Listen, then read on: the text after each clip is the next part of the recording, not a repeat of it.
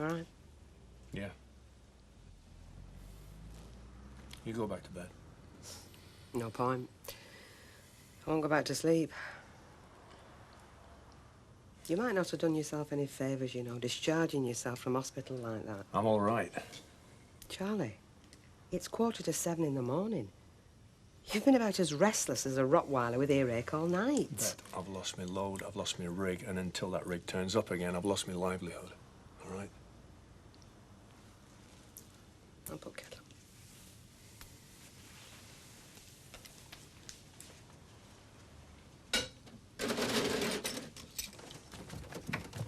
Oh, it's you. I was making you a drink. A drink? It's hardly broken daylight. Nicky, what on earth are you playing at? I told you I was going to get up early. Yeah, you didn't say we were going to make enough dent to wet in the whole street. I didn't mean to. But I've done it though, haven't I? I proved I could do a paper round before school. Nicky, you can get up at this time of the morning for the rest of your life. It's not going to make any difference. You are not doing a paper round, and the sooner you get that into your head, the better. Oh, Mum! I said, forget it. Oh, it's not fair. Neither is being woken up at this time of the morning when you're going to spend all your day on your feet in that cafe. Oh, I'm going back to the bed. Hey, it's all right for some, innit? Go away. I reckon you'll get fed up of it inside a week. No, Martin. The subject is closed as far as I'm concerned. Oh, he's put sugar in it. What have you been doing up there? Your toast to be cold. Hey? Your toast. At least 10 minutes since I've called you. No mind, I'd use some more. No, I haven't time, not this morning. You're not off already, are you? Yeah, it's a busy day today. You can't go out without your breakfast. I'll send out for some. All right. No, hang on. What? The garden. What about it? You never said what you thought about getting a rose bush. You want to get a rose bush, you get one. Yeah, but what kind? Well, I don't know. I'll leave that to you, all right. Well, if you don't want to talk about it. Oh, Raquel, there's nothing to talk about. It's only a rose bush. Yeah, but it ain't only a rose bush, is it? It's more than that. Well, it would be to me anyway.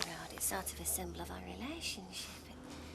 Growing stronger and stronger each year and bringing colour to our lives.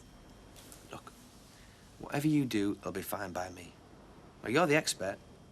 You know what I'm like when it comes to garden. If I wanted a garden shed, I'd probably stick a plank of wood in the ground and wait for it to grow. Yeah, you're right, I suppose. Right. I'll see you. Make sure you get something to eat.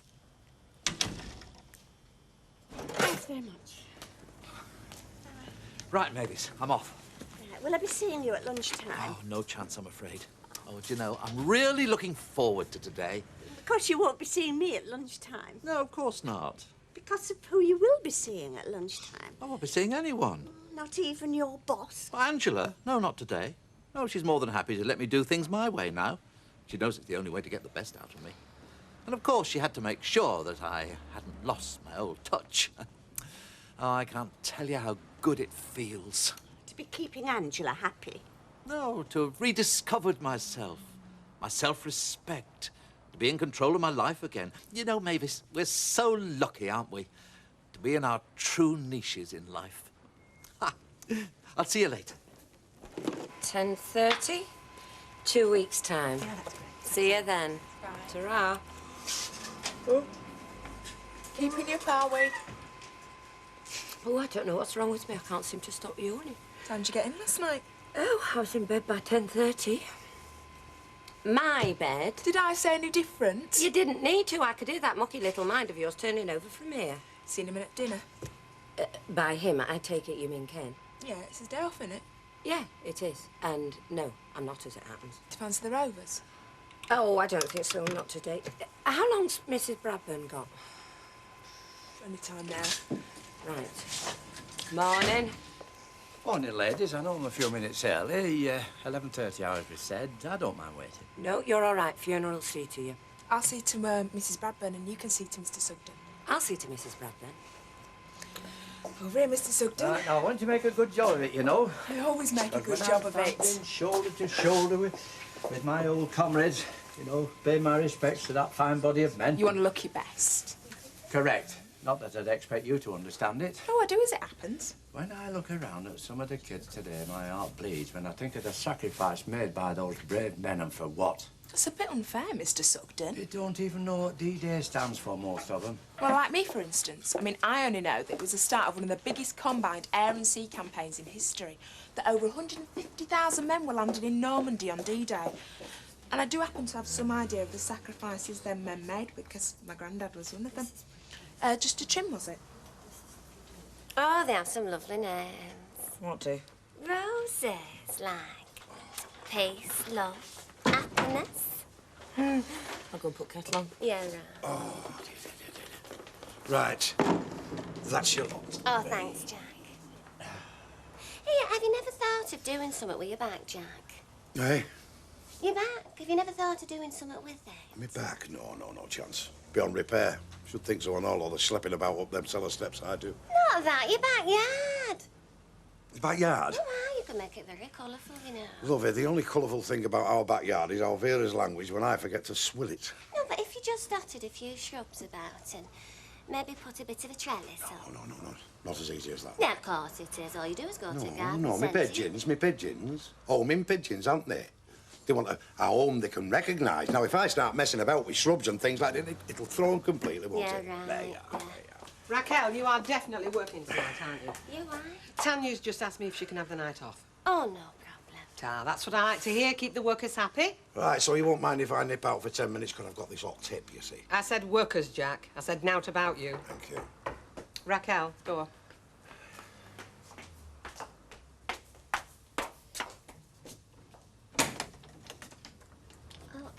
Beth.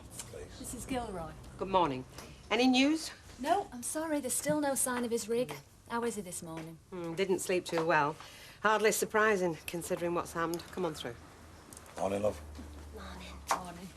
Not bad, look. Give it a copper. That's enough, Jack. It's rotten for him, isn't it? Hey? Charlie has lost his rig, has been bashed over head. Landed up here, shacks up in a pub, feet well under the table. Must be hell for him. Visitor for you. Mr. Whelan. Have you found it? I'm afraid not. Oh, what the hell are you doing? We're doing our best, Mr. Whelan, but we haven't got a lot to go on. Now, if you're feeling up to it, perhaps I can take that statement. Yeah, okay. Oh. I didn't make you one. That's all right, Tanya. Well, I can. It'll only take a minute. I can manage. Right. I'll get on then. Right, Mr. Whelan. Let's start at the beginning, shall we? From the time you picked up the load in Scotland. Before you get started, you'll not say no to a brew, I take it? Thank you. Tea, coffee? Tea, please. Milk, no sugar. Right. Take your time. The more you can remember, the better.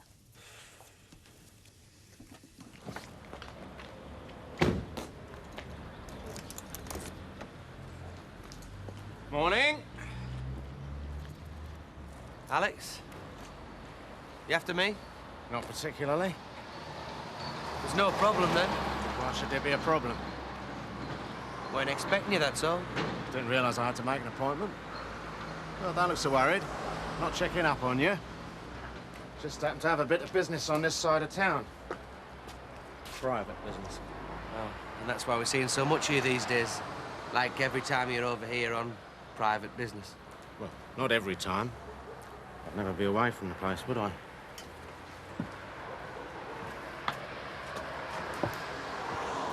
And you can't give me any description at all? Anything? I only saw him for a few seconds. But there was definitely two of them. I only saw two. Big men? Yeah, well built. There you go. Oh, thanks, Mrs. Gilroy. Thanks, love. Right, Mr. Whelan. Let's go over it once more. You may just remember something you've overlooked. I'll leave you to it. You left here at 6. That's right. Heading for Portsmouth. Yes. And you didn't make any detours on the way. No, I didn't make any detours on the way. Do we have to go through this again?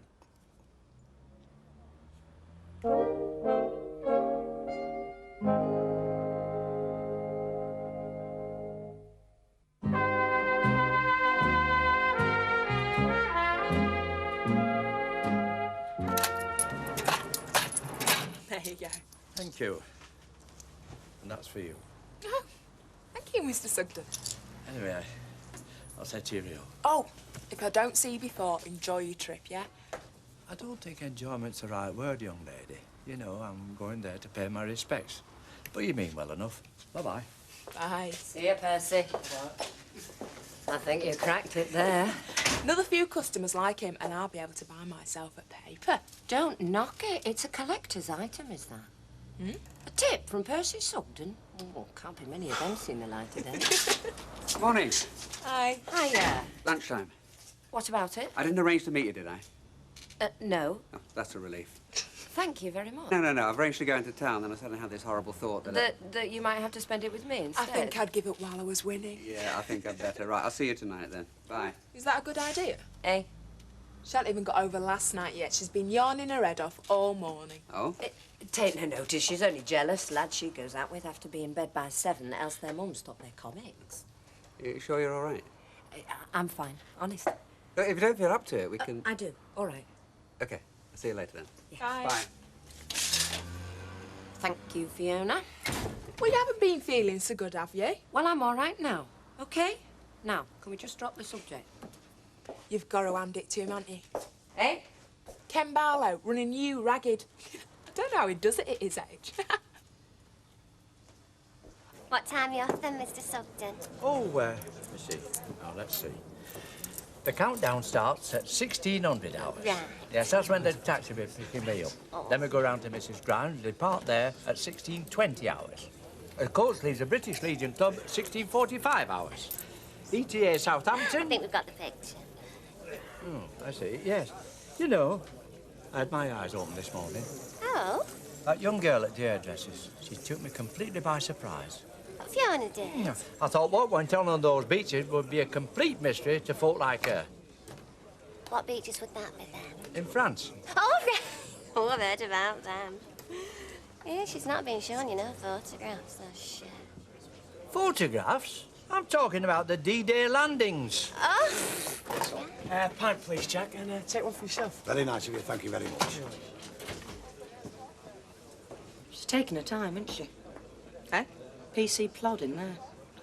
Well, they don't seem to have a lot to go on, do they? What does Charlie reckon, then? Reckon? Yeah, about what happened. Somebody jumped him, didn't they? Yeah, well, I know that, but I mean, does he reckon they dropped on lucky? Was he followed? I mean, he couldn't have been set up, could he? No one would know who was going to stop where he did. Well, I think we can leave that to the police to sort out, don't you? In the meantime, we do have a pub to run. Run it. Oh, now, come on, son. I mean, you're going to Bookies any road, aren't you? I'm not. But you're on a winning streak. Look, I'm not betting today. Look. Do yourself a favour. Put a fiver on it for yourself, eh? I'm doing you a favour, Jack. I mean, that horse will still be in the starting gates when the rest have gone out. Oh, all of a sudden he's an expert on GGs, eh? Well, I wouldn't say that. Beginner's luck, lad. That's all you had on a flaming great dollop of that. Oh, yeah. 200 quid's worth. Yeah, well, if you think you're going to beat the system, you're a mug because there's only one winner at the end of the day. And that certainly isn't the punter. And that you can take my word for. Finished? Yeah, thanks, Mrs. Gilroy. We'll be in touch as soon as there's any news. Right, thank you. I'll be in the back if you want me, Raquel.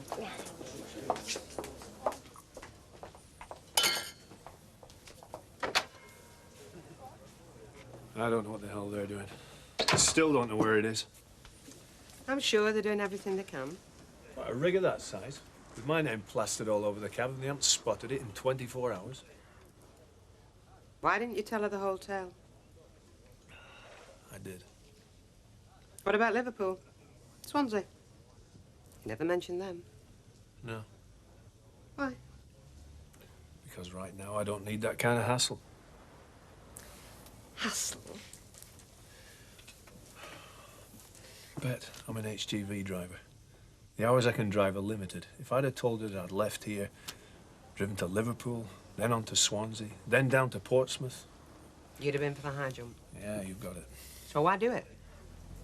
Oh, come on, Bet. You never miss an opportunity to make a few extra quid in this job. Yeah. Hey.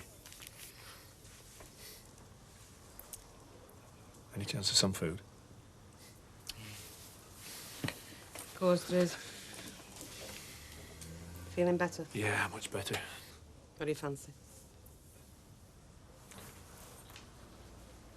Well, Maybe we'll eat first, eh?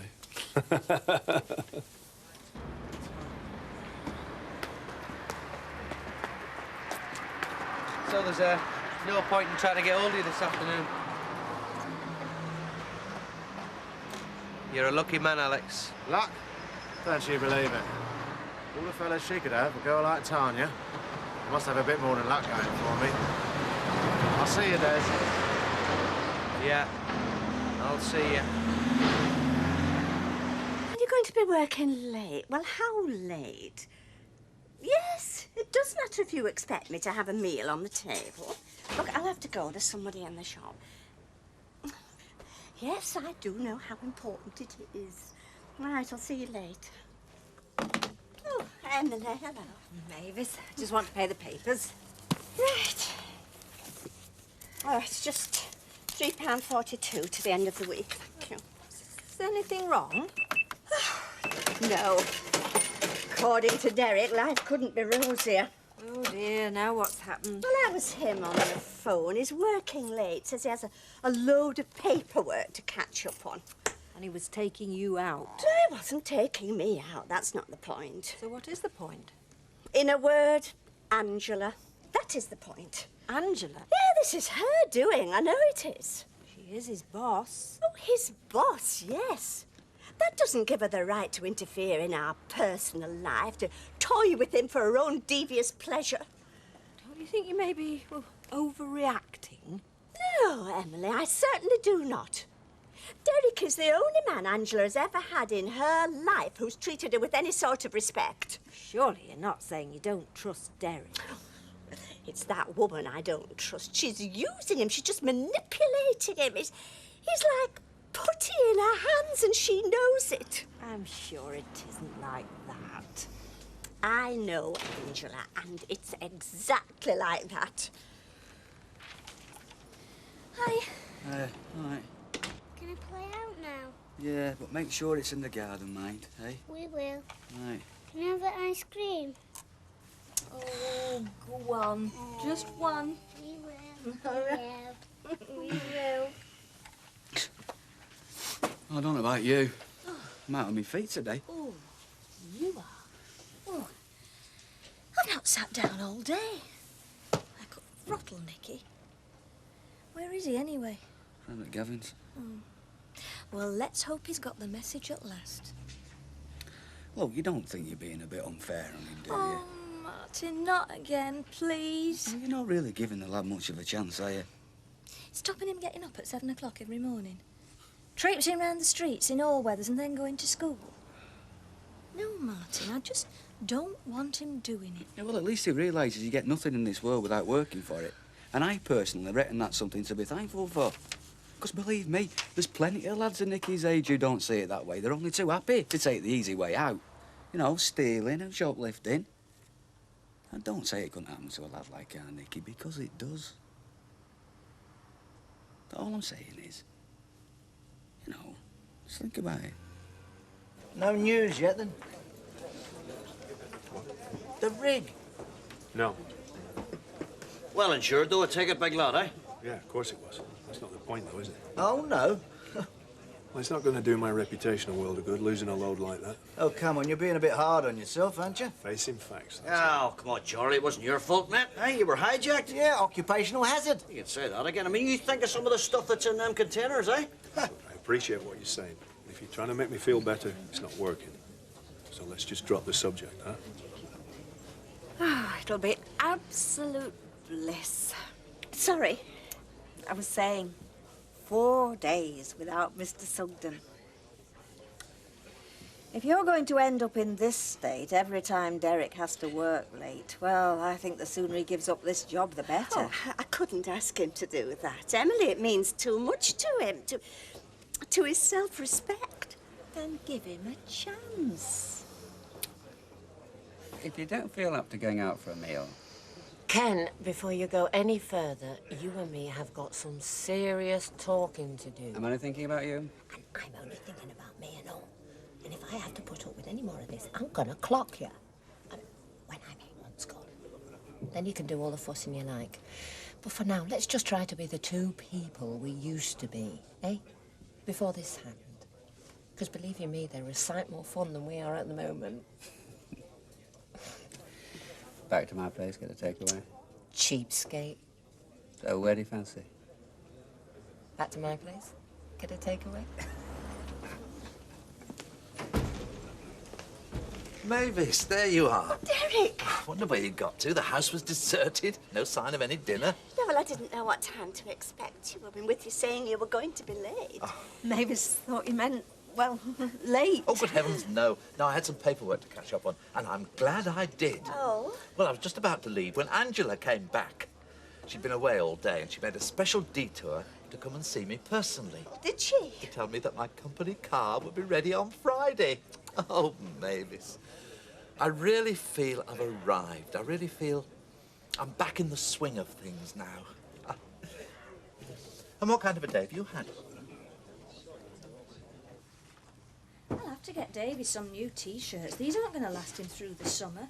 He's bursting out of them already. I'll stop feeding him. Same on the washing up and all, isn't it? Nicky? What? I want a word with you. Nah, don't bother. I'll begin up at 7 again. Nicky, What? you're not being very smart, are you? Nah, I've got the message. Won't even mention paper round again. Oh, well, if you don't want to do one. What? Can I? Well, if you sit down, we'll talk about it. I won't wait what when I go out, and I'll do everything you tell me. I will. I said we'll talk about it. But I can, can't I? Oh, thanks, Ma'am. Hey, but you think on. We get no paper, you get no breakfast. You got that? Yeah. It's not exactly the best time, Des. Little thank you for this afternoon, I take it. This afternoon? He was here, wasn't he? Now, the pair of you are going out for a slap-up meal together, right? Oh, Des, I'm sorry. I've got to be out in 20 minutes. You're going to have to go. I'll see you tomorrow, all right? No, Tanya, it's not all right. What? Have you any idea what this is doing to me? Knowing that every time I leave your bed, he hops straight back into it. Having to listen to him brag about how good life is with you. Listen, we never said it was going to be easy. Well, it's impossible. And it's getting more impossible every day. How I feel about you. How I feel about what I'm doing to Raquel. Well, I know. I've been there. Steph did exactly the same thing to me. What are you saying, Des? It's over, Tanya. I can't go on with it, that's what I'm saying. And is that what you want? It's just finished, right? Please don't make it any more difficult than it already is. You stay out of my life, and I'll stay out of yours.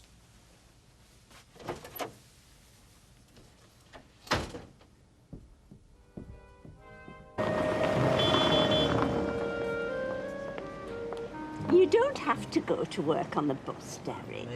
Mavis, I cannot drive this car to work. Not when I'm driving back here in my spanking new executive company car. Clever I may be, but even I cannot drive two cars at once. Do you mind not talking to me as if I'm a backward child, Derek? Oh, Mavis, I'm sorry, but... I'm offering to drive you to the office and then I'll bring the car back here. No, I don't think I need trouble you. Well, it's no trouble. Rita knows I might be a bit late. No, I couldn't impose. No, I shall go to work on the bus. You can't bear the thought of me possibly bumping into her, can you? Her? Angela. Mavis, really? The reason I intend to arrive at the office by the bus today is, well, it's office politics. This way I underline that a company car is absolutely necessary for me.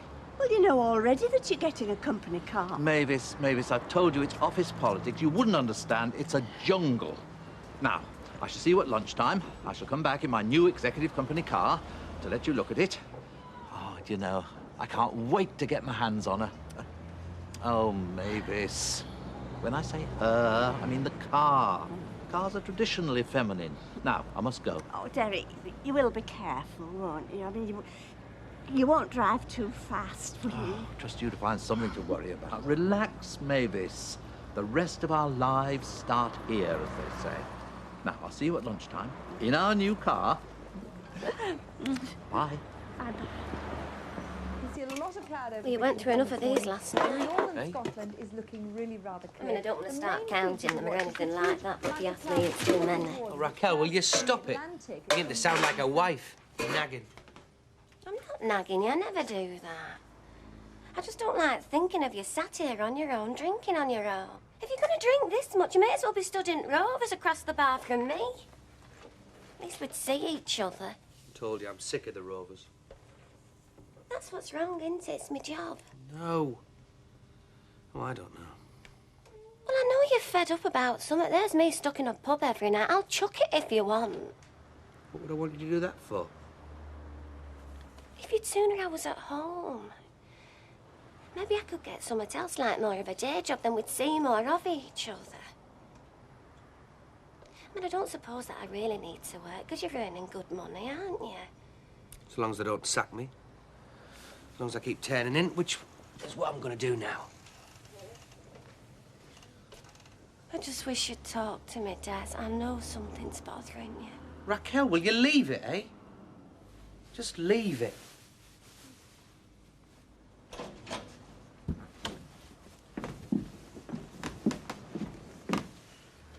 You're going to be late. That's all right. I thought you were supposed to set the kids a good example.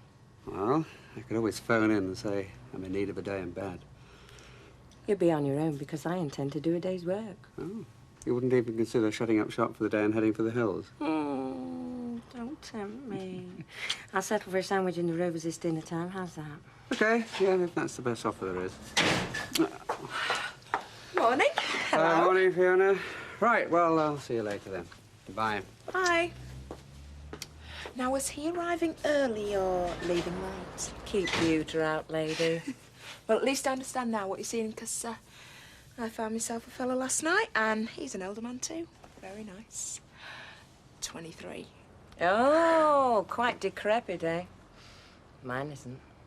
Now, you're sure your mum doesn't mind you delivering papers for us? No, she says it's okay. We can ask her, you know. Well, go on then. It is true. It's okay, Mavis. No, if you say so, fair enough. Well, you seem keen. I hope you still will be when you've trudged around streets a few mornings in the pouring rain. I will. I need the money. All right. Well, 6 o'clock sharp. You're on earlies next week, aren't you? So you'll have Mrs. Wilton to greet you with a nice big smile. Right. Thanks very much. My pleasure. I only hope we can rely on him, that's all.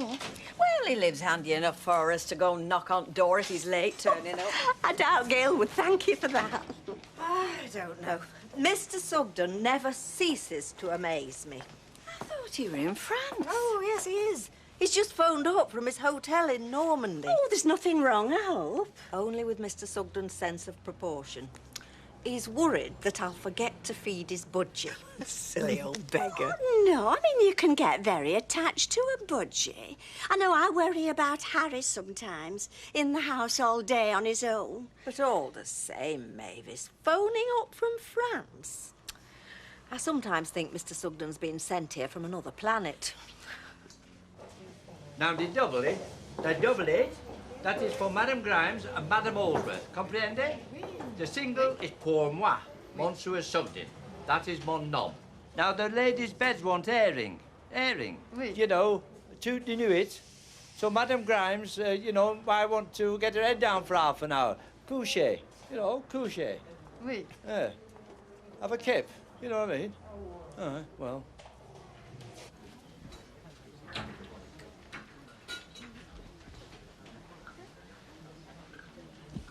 Everything all right back home, then? Yes, I needn't have worried. Mrs. Bishop sounded fine. She'll have to get used to being on her own, you know, once we get wed. Yeah, I know, but I can't help worrying. She's a bit touchy, so I cracked on. I was inquiring about Randy. Who's Randy? Keep your voice down. We don't want all and sundry knowing our business. Randy's my budgie. If Mrs. Bishop thought I was inquiring about her, she'd have played steam. Are you having coffee, Percy? Go on, it's no good asking for tea in this country because you can tell them till they're blue in their faces. It has to be boiling water that you pour on. But they just don't want to learn the French. Have a croissant. This bread's lovely and fresh. Well, it's not what you call a fighting breakfast, is it, eh? A bit of bread and a bit of jam. And then they wonder why they keep losing wars. It's tasty, though. I'll say that. It's all right. Well, it's fresh. But it's like a brick in 24 hours, and by that time, it's inside you. I mean, they don't have any good brown bread or any oatmeal. This white stuff, there's no roughage. That's why they drink so much wine. Otherwise, it'd seize up. I take it you don't like France, Mr. Sugden. I don't know where you get that idea. What makes you think that? I think France is a very nice place. Well, the hotel seems all right. Oh, yes. And by the way, have a look at the rooms. Yours is OK. You've got a toilet on your own and so on. And I'll say this, the lavatories are sight better than were in 1944. Mind, there was some room for improvement. Oh, pass the butter out, Maureen. Hole in the ground, most of them. And a bit of hard standing if you were lucky. See? We don't want a discussion about toilets over breakfast. A point taken, if you can call it breakfast. There, love. Have one yourself. Cheers. Hey, who's that in the living room with Charlie? Oh, chap from the insurance company. You know about his truck flame? Oh, I see. Thought it wants a friend. Eh? Well, they're arguing something shocking. Here, Bet. Over here, miss. This business about Charlie's truck, anyone got to the bottom of it yet? How do you mean? Well, it's a bit mysterious, isn't it? You know, odd. Do you know what I mean? Like a 9-bob note. Come on, you know what I'm talking about. I don't. All right, well, answer me this. Have the old Bill found his truck yet? No, they haven't. Well, not an easy thing to make disappear, is it? A big thing like he was driving. Unless, of course, it went undercover, which means a well-planned job. Professionals. Are you trying to say that Charlie's involved in some sort of insurance fiddle? Me? Nah, nothing to do with me. But you just make sure you get your cut, my girl. You know your trouble, don't you? You think everybody's as bent as what you are. Here, that's where I'll be. Right here in this pub, so you know where to find me. Great way to make a living, asking 1,000 stupid questions of blokes like me, so they might find a way to get out of paying. Calm down, Charlie. I need a drink. OK, OK. What an idiot. Look, simmer down, all right? The bloke's doing his job. They've got to ask questions. He's harping on about last time. It's nothing like last time. How do you mean? Last time? I got turned over a couple of years ago. Had a load of stuff lifted. That Pratt's trying to make something out of it. Snide remarks about lightning striking twice. Last time was totally different.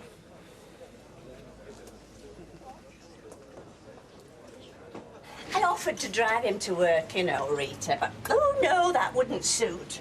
Oh, your driving's not that bad. Oh, it's nothing to do with my driving. He just doesn't want me anywhere near his place of work in case I meet certain people and say something, which perhaps I would. What exactly is bothering you? He's in work again, which is something a lot of men his age would give their right arm to be. My advice to you is to lie back and enjoy it. She's bought him, you know, Rita. His ex-wife. She's bought him with a good job and a company car. Aye, that's a high price to pay for Derek. Now, look on the bright side. He's bringing a wage home. You'll be able to have holidays, nights out, and a nice car to go in. Well, yes, a new car. That would be lovely. Executive style. He said he'd bring it round to show me at lunchtime. Oh, so that's why you're anchored near the door. Oh, Rita, it's here, and it's lovely. It's not Derek. Maybe he's not coming. Maybe he's taking somebody out to lunch in his shiny new car. Mavis, hang on a minute.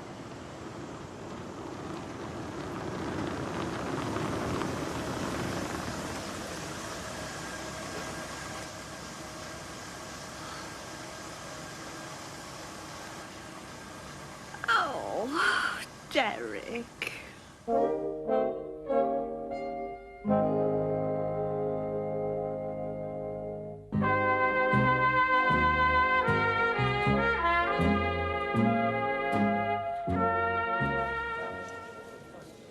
Thank you, Tanya. Right, gentlemen, the Queen. Queen. Plus, of course, your very good health. Hey, listen, Ronnie. That's a grand big motor you're driving about tonight. Well, I hope it is, Jim. You might take a look at it for me sometime, if you would. Tell me the unvarnished truth about it. I see you're driving it around approval, are you? No, it's mine since last week. I won it in Liverpool. You won it? In a card game. Oh, brilliant. Want a car, eh? Snap. No, boy, it was poker, actually. No, I won a car in a car game once. I'll phone you later. Could have a booking for the Jack. Right you are, boss. You're governor, right? What a plonker, eh? He'll always try to like the big man, and it's pathetic. Try to make out he won a car in a card game, same as wrong. As a matter of fact, it's true. It was Don Brennan's, young man. Blimey. That's life, Steve. For someone to win, somebody else has to lose. Certainly. You'd best remember that's what you had. Give me another scotch in there, will you? Okay. Go easy, Charlie. Gotta do something. Can't work, might as well booze. I wish you'd have told me, you know, about your truck being stolen once before. Why would I tell you? A long time before I met you. Nothing to tell. What are you getting at? I'm not getting at anything. Want another tonic water? No, thanks. I don't much like the taste. What are you drinking it for, then? So anybody looking my way, I think I'm on the gin. I'd sooner have an orange juice, but it's a bit of a signal. To another woman, anyway. The last thing I want is for anybody to know that. At least not for the next couple of months, till everything's okay, fingers crossed and all that. I understand. Oh, hello, Emily. Ken, Deirdre's home from her mother's. I've just seen her going into the house. Oh, right. Thank you. You've not told Deirdre about you and me yet, have you? Not yet, no. Is it tricky or something? She's no claims on you, is she? Or am I missing something? No. She's no claims. Except that we used to be married. And we've got Tracy in common, as well as a slice of the past, but that's all.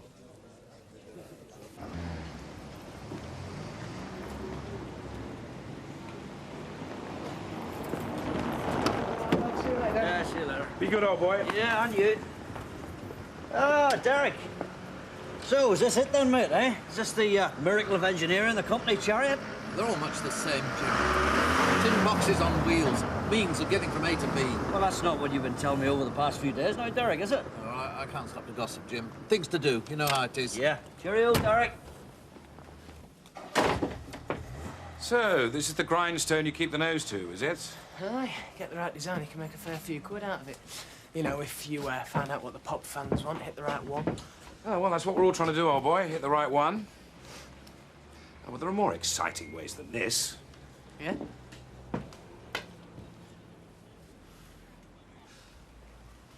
Pontefract, for instance, next Monday. Well, it's in Pontefract. The races. That's going to be my day at the office next week. Would you mind if I come with you? I fancy it down. Well, you'll be very welcome. But the fun will be incidental to the business. So, bring some investment funds, okay? And I mean serious money. Oh, hello. Oh, hello. I heard you were back. You forget how fast news travels round here. Well, I was just in the Rovers. Emily happened to come in and said that she'd seen you. Oh, not like you, nipping out in the dinner hour. No, I had to nip home for something anyway. I didn't expect you back so soon. Is this another flying visit or what? Well, my mum's got herself into this place, sort of sheltered accommodation type of thing. You know, they have wardens and all that. She just wants to see how she goes on, you know, see how she copes. She reckons I fuss too much. So, I'm back. Unless, of course, my mum changes her mind. Oh, by the way, I tried to ring you last night to let you know I was coming. Last night? Oh, yes, I was out late. I tried again first thing this morning. You must have been up and out at the crack of dawn. That's not like you either. Very fond of your bed, as I remember. Look, I've got to dash, get back to school. Will you be in tonight? Yeah. Right, well, I'll call round. OK. We have some talking to do. Oh, sounds interesting. Such as what? It'll keep. I'll see you tonight. Right.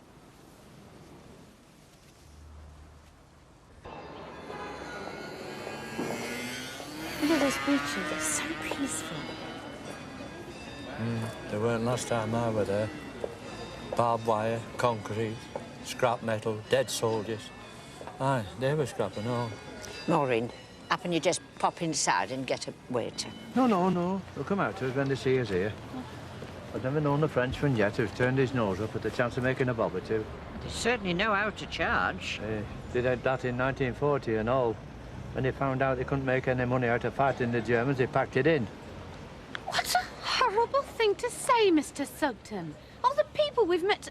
Well, I think they're very nice. Well, I've got to speak as I find. Take the French farmers. We ship a few lambs in, and what they do, they block the road, they make barricades. Now, I've done a bit more of that in 1940 when Jerry marched in. Yes, and it was the Germans you were fighting, Mr. Sugden, but you never have a nasty word to say against them. You go on about the French and you go on about the Americans. Oh, see, now, don't start him going about Americans. He never has a bad word to say against the Germans. I'm not fond of Germans. True enough, it were them who were fighting. Then you don't expect the enemy to be decent, do you? Well, you'd expect a country you fought for to have a bit of gratitude, wouldn't you? Yet ever since the war, they've been dead against us. And I'll tell you why. They've never forgiven us. Because they gave in and we didn't. You're very bitter, Mr. Sugden. I am bitter. I admit that. And I'll tell you why. I'm thinking of all the good pals I had. The best lads I ever met in my life. Lads that are buried here. Most of them better men than me, but not as lucky. I went home again, but they didn't.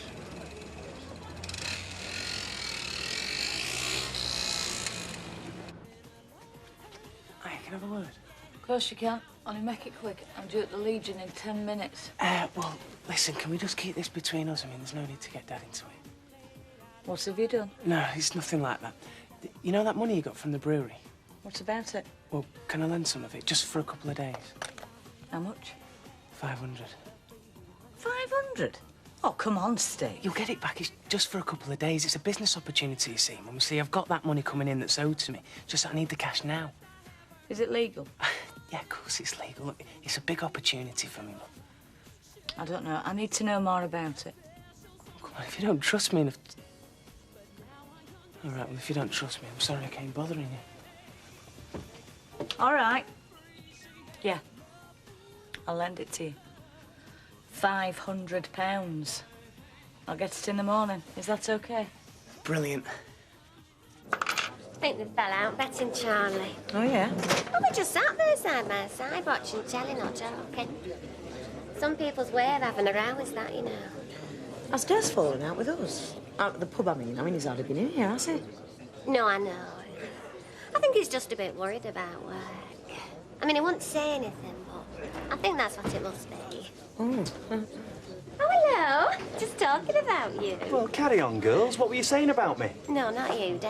It was me that dragged him out the house while he was sitting all miserable. Oh, well done, Curly. You get him in, Des. I'm just going to the... Raquel, hi, Des. Could I have a mineral water and a slice of lemon? Yes, Ken. Thanks. Seated, Des, will you, Tanya? Yeah. 2 pints of bitter, please. Right. I thought you might come round to the flat this afternoon. I told you, it's over. Yeah, but is that what you want? It's the way it has to be. Well, it doesn't make sense to me. If you want something, you take it. If you don't really want it. It's just talk. Pretending. Right, Ken. Oh, thanks. Thanks, Raquel. Cheers. Right. You sure you don't want to eat somewhere? Oh, no, thanks. If you don't mind, I'm a bit tired. Right, OK. Well, you put your feet up then. And I'll go and see Deirdre. Tell her, put her in the picture about you and me. I'll tell her that we're seeing each other. That's one way of putting it. Yeah. OK. See you tomorrow. Hiya. Hello. Hiya. What are you drinking? Oh, hello, Steve. No, I'll get you one. Hey, I'm all right for Monday. I've got my steak and that. Good. I think we could have a very satisfactory expedition. Have you eaten yet? No. I'll have something later. Deirdre, now that you're back, there's something I want to tell you. Well, you know Denise Osborne, the hairdresser across the street? Well, of course you do. The thing is, we've been going out together for this last month or two. I see. Well, now you come to mention it, I did wonder, when I rang up and there was nobody in, I wondered if there was something. Just thought you should know. Well, it's not really any of my business, is it? No, but I thought you'd rather hear from me than somebody take you unawares, a local gossip or something. Right. Denise, eh? Well, I must say, I'm surprised. I wouldn't have thought she was your type. I don't know, though. Maybe she is. Anyway, OK. Well, when you get to know her, she's a very nice person. Had a bit of a stormy life, though. Haven't we all? Yes, sir, I suppose we have. Odd, really, isn't it, the way things turn out? I'd always hoped that you and I might get back together. Well, you knew that. Yeah. But life seems to have other plans. Is it serious, then, between you and Denise? Well, it is and it isn't. It was sort of fairly, you know, casual to begin with, and still is in a way. Except that, well, it's become rather more significant for both of us. I'm going to be a father again. She's pregnant, and it's your baby? Yes. It came as a bit of a shock to me, too. I mean, at my age, you begin to wonder... She's having your baby? My God, Ken, the arguments we had. I pleaded with you. The times I told you I wanted our baby and you didn't want to know. Just a minute, dear. To be fair, there was Tracy to think about. Oh, there was always somebody else to think about. Usually you. You had your kids, I had Tracy, and I wanted ours. But oh, Look, Deirdre, calm down. My God, Ken. You've done some things to kick me in the teeth in your time, but this beats the lot. Look, Deirdre. I don't want to hear your explanations. I don't want to know. Just get out. Get out!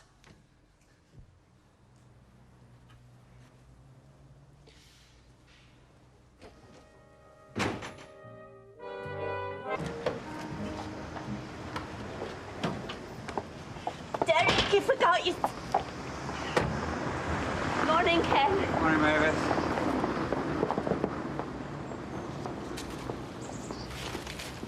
You've forgotten to take your sandwiches.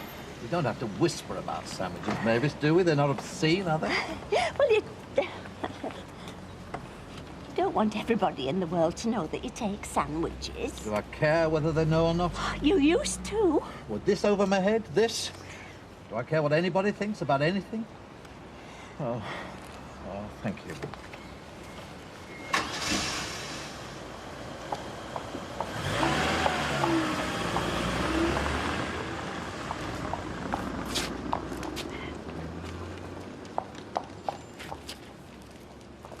So go on. I'm listening. Well, I went round last night. Yeah, and you brought her up to date? Oh, that was the point. Why do you always have to worry about the ex? I mean, you do, I know. So she's not found out through back keyhole, and... How did she take to it? Like a dose of poison. Oh, I'm afraid. that's a pity. Yes. Yes, it is. I have got this right. X does equal X. Oh, emphatically. And most of the emphasis used to come from her. Is it because I'm on the doorstep? Well, the thing is, you see, we never had a child. I never... But it's true. Sort of decision that I could never quite make. Oh, you didn't tell her? It wasn't possible not to tell her. It wasn't possible. Well, look, I couldn't just say I'm seeing Denise full stop, could I? Why not? Well, it just doesn't work out that way when you're saying it. Thank you. I said I didn't want anybody knowing. I'm sorry. I mean, if there's one thing I made clear... Well, people are going to know, aren't they? When I'm ready. When I know I'm having a baby. Well, that's already decided, isn't it? No! Look... Nature might have her own ideas. Yes, but look, I mean... It's not something you like having to say. No, yes, I know, I'm sorry. I mean, 3 months, I said. I wanted 3 months before I went telling the world. I'll go. I'll see her. It's something that she'll understand. I'll go round. So, you've come up. Aye, only 50 quid, but I'm not going to write and complain, I'll tell you. Do you know, I don't see you buying premium bonds. Yeah, it was only 50 quid out of the Queen's gratuity. I thought, well, put it away. One day I might wake up a millionaire anyway. I woke up and I'd broken even, so there you are now. Cheerio, love. Hello. Hey, Davy. Jim. Hey, nice to see a happy, smiling face. Talking of happy, smiling faces, I saw your Derek setting off today. Oh, did you? Yeah, I waved to him in his shiny new car, but he didn't wave back. Well, perhaps he was in a hurry. He was going at what we call quite a clip. Could make a gag of that if I wanted to. Luckily, I'm not in the mood. I'll see you. See you, love. What were all that about? He was making a joke. He likes to make Derek and me the butt of his jokes. And so does Angela, if you ask me. Angela? Well, she's led him on about that car, and now he's driving about in musical chimes, practically. Oh, you mean that, He'll have spurned her advances, Mavis. That's what it'll be. It is not a laughing matter. Was I laughing? No, all I'm saying is, if she was still harbouring any notion, she'd not send him out in the world in that, would she? No. No. So, she's trying to gloat over me and get her own back. Now, that is the way her petty little mind would work. I'm back, so you can stick my order down again. Oh, thank you. It's good to see you, love. It's not bad news about your mother, I hope. Well, it is and it isn't. She's in a hostel, you know, sheltered accommodation type of thing. Well, you've done all you can, love. I'm glad I've nobody to be a worry to. Well, perhaps a bit later on we can meet and have a really good catch-up. Oh, I think I've done all the catching up I need, Tar. Carla.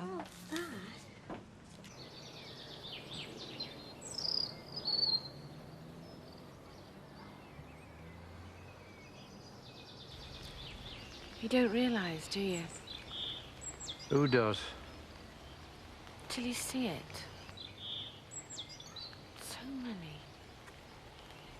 So many. It's wonderful, isn't it? You know, the way, well, to keep it so nice. The road.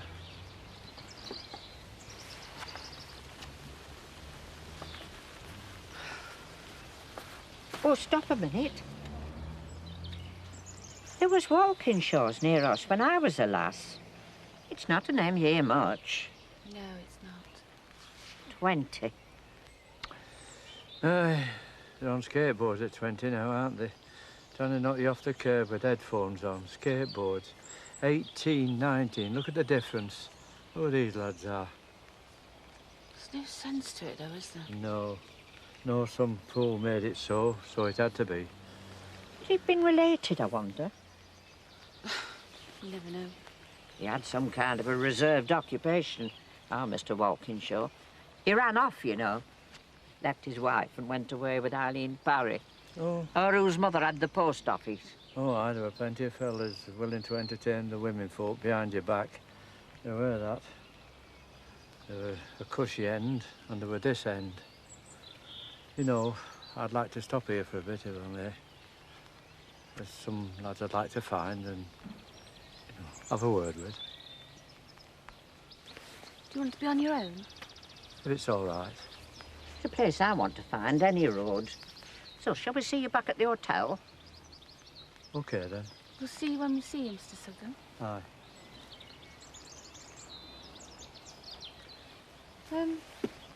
Where would you want to go, then? Well, if we get that minibus, they say we could go to the American one. Oh, well, if you want to go, I mean, do you know any Americans? Well, I promised someone, if I could, I'd look up a grave so I could tell them I'd seen it. Well, if you've promised someone, then we'll go.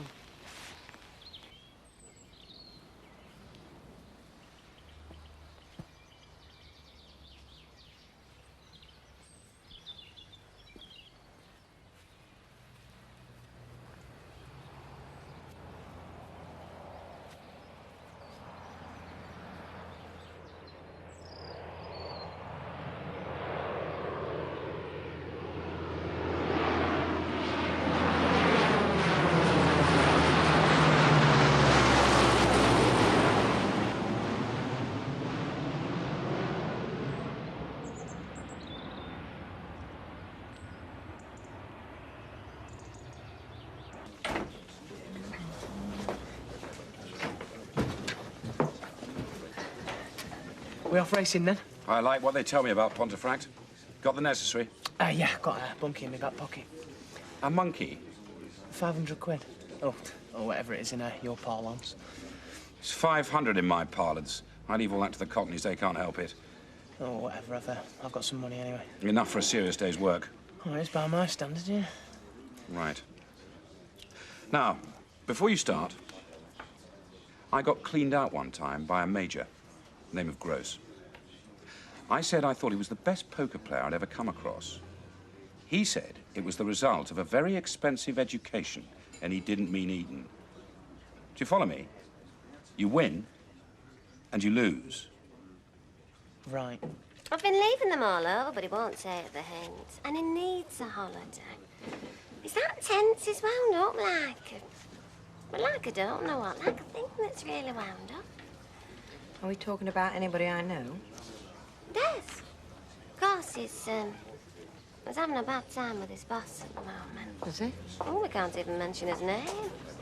Another one. It's nought but holiday brochures. It's the closest she gets to improving her mind. Your big friend went to America, didn't she? What's the name? Doctor thingy. Broadbent. Where was it she went? You always used to tell me. Sandusky, Ohio. They're funny names for places, don't they? Straight ahead. Was that the actual beach? Well, so they said. They were a long way from home. Straight ahead. Keep going. Straight on. It's not too bumpy for you in this chair, is it? Do you think I'm going to complain in a place like this? Now remember, most of the horses at any given meeting were only put in the boxes to give their owners a day out. You reckon? I know it. And if you discard those, there's a lot of one-horse races. Now, you ready? Yep. Right. Take your money out and hold it in your hand.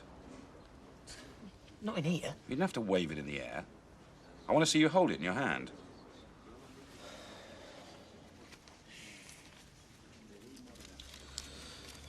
Now, if your hand were empty at the end of the day, would you feel really, really sick? Or would you be able to smile? Consider this while I admire the tiling in this establishment.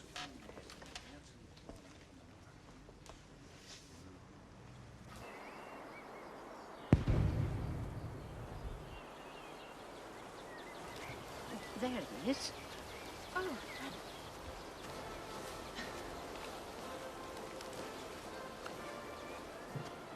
Sergeant. Master Sergeant. L.P. Kennedy. Who did you promise? Him. You mean... Yes. When we had the chance to come, I promised him I'd found where he was. You knew him? Aye. What was his name? Leonard Birites. Only everybody in the world called him Danny. We used to sing him that song, the Irish one, kidding him. Well, I say used to. Wouldn't have been more than twice. He'd have been 23 in the November. Not much like him. But all you have got is chin. That's your father buried there.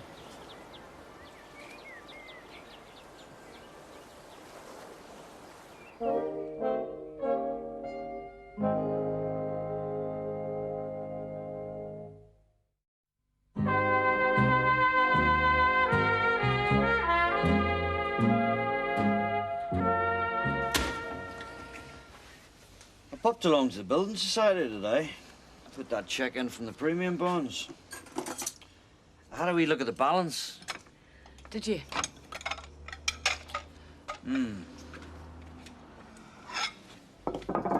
See, well, I thought to myself, if she's walking out on me, she's not going to get very far with 500 quid. So it can't be that now, can it? I took some money out for Steve. You did. For his business. He's got it coming in, but they make him wait for it. To tide him over. Out of your compensation money? Yes, mine. So let's hear no more about it, eh? You want your head testing, Liz. Why did you tell me now? I'm 49 years old. Why did you tell me now? I didn't think I'd ever tell you. Well, why did you? Well, there comes a time all of a sudden when you want to put things straight before you go. Oh, nothing. He never even knew about you. I thought it would be wronging him in the end. And they've been wronged enough, have these. You had an affair. Well, you know. But just you make allowances for what you don't know. And never had to, thank God. Loving someone enough for a lifetime, knowing 23. He used to call them his boys, the others. Said he had to look after them because they were young. Let me just understand. I'll tell you about him when you're ready to know. Did my dad know? Yes. Well, he did well, didn't he? What am I supposed to do? What am I supposed to feel? Oh. You've come to visit our Yankee friends as well, have you? We came to look at the Omaha beaches. Oh, well, what about a bit of dinner? And what do you say? Because you can't have much in you with the breakfast they give you here, can you? Hey, what do you say? Is there something wrong? Do you think you could take my mother back to the hotel for me? Yes, of course I can, yes. Thank you. I Yes. I can't. I just can't. Is she upset? Yes, well,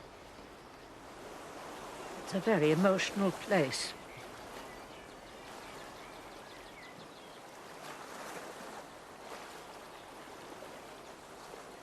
So there she was, right? Stashing the stuff down the front of her corset, right? She even had a boil in the bag kippers there, the lot. I thought it was supposed to be whalebone. But when the frozen chicken fell out...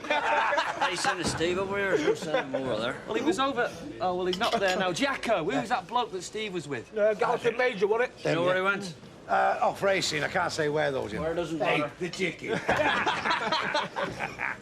Oh! Going out? Going clubbing? Well, you never know. He might take me out. I mean, they've brought back trams, haven't they? No, I'm going to Blackpool. Oh, lick some candy floss for me, eh? No, I'm going to see my grandson. I like to see him when I can, but I don't always get a chance. And I don't think he's into candy floss yet. Oh, how old is he then? Well, he'll be, how old? 2 in September. Ah! Oh! Do you know, he's so forward. Every time I see him, you know, he's grown that bit more, you know, and he can weigh everybody up, everybody and everything. It's about time you started thinking. Me? What about? Well, start while you're young. Meet a nice fella, settle down, start, you know. Nah, it's how very much I'm enjoying myself. I'll leave all that till I'm 30, something really past it. Get away. The younger the better. Hey, Princess, did I see you with some holiday brochures before? It's all she ever reads, that and fashion mags. They won't let me have any more out of that place in Rosamond Street. They're getting quite shirty. You like dreaming, do you? Oh, I don't know about dreaming. I think they're quite educational. Well, that doesn't surprise me.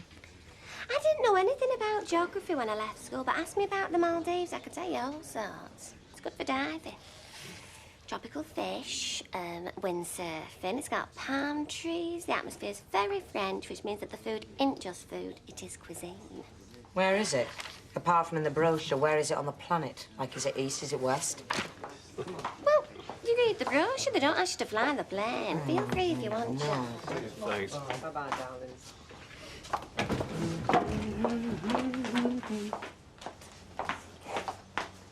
You're cogitating a holiday? Yeah, cogitating. Got enough brochures? Yeah, the Raquels. I know. Did they tell you what country we've not got a what's it with? A what? No, thingamabob. A what's it treaty, where they can't get you back home if you've been a bad lad. What are you going on about? Go losing 100 grand's worth of whiskey. The next thing you're heading for the tropics. I'd not be skinning that if the plainclothes chap comes round. Yeah, we got very simple minds. I've got quite a simple mind myself. Have you been a bad lad, Charlie? Have you? I don't believe it. How can you? You think I'm bent, don't you? Come on, love. Nobody's perfect. Hey, thanks, but you got to be in the mood for these things.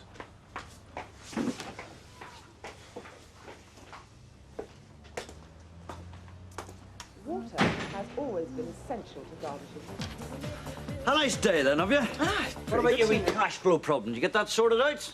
Oh, she shouldn't have mentioned that to you. I mean, there's nothing to worry about. Ah, well, she worries about your son. You know what I mean? Well, I've got it sorted, Dad. I've got it well Have sorted. you? Well, that's dead good. Here, listen, you mind letting me into your wee secret of success, do you?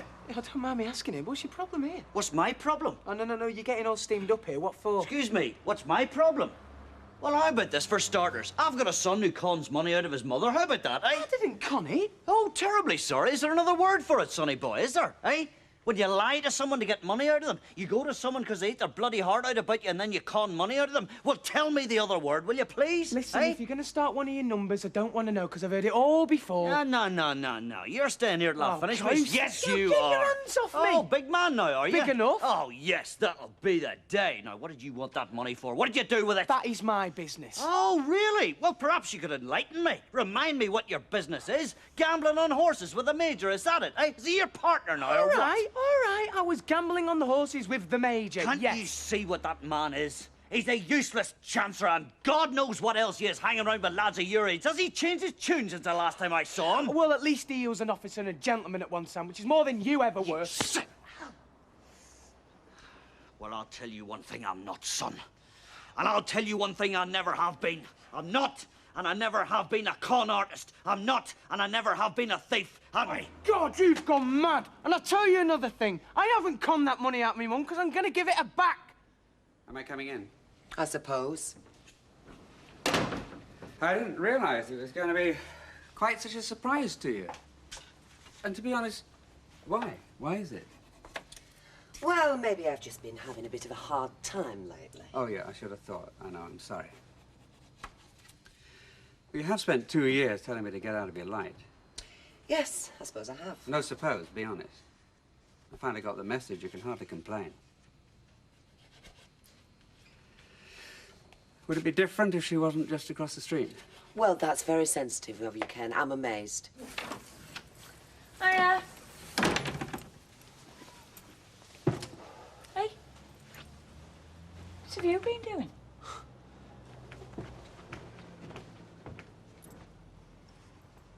Oh, no. Not again. You've not gone throwing your fists round again! There's too right he hasn't. Once too often. What's been going on? Oh, ask him, he'll explain it to you. No, you tell me. 500 quid, Liz. You gave him 500 quid. So? Well, what in the name of Jesus did you think he was going to do with it? That is up to him. Oh, is it?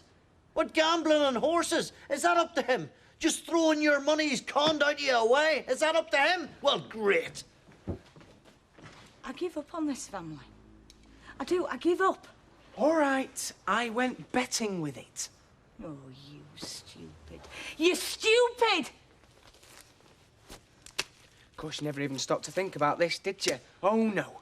Too busy laying around with the big stick, because I won, you see. I won plenty. Wait a minute. I suppose you think that makes it all right, conning money out of your mother to betting the horses, you see? He thinks that makes it all right. I'm stuck in a bit over.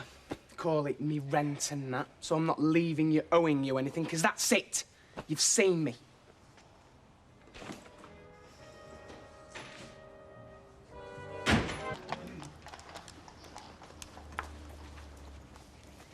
Haven't you got a hair appointment? Oh, yeah. You better get off then, love. Oh, Ta! Hey, she's a great boss. Yeah, don't really know it. Hey, I know we were joking around the other day, but why don't we? Why don't we what? Take ourselves off for a couple of days somewhere. I've no wagon, I can't work. Let's make the best of a bad job.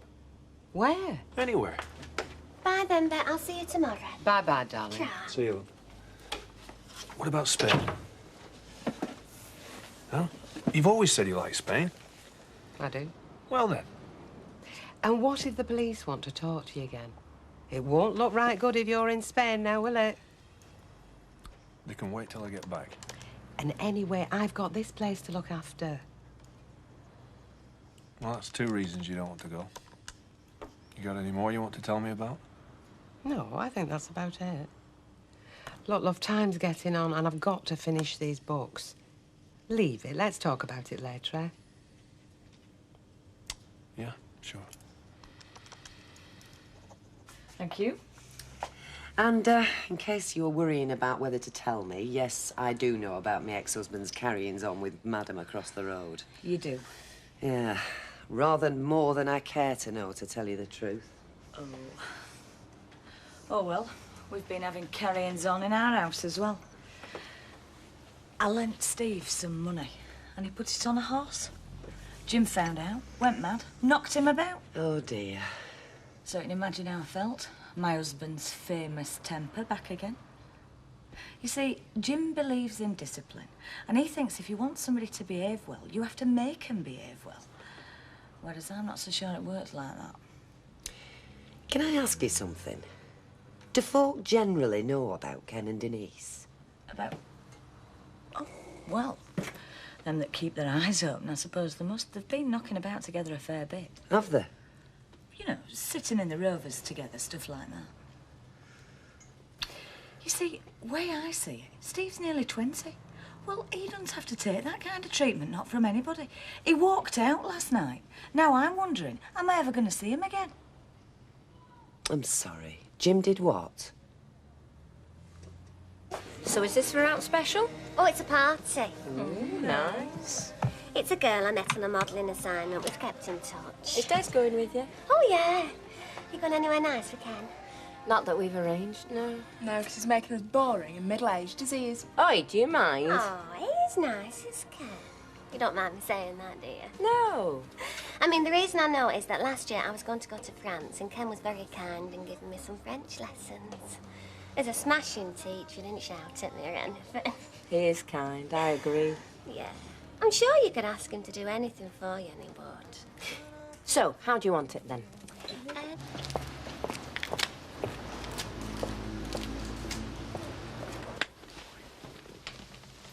I've often wondered if I should tell you.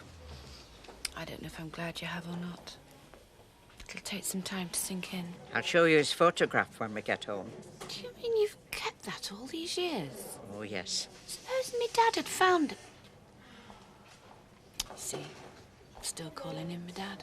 I still think of him as my dad. And so you should. He brought you up. He was my husband. All I'm telling you is that he wasn't your natural father. So I've got American blood in me. You have.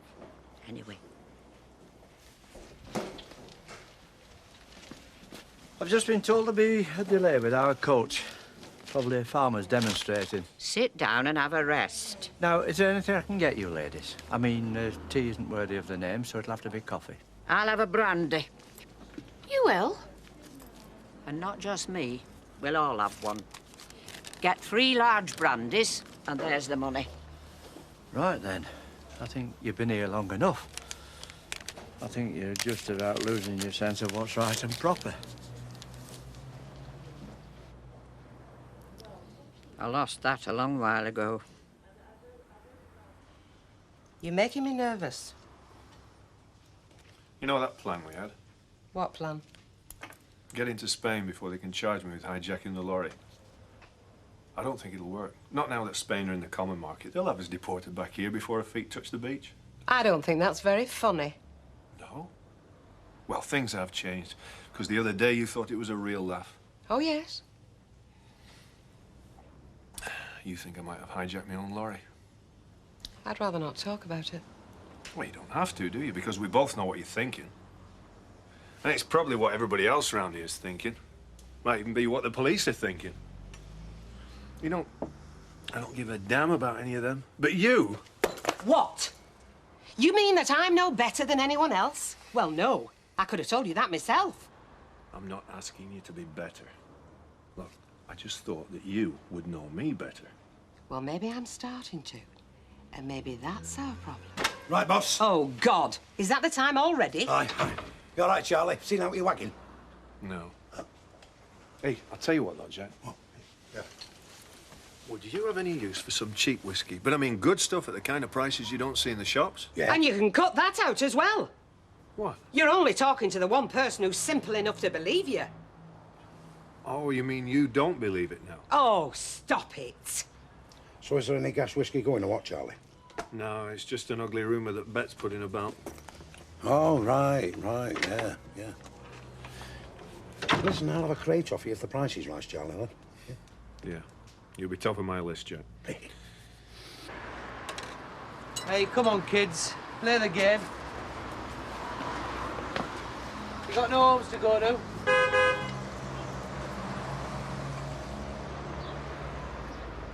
What's this? Knocking off early? No, I'm due 10 minutes overtime. If anybody's counting. He's too cute, that fella. I'm going to catch him out one of these days. Just hold on a sec, will you? Just want a quick word. How's that young lad that started this week? Yeah, he's doing fine. Well, to be honest, his dad's a pal of mine. That's the main reason I took... What's the matter? Nothing, I just fancy a walk, that's all. Well, only be a minute. Look, I want some fresh air. I'll see you. Yeah. See you, kid. And soon. Like I said, he's doing fine. Yeah, well, that's good. Because we're not keeping him if he's a dead loss. There was something else I wanted to ask you. What? How did you get your wife to leave you? I treated her too well. They get bored when you do that. I'll give it a try. Got to do something. This is driving me potty. So how are we doing otherwise? Fine. Good.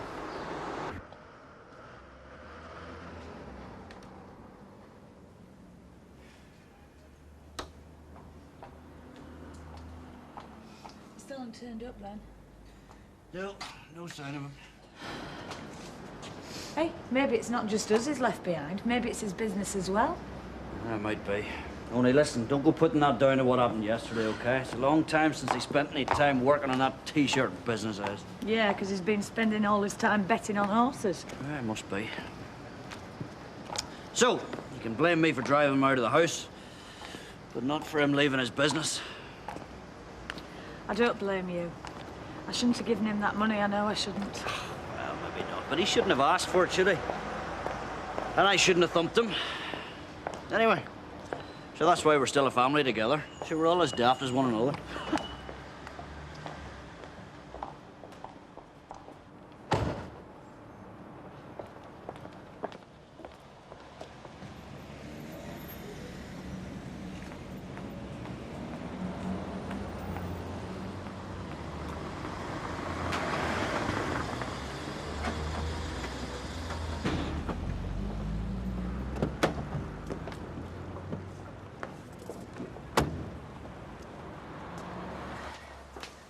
OK. Right, I've still got some paperwork to finish, so I'll leave you two to get on with it for a while. Don't worry, I'll keep an eye on him. Boy, lady, What? do you know how many years I've been here, eh? What, on that one spot? No, I didn't mean that, did I? Sorry, love. You're too early. We're not open for another 10 minutes. Detective Constable Troy. Oh. I wonder if you could help me. I'm looking for Mr. Charles Whelan. Only has given this as his address. Yes, of course. Would you care to come through? Thank you. Evening. Hiya. Evening.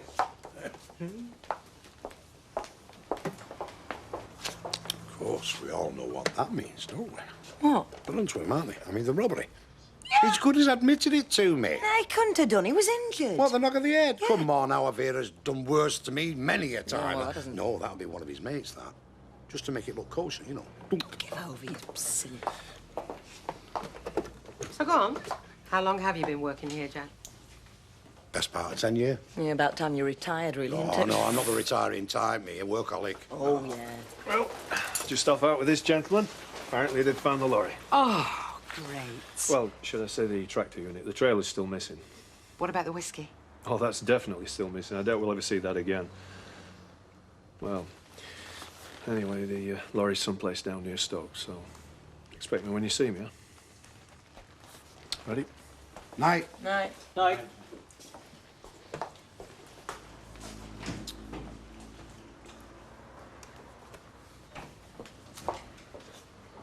Oh, well.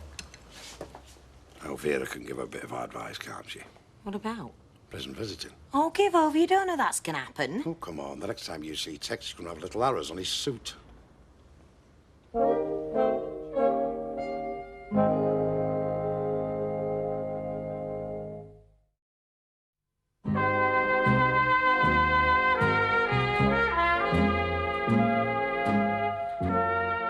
The police dragged him off not an hour ago. What arrested him? Vera, they won't take him on his holidays. Ah, Des, lad. All right, Jack. You right, V? All right, Pint a bitter, please. Jack, going up, son. Hey, you heard about Bert's phone, have you? No? Been carted off by police. Listen, if they found his lorry, that's bound to go in his favour, surely. Oh, I don't know. I just hope I'm not on the jury when he comes up. Because I change my mind 12 times a night as it is. Evening. We have been working, tell her, Since 8:30 this morning. and we are... What's a polite word for it? Exhausted. That's it. So, could we have an orange juice and soda and half a lager, please? Come here. There you go, Desmond, lad. Lovely, Jack, and one for yourself, mate. Very kind of you. Nothing personal there, V, but just gonna go and sit down. Yeah, you go where you like, love. I mean, it's free country.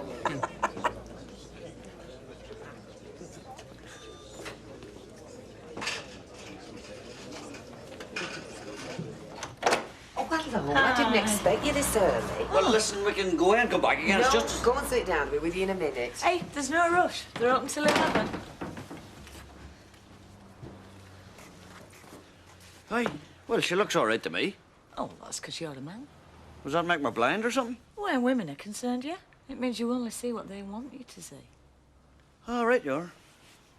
I'm glad Mr. Sugden managed the trip. I think it meant a great deal to him. Aye. Well, it must have, yeah. I mean, I know he goes on about the war, but which of us wouldn't if we'd been through it? It's true as that. True enough, love, true There you enough. go. There we are, one orange juice. You sure I can't get you something? No, I'm off in a minute, thanks. We haven't stopped today, have we? There are teachings like that all the time. Right, Tanya. Right, listen, we'll have a pint, please. Port and lemon. Jerry, what do you have, love? Lager. And a glass of lager. Right, you Listen, are. don't think I'm trying to get out of pen for this. I just want to have a quick word with your man, all right? Oh, I see. Well, isn't that nice? The happy couple. Oh, you don't even have to say hello. Just ignore him. Not today. No? It was an earlier taking money off us, yeah, but we were quite glad he decided to take the day off. Right, well, appreciate it, Desi. See ya. See ya. Here, listen, I was just asking Des whether there'd been any Oh, sign. no, I'm not putting up with this. Has he told you what I said? No. Well, I haven't had a chance. Well, I'll tell you. Whatever you two choose to do with your lives has got nothing to do with me, and I don't want to know. But don't come asking me to keep your secrets, or even to be pleased because you're having this baby of his. I'm not asking you to be pleased. Well, it's what he was expecting. No? Anyway, just leave me out of it. Oh, and by the way, I hope for your sake he's a better father to this one than he was to all his others. What? I'll just go and see if she's all right. Hey? Better father to this one than he was to others. He stuck her up the club. We must have. Can't mean no else, can it? Well, I'd rather not speculate. Well, neither would I, but when they start shouting about it in here, I mean, well... Aye, enough, aye. Right, I'll see you later. See you. Night. Oh. I know. And I'm sorry. It's my fault. Everything's my fault. You'd think we'd been apart long enough, wouldn't you? You'd think I'd be past caring what he did with his stupid life. Is she really having his baby? Yes. Not that they planned it. They just weren't quite sure how to stop it, only having been married about 5 times between them. I'm not surprised you're upset. You see, all the time I was looking after my mum, a lot of it I was just sitting there because somebody had to be with her. Yeah. And I had all this time. Too much, really. To think about things I regretted, things I wished I'd done different. Don't we all? And, of course, I thought about me and Ken. And I suppose I'd convinced myself that we were going to get back together again. Oh, Deirdre, I am sorry. Walking in there tonight and seeing him, do you know what I thought? I thought, her there, with him, having his baby. It should have been me. It's the only thing I've asked you to do. I know. Everything else, I've taken responsibility for, but the one thing I asked you. I let you down, I told Deirdre, I don't deny it. And then you promised she'd keep it to herself. You'd make sure she did. So what happens? She goes and announces it to the whole flipping street. Oh, come on, now, don't exaggerate. Exaggerate? Yeah, I mean, she was talking to us. All right, I know Fiona was there. I don't mind Fiona knowing. I'd probably have told her anyway. Well, then, nobody else heard. Anyway, I'm going. I feel like locking my door, drawing the curtains and never coming out again. Well, I'll walk you across. Hey, I believe congratulations are in order. She didn't deny it, did she? Still don't think we should jump to conclusions. Well, I don't think we're doing that, love. I mean, I think conclusions are a wee bit hard to avoid at the moment, you know. We missed everything in here. Why? What's been going on? Ken Barlow's been getting back to the basics. Are you finished with that? Sit down. I'm supposed to be working. Look, I meant what I said when I said we shouldn't see each other again. I know. And I still believe that's for the best. But you can't do it. No. Even if I'm not seeing you, can't stop thinking about you. Well, you might as well be seeing me then. Tomorrow. Anytime. I would say tonight, but I can't. I'm going to some boring party. Hiya, Bert. You haven't seen Des, have you? Aye. Hiya. Hiya, Raquel. You haven't forgotten we're supposed to be going out, have you? Sorry, I forgot about the time. He's like a little lad sometimes. I bet he is. Right, time we were going. See you, Tanya. See you, Des. Plenty of hot water if you fancy it. We're going to be late. Hi. So, listen, how's she doing now? Oh, not so bad. Just not feeling very sociable. Poor Deirdre. And did she say out? You know, about Denise being pregnant? Not really, no. Well, it don't matter, does it? She said enough in here. Well, that was the fastest bath ever, that was. Didn't even put the plug in. Right, shall we get a bottle of wine or something on the way? Des, What? can I say something? What? No, it's something you're not going to like, but it just came to me when I had to go and find you across there. Yeah? And you were talking to Tanya. Yeah? Well, do you think that you might be drinking a bit too much? I mean, I know it sounds silly coming from me who's a barmaid, but it's like tonight. You know, when we're going out and you'll be having a drink later anyway, you have to go across there and get another pint in. I know. Has become a bit of a habit. Yeah, but I'm not saying stop altogether or out like that, but I'm just saying be careful. I will. You don't mind me saying it, do you? I'm only doing it because I care for you. I'm only listening because I care for you. Shall we go? I don't want my son being my enemy, you know? I know. On the other hand, I don't want him growing up with some hooligan or well, a dealer or something. Oh, come on. What? Well, I think he's got a long way to go before he's that. He travels fast as our Stephen. He's already had 2 convictions. One more, he's going to be in jail. Well, all I want to know is, has he left home for good? I mean, are we ever going to see him again? You see, that's when I left and my dad had a go at me. What, you left because you were frightened of him? No, I left because I'd stopped being frightened of him, because I fancied my chances. I wanted how to go back at him. That's when I knew I had to leave. Maybe that's what happened with Steve. Friend of yours here, love. Charlie. Just when you thought you'd seen the back of me. So, what happened? Oh, collected the lorry and brought it back up.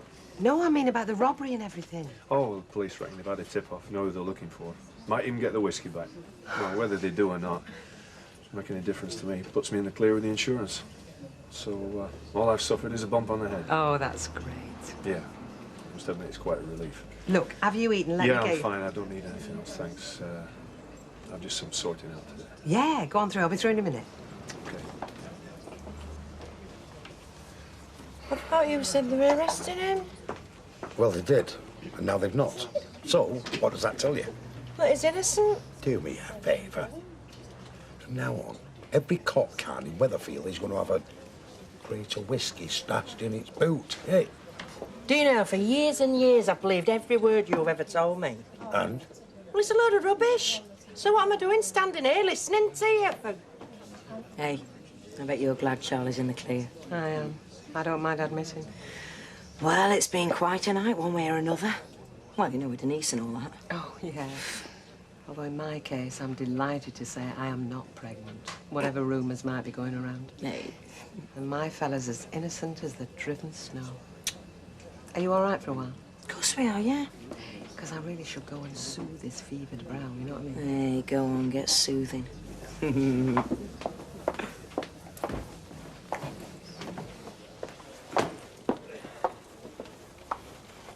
What you doing? Making up for lost time. What lost time? Time I've been hanging around here when I should have been driving. Well, you don't have to start tonight. Best time, least traffic. We should be celebrating. Why? Because of the way everything's turned out. Yeah, well, I've seen the way things have turned out and I've no wish to celebrate. Charlie, what's the matter? You didn't believe me, did you? You thought I'd set the whole thing up. No. Yeah, you did, and you didn't. It didn't matter what I said. You still wouldn't believe me. It did seem strange. Yeah, I know. It seems strange to me to think the one person I thought I knew best didn't know me at all. Look, I know you don't want to go through the bar, so I'll let myself out this way. Charlie? Will I see you again?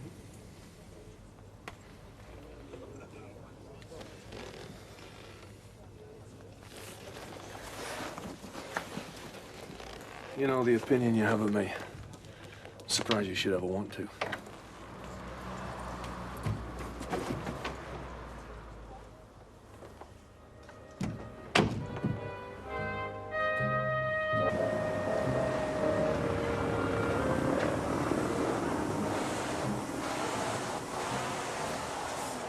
Ah. Finished? Yeah, Knackered? yeah. Oh, but don't tell my mum. Yeah. How's your trainers? Oh, the top. Good. Now, don't forget. I know, first instalment next week. Oh, well. I don't think you're going to make it till Friday. Ha ha, very funny. Oi, Dom! Listen, whenever you're finished over there, mate, you can come around in here and hoover up the workshop if you like. I'll tell you what, son, you can do the silverware while you're at it. Get off, you can't afford me. You heard from the old Steve? Oh, you mean the young fellow with all the money? Yeah, supposedly. No, haven't heard anything. Why? You reckon he's staying at mates or what? I don't know where he's staying. I couldn't care less either. Well, tried the unit. Could be kipping in there. Yeah. It's all locked up, mate. Besides, work's the last thing in that young fella's mind. There you see. Birdman's night on tiles. I knew it were going to be Incas reporter for me at weekend. Jack Duckworth's made the Nationals. How remarkable. Well, he is remarkable. That's why I married him. Behind every great man, Vera. It compares him to St. Francis of Assisi. Oh, St. Duck of Weatherfield talks to the animals. Dr. Doolittle more like Dr. Do-Nout. Look, you can scoff, but you're famous, you know, when you're in papers. And I'm proud of him. It shows he's not just run at mill. I'll have 6. Paying now? Look, by rights, I shouldn't have to pay. Them that's in them shouldn't have to pay for them. The only ones who don't pay, Vera, are those with an account here. Oh, you mean my regular order? I do. Go on, then. Start it off again. Show there's no hard feelings. Ah, now then, Nicky. Everything go all right? Yeah, it was okay. No problems? No. Hey, you delivering papers? Yeah. Did anybody ask you if you knew Duckworth's at Coronation Street? Very wise. What is? Come into the back door. Sorry, not So with the you. hairdresser across the road doesn't see you coming to the front. Oh, no, well, that's the obvious route for my flat. Isn't it? Well, I'm sorry. for what? Well, the baby, the whole stupid mess. I take it she doesn't know you're here. No. Ah, just as well. I don't think she'd like her and her baby being referred to as a stupid mess. No, I didn't mean that. I meant the complications. Oh, the complications. Because she's not a stupid mess. No. And you're not. Far from a stupid mess is our Ken. No, look, I meant that it's a stupid mess in the way that things are never straightforward. There's a baby on the way, touch wood, and that should be a source of joy, but it's not straightforward. It hurts you. Me? What's it to me? Well, you said. I said it's up to the two of you. I said don't expect me to be pleased. I couldn't care less either way. There's more to it than that. Is there? Well, forgive me, but it clearly made you very upset. You think? Well, I may not be an enormous judge of character, but yes, quite frankly, I do think. So why are you here now? Well, I'm here because I want to reassure you. Look, I know a baby may seem irrevocable, but, well, of course it is irrevocable, but I just want you to know that inasmuch as I can be without hurting anybody, I'll always be here for you. We go back a long way, Deirdre, you and me. There's too much history. I could never write that off. You mean that because I still carry a torch for you, you'll hold me hand in a crisis? Never be so arrogant as to say that. The arrogance is in even thinking it. You're an incredibly smug man. You think this baby of yours has started up some dreadful yearning in me? Well, I've got news for you. It's put the final nail in the coffin. I don't want to see you or hear you again. Oh, look, Deirdre. Go on, get out. Skulk out the way you came. Please, you've misunderstood. No, to hell with it. You can go out the front way. The hairdresser will think you've stopped the night. Go on. Out!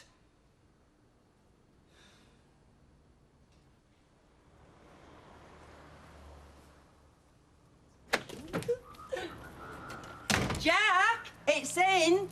And photograph. And a photograph. Right, now don't show it, don't show me. Tell me. Whole page. Well, about an 8 for page 10. Oh, you see, that's journalists don't know a good story when they see one, Vera, love. Here, lend your glasses. Yeah. It says you like St. Francis of Assisi, devoted to birds. Not far wrong, Vera. St. Francis of Weatherfield, eh? They're jealous round here, Jack. Who is? Them in cabin, they were mocking. Nay, that's the world. All through history, saints have been slagged off. St. Duke, they called you. Oh, very funny, St. Duck. Water off my back. We're late. Jack Duckworth, one of the unsung heroes of our time. Why are we always late? You've something lacking here, Curly, mate. I mean, you make the national newspapers along with your next-door neighbour, and all you've got to say about it is that we're late. Does it mention my name? That's why. Yeah, mean-spirited next-door neighbour, if I'm not mistaken, and frankly, I'm glad it didn't mention my name. Oh, well, as long as you've read it, I'll let you off. It's kind of you. Now, can we please go to work? Certainly. Let me just go and put this on the board. You do, and I'll put you on the wet fish counter all day. Who's that now?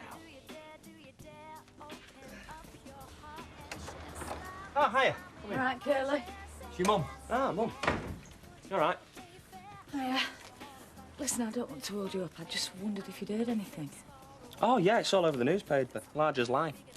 What, Steve? St. Jack of Assisi, Birdman of Coronation Street. I'm talking about your brother. Sorry. No, I haven't, no. Anybody'd think you didn't care. He can look after himself, Mum. He'll probably be back as soon as his money runs out, anyway.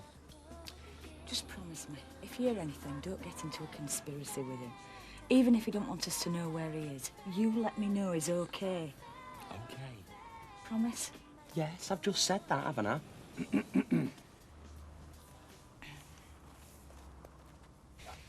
How are you feeling? Never better. Where were you? In a truck? On a foreign motorway? Country and western music playing on radio? As a matter of fact, I were in Kendal shopping. I just bought myself a black and gold nightie for 400 quid. You don't have to pretend with me. Who's pretending? Oh, I know you're hurting. These shoes, you mean? You're right, they do nip. Do you know it's typical you, that the brave face? Why don't you take the morning off? I was just thinking to myself, why don't I take the morning off? I could get Tanya to stand in, I'm sure she would. Aren't you Santa's little helper? Oh, bet I know what it's like. I've been ditched myself. Oh, I see. I was only too glad when my friend offered a helping hand. You didn't feel like punching the face in? Morning.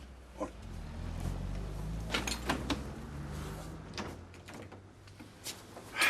It's all right, we weren't followed. Hey? I weren't recognised. It's only me. But I will be a bit overexposed behind that bar, boss. So what I was thinking, I'll spend a bit of time down the cellar till the excitement dies down, you know.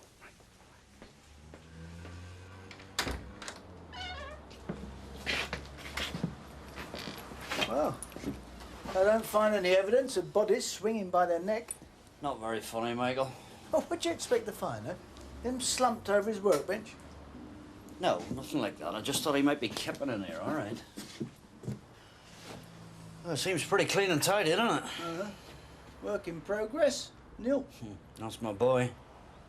So what's it like having a playboy for a son? Oh, and ask your dad, Michael.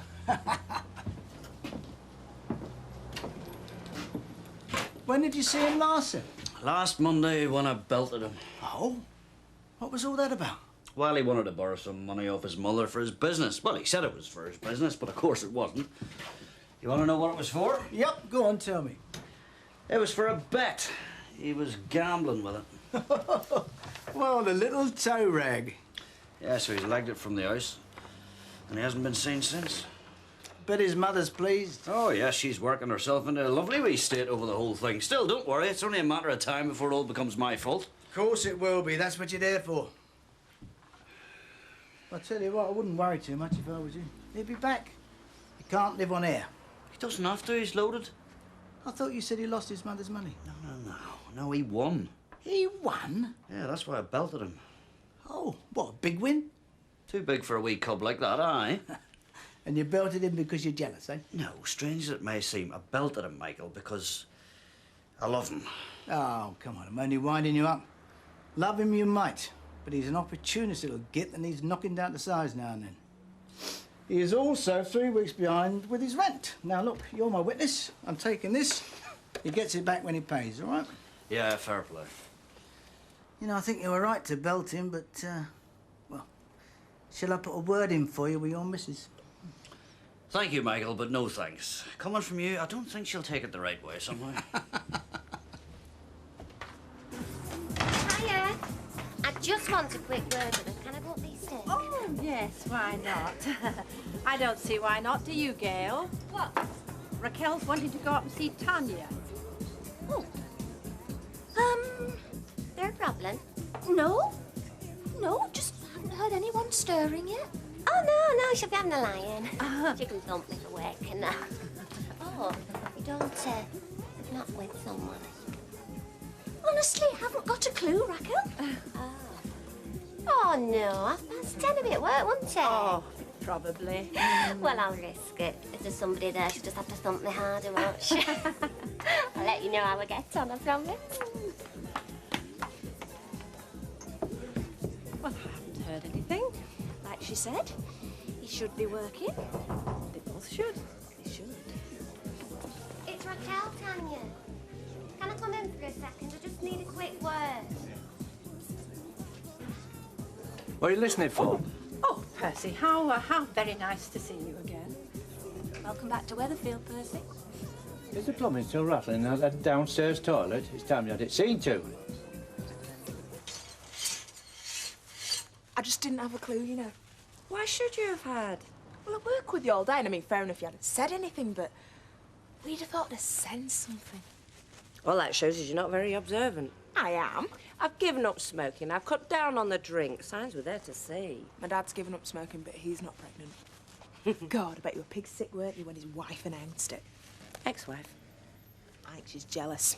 Then you can keep your thoughts to yourself. No, go on, though. You were sick, weren't you? I was angry. When someone blurts out your intimate business all over a pub, you've a right to be angry. How did Ken feel? Guilty. Guilty? Well, if he hadn't told his ex-wife in the first place, then she'd not have been able to announce it. Did you have a row? Fiona Party knows somewhere else, will you? Oh, go on, just tell me. He felt guilty that he'd told her. He felt angry that she had betrayed his confidence. Now, we'll drop the subject. All right. So, what do you think he said to her this morning? What? Tore her off a strip. Are you saying that he's seen her this morning? Yeah, saw him coming out of her house. What time? Early. Very early. He must have popped in before school because he wouldn't have spent the night, would he? No, and you can stop your cheek and you can clean the sink. I was only joking. Well, I'm not. This is your blood pressure, you know. Pregnancy sends it all over the place. Clean the sink. I'll get that.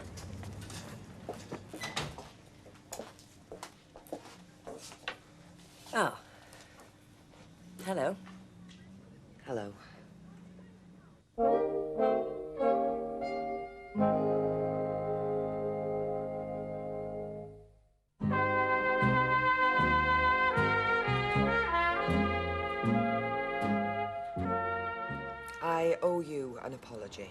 Not for what I said, but for saying it in public. Yeah. I shouldn't have done that. I'm sorry if it's caused you any problems. Too late now if it has. Yeah, well, I'm sorry. I've nothing against you. I wish you well, you and your baby. But I meant what I said. I hope he's a better father this time round than he's been in the past. That's up to him. If he wants to get involved, I'll not prevent him. Very right on. A baby does not mean that I have to lose my independence. Yeah, well, there's a lot say that. A couple of years down the line and they're screaming for help. Anyway, I apologise. I accept.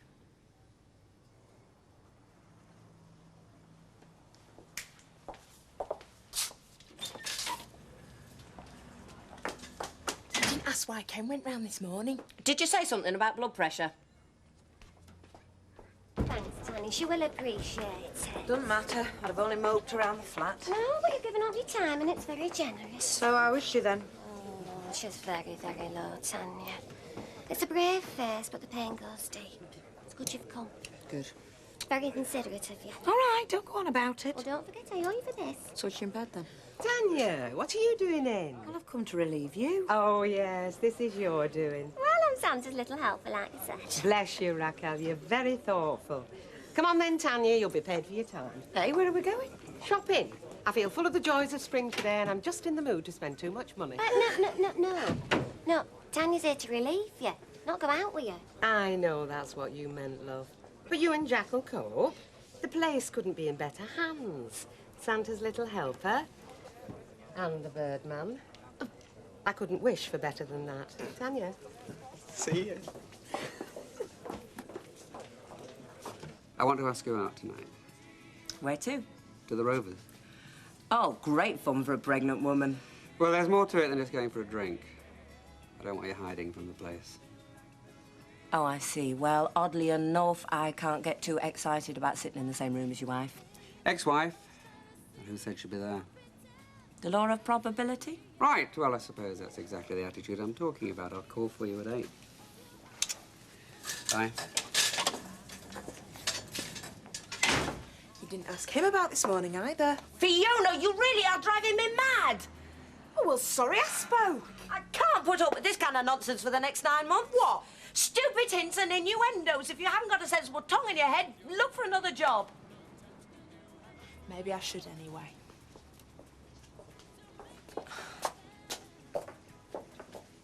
What? Well, you're going to have to close this place down, aren't you? And what the heck would I want to do that for? You're not going to be working, not for months. Are you mad? What am I going to live on? You've got to stop working at some point. For as short a time as possible. I will work right up until the last minute, and then I'll get someone else in, and your life will go on as normal. And as soon as I can, I'll be back in harness. Do you promise me that? I can't promise you anything. All I can say is that from where I stand, I have no intention of getting rid of the shop.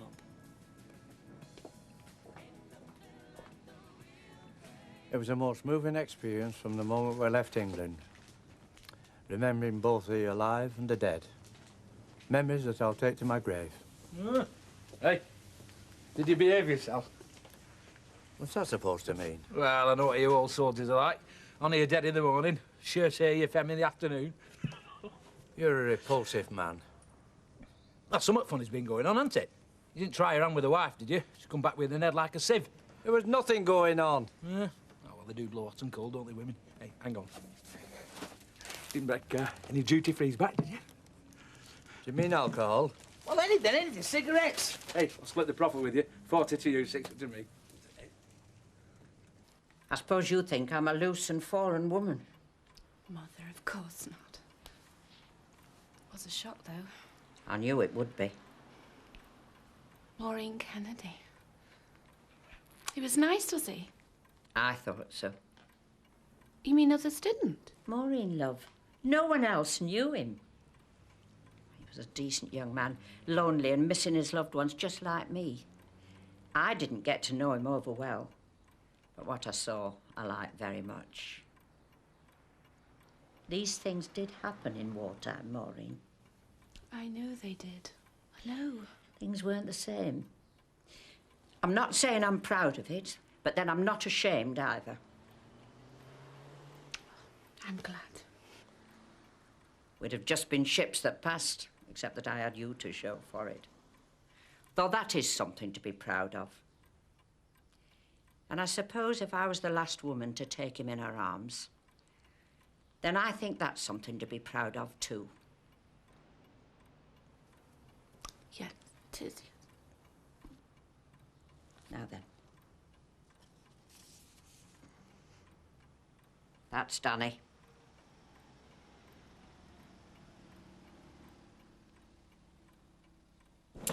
Come on, Raquel. There's moss growing in this glass. You can wait your turn. You're lucky I'm here at all.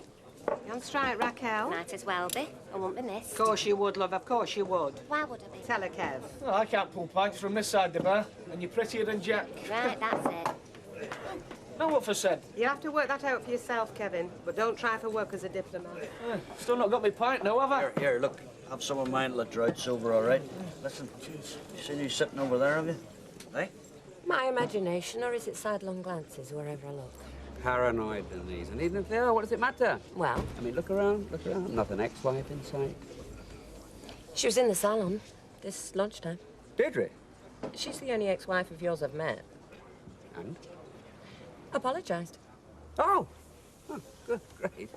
So, what's the problem? No problem. Except that she announced it to the world when I wanted it kept quiet. But she apologised. She apologised. Is that why you went to see her? Sorry? You were seen coming out of her house this morning. Oh, I see. Yeah. You weren't seen going in, but you were seen coming out. Oh, just wanted to check she was okay. I mean, obviously she was upset about the other night, so, yeah, check that she was okay. And? Fine. Yeah, fine. He's a bit of a smoothie right enough, but you have to admire him, eh? Still life in the old dog yet. Who are we talking about, me? Ken Barlow. I'll tell you what, he's older than you, Donald, isn't he? I was about the same age, I guess. But like you say, he's a smoothie. He gets the women. Price to pay, though, innit? I'd hate it, me. A kid at his age. Aye. No thanks. What are you talking about? Ken and Denise, they're having a baby. You're joking? Certainly I'm not joking. No, I'm not. I'll tell you what. When that wee kid's drawing monsters, Ken will be drawing the pension. My God, I'm well out of that. You'd have done well to be in there, mate, I'm telling you. Yeah, wishful thinking. Eh? Oh, listen, Donald, you don't have to give yourself away, mucker. Aye. Are you all right now, love? Well, I still think that you've misunderstood me, Beth. And I did. But I know now for definite that you weren't being a busybody. Well, I wasn't. You were sympathetic. You were kindness itself. I know what it cost you to ask Tanya. A lot. See what it's done for me, eh? A day at the shops, and I'm all smiles. Look at me. That's down to you. Oh, thanks, Beth. Thank you, Raquel.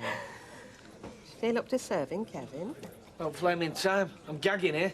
And if it'll make you feel better again, you've got my permission to pour it straight down his front.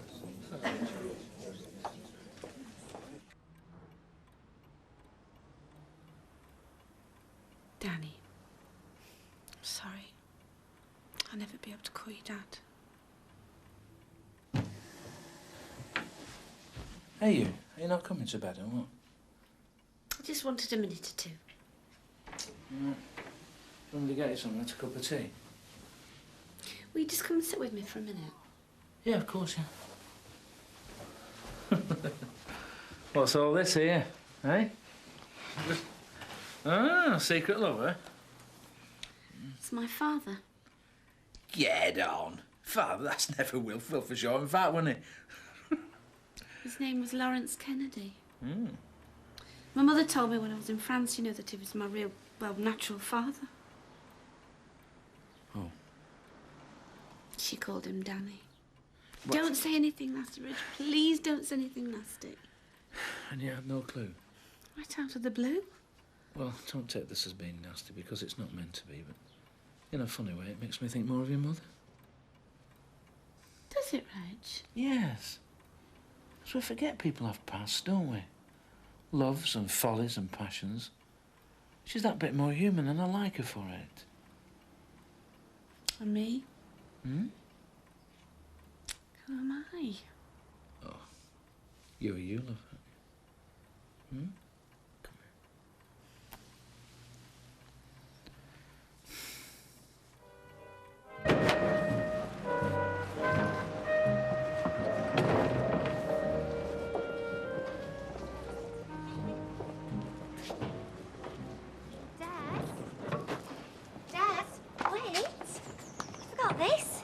Oh, right. Ta. Don't know when you're in such a hurry for, 'cause, sorry, it's not yet 8 o'clock. No, well, the accountants are coming in today, so I thought I'd get in early, you know, look over the books before he arrives. I don't mean you have to rush off without saying a word. Did I? You walked out like you're in a trance. I'm sure you're suffering from executive stress. Oh, give it a rest, Raquel. I work in a bookies. You manage a bookcase. Anyway, you wouldn't have a briefcase if you weren't an executive. Come here, give us a kiss. Look at that, eh? An attractive young couple, one of them scantily clad, freely expressing their love for one another in broad daylight. Makes you sick. I don't know. I think it's sort of nice they've got that kind of relationship. Yeah, but when am I going to get a relationship like that? That's what I want to know. Everything comes to he who waits, Curly Top. No, everything comes to he who has brown hair, boyish good looks and cheats on women. You what? Oh, nothing. Andy, hang on a minute. Hi, Mum, you all right? Hi, yeah, I'm fine. I don't suppose you've heard anything from Steve by any chance, have you? No. Look, I told you, he'll get in contact when he wants something, won't he? Don't worry about it. It strikes me I'm the only one who is worried. Yeah, and I'm sure Steve knows that as well. Come on. Look, I've got to go, Mum, all right? I'll see you later. OK.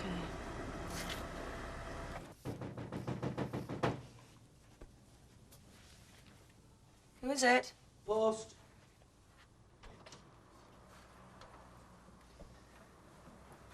Special delivery. Do you know what I can't get out of my mind? What if he hadn't have died? I mean, what if she'd have gone back with him? She had have been brought up in America. I might never have been called Maureen. Yes. And if a butterfly flapped its wings in China, it could cause a hurricane in Timbuktu, couldn't it? What's that supposed to mean? Well, it's the chaos theory, Maureen. You see, the underlying principle of the universe is unpredictability. Well, what's a chaos theory got to do with the fact that I'm the daughter of an American soldier? Because, according to the chaos theory, if we could go back in time and change just one thing, then everything would change, wouldn't it? Really? And so the knock-on effect of your natural father not dying would mean that either the war didn't end or even the Germans had won it. And you and I would never have met, which doesn't even bear thinking about. Now, come on. But how would you feel if you found out that the man that brought you up wasn't your real father? I'll tell you exactly how I'd feel. I'd feel extremely grateful that somebody like Wilfred could raise me and love me as his own. Now, look, I know this has been a great shock to you, but in time you will come to terms with it. No. I'd never be able to see my mother in the same light again. Why? She only did what she thought was the best. Her and hundreds like her.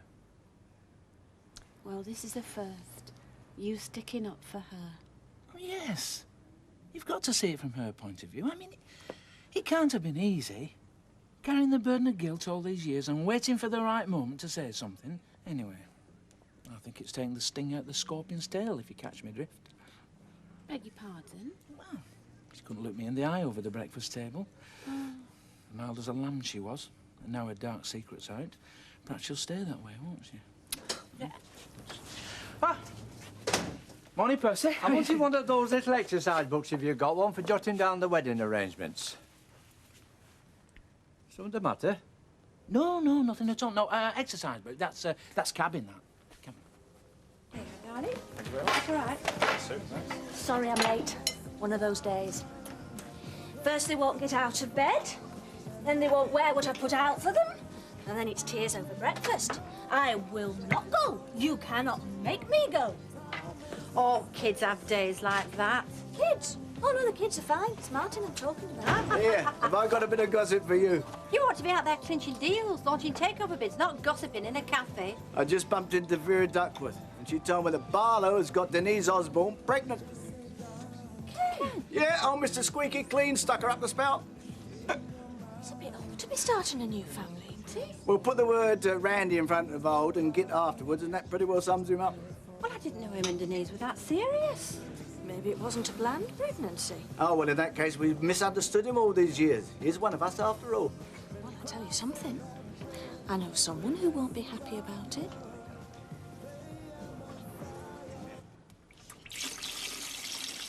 Have you heard from your Steve yet? No, that's why I'm here, actually. I wanted to ask your advice. Oh?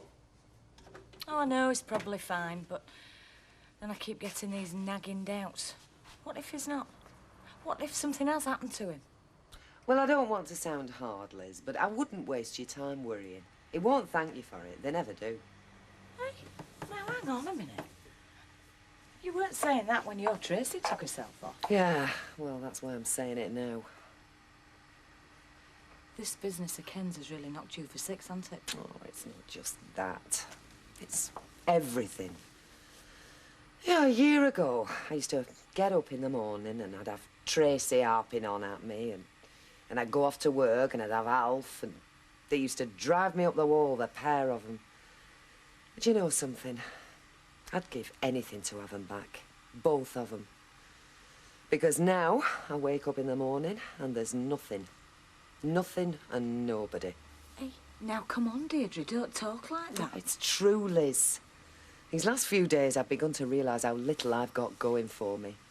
And worse still, how little inclination I've got to do anything about it. Jack, a visitor for you. Hello, hi. Malcolm Eden.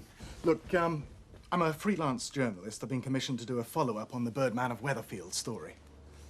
I wonder whether you might be able to spare a few minutes to talk to me. You see there, Betty? Eh? My heroic deeds have travelled far and wide. Let's find a quiet seat and we can carry on talking proper, cock. Hey, before you go sloping off, the rest of them crates won't bring it up from the cellar first. Will do, Betty. Okay. You don't mind waiting a couple of minutes, do you, son? Not at all, no. Right. Oh, do you know, this is my days all over, Betsy. What's that then, love? When life's a hassle, how to spot the classic signs of executive stress? Oh, we never had these fancy syndromes in my day. I mean, folks just got on with it. Well, it's definitely not himself, Betty, especially these last couple of days. Listen to this. Absent-mindedness. Well, only this morning, he forgot his briefcase. Did he now? Lack of appetite. Well, he's eating all right. Constant tiredness. Well, he's dead on his feet most nights.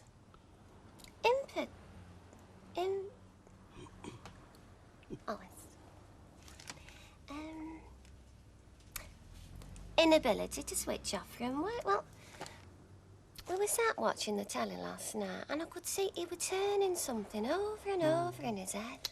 It's executive stress, Betty, it has to be. Yes, well, come 12 o'clock, it'll be hot pot stress if we don't get in that kitchen and peel some potatoes. Come on.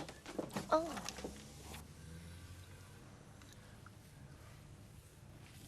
Isn't it time you were at work? I'd sooner go back to bed. Right, it was time I was at work. OK. I know when I'm not wanted.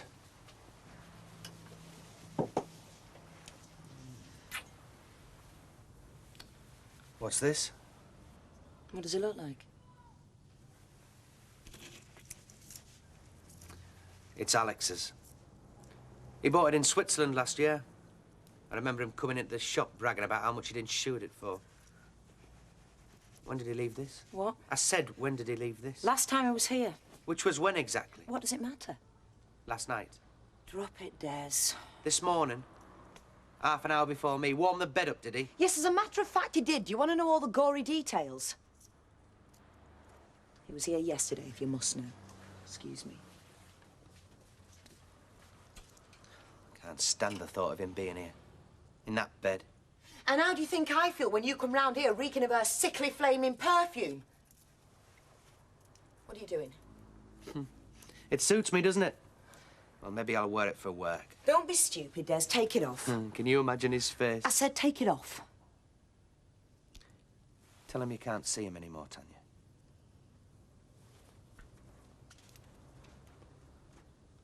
Now then, it was a Scotch you wanted, wasn't it? Oh, cheers, thanks. Right, Lovely. right. Look, you don't mind if I tape the interview, dear? Saves any argument over what was actually said. Oh, no, you carry on, son. Right then. Jack, you've been dubbed the Birdman of Weatherfield owing to your rooftop exploits involving a pigeon called Fergie. I am something of a bird lover, yes. Not just the feather variety either, eh, Jack? I don't follow you. I'm going back to your window cleaning days.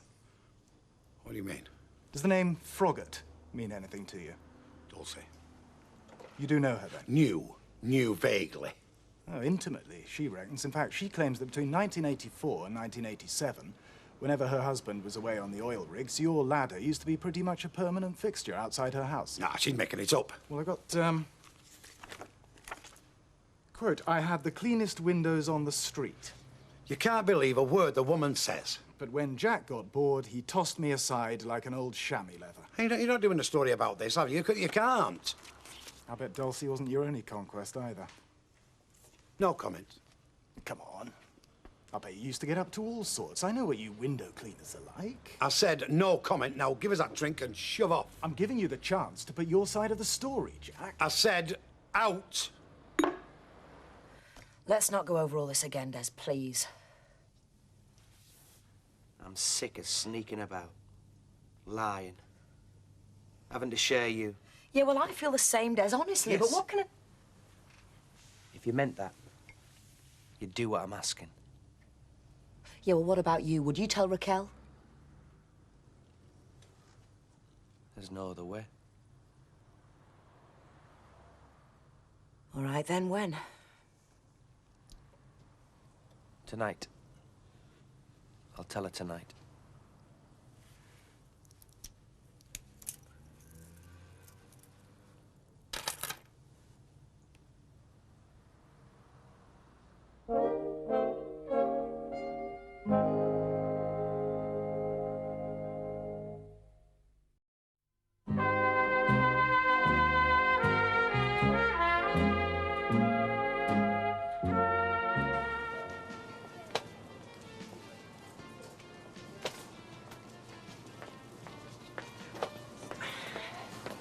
Ah, so this is what high-flying retail managers get up to then, is it? Closest thing to a high flyer we've got round here, mate, is our Curly, I'm afraid. I'm what's known as a low-flying retail manager. Right, come on, shift. So have you been for the past week? Not slumming it by the looks of things, Yeah, it's good, isn't it? I bought it all down in Camden Lock. Oh, so you've been to London? Ah, yeah, I thought I'd go on a little shopping spree, spend some of my ill-gotten gains. The only one driving the roller is the bookie, Steve. You should know that. Yeah, what do low-flying retail managers drive, then, eh? Where did you stay? I kept it at mate's house. All right. This mate got a phone, has he? Funny you should mention that, actually, because... Dun-da-da, you need a phone, don't you, when your livelihood depends on information? Oh. Didn't occur to you to pass on information of your whereabouts to me mother, though, did it, mate? She's been worried sick. I wish you didn't seem too bothered when my dad was plastering me all over the living room walls, did she? Well, it sounds to me as though you deserved that. Yeah, well, you don't have to ask me, Dad, do you? I mean, he just dishes it out anyway. But listen, if you're on his side, then... Oi, I ain't anybody's side, mate, all right? Good. Because, listen, I need a favour. I've got nowhere to stay. What? Well, I can't go back there, can I? You mean you want to stay with me and Curly? You've got a sofa, haven't you? Yeah, but we sit on that, Steve. Oh, come on, it's just for a few days until I get sorted. All right, well, I'll ask him. Good, right there. Listen, I've got a cab outside with all my stuff in it, so we can have the keys now, like, you know. No chance, pal. Not until I've asked Curly. Oh, come on, Curly will say yeah, he's a mate. And he might say no. Oh, come on, Andy, I've got nowhere else to go. One condition. You go and see my mum first and tell her where you're at and let her know you're all right. Deal. Cheers, mate. I've seen the Vicar of St Mary's, by the way. It's best part of 150 quid, and that's only for the ceremony. That doesn't include the organist. £150? Could you not barter him down? No, he said that was as low as he could go, and if we'd have wanted the choir and such like, it'd come into many hundreds. Well, you should ring round and get a few quotes. See if anyone will do it cheaper. Well, All Saints, St Paul's, St Mark's, they're all much of a muchness. £150 for saying a few words? Oh, no wonder he's running round in a brand new hatchback. Oh, this tea's all stewed. I'll make a fresh No, pot. no, you stay where you are. I'll do that. Oh, tar. This the wedding list, then? Yes, there's only a handful on my side. Mrs Bishop, only 2 old pals from the Legion. Kevin and Sally Webster, who are my only family to speak of. And Elaine, of course. If I had my way, family'd stay away altogether. Will you not be inviting your American relatives, then? I haven't got any American relatives. Well, I assumed with you visiting the American graves in France that you must have relatives over there. You assumed wrong. And who's Klaus Muller? He's an old German soldier. I met at the Alamein reunion and we've kept in touch ever since. I'm sure he won't want to come all that way from Frankfurt, but I thought it polite to invite him. Are you making that tea or what? Thanks, Fiona. It's all right. Smashing, thanks. So, it's December, you say? All being well. Well, congratulations. Hey, and you take proper care of yourself. I fully intend to. See you. Bye. Bye. Bye, love. You would think that Ken and I were royal family, the amount of interest folk are taking in this baby. She's got a good point about taking better care of yourself.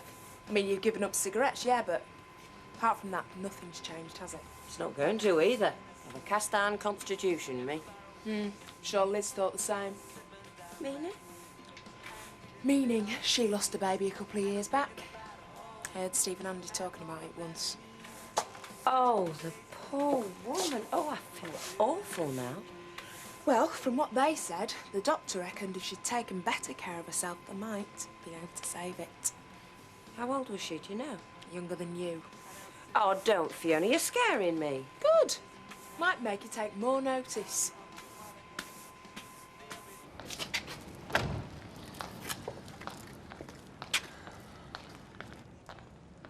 I don't want to be uncharitable, but it's cramped enough in there with 2 of us as it is. Yeah, I know, Curly, but it would only be for a few days, wouldn't Yeah, it? but how often does a few days turn into a few weeks and then a few weeks turns into a few months? But it won't be like that, Curly, I promise you, mate. I'm sorry, mate.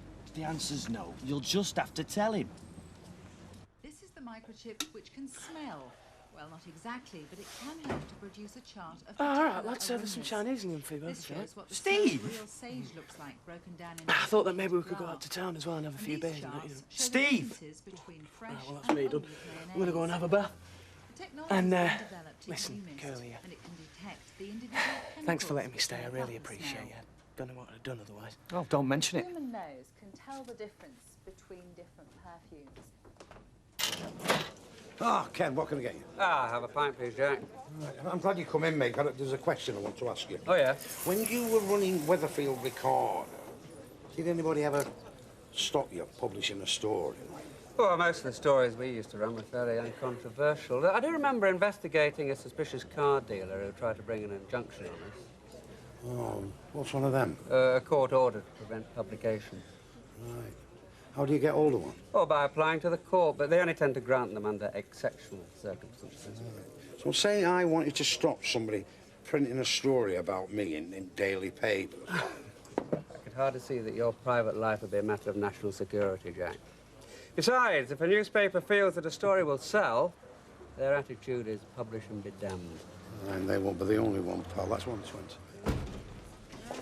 Oh, hello, Nick. What can I get you?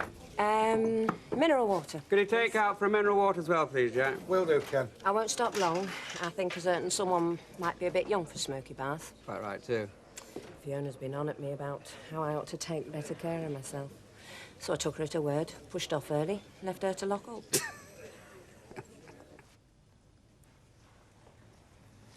Hi. I'm phoning regarding the advert in the paper for a stylist. Yeah, that's right. Is the vacancy still open? Hey, Raquel, what's going on over the road? I come home and there's a lot of weird music playing. Yeah, it's a relaxation tape. Do you like it? A what? I'm trying to make our home environment more conducive to relaxation. I'm going to show you some breathing exercises later. That's after I've cooked you a proper nutritional dinner. Yeah, well, thanks, but I'd sooner get a couple of cans and put my feet in. No, you don't. I've already told you you're drinking too much. It's one of the symptoms, is that? Symptoms of what? Executive stress. So's constant tiredness. Raquel. Lack of interest in doing things when you return home from work. Oh, don't talk stupid, woman. Irritability. Raquel, I am not suffering from executive stress now. Come on. Well, so... why are you being so distant with me? I mean it. I'm scared you're getting bored with me. Of course I'm not. Look, put the stuff back. We'll order a pizza, get a video, have a nice cosy night in together, eh? 2 visits in 1 day, Percy. This is an honour. Yes, I've not come shopping. I'm just wondering whether you could throw some light on something that's been puzzling me for the last several days. Since me and your mother-in-law got back from France, as a matter of fact. Oh.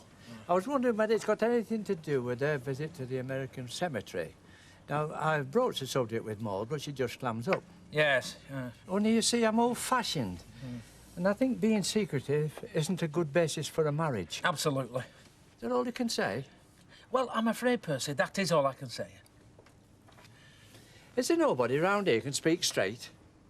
All right. There is something. But it's between Maureen and her mother. And I'm afraid that's all I'm at liberty to say at the minute. You'll just have to come out straight and ask her direct. I can't. Right, I will do then. Right, my treat. What are you having? Oh, sure, I'll get these. You find a seat. Oh, that suits yourself. I'll have a vodka and tonic. And a large Scotch bill. OK, look. Right. I'm off home for a relaxing bath. Need anyone to run it for you? Oh, thanks. Well, I fancy an early night. Thanks anyway. I'll walk you across.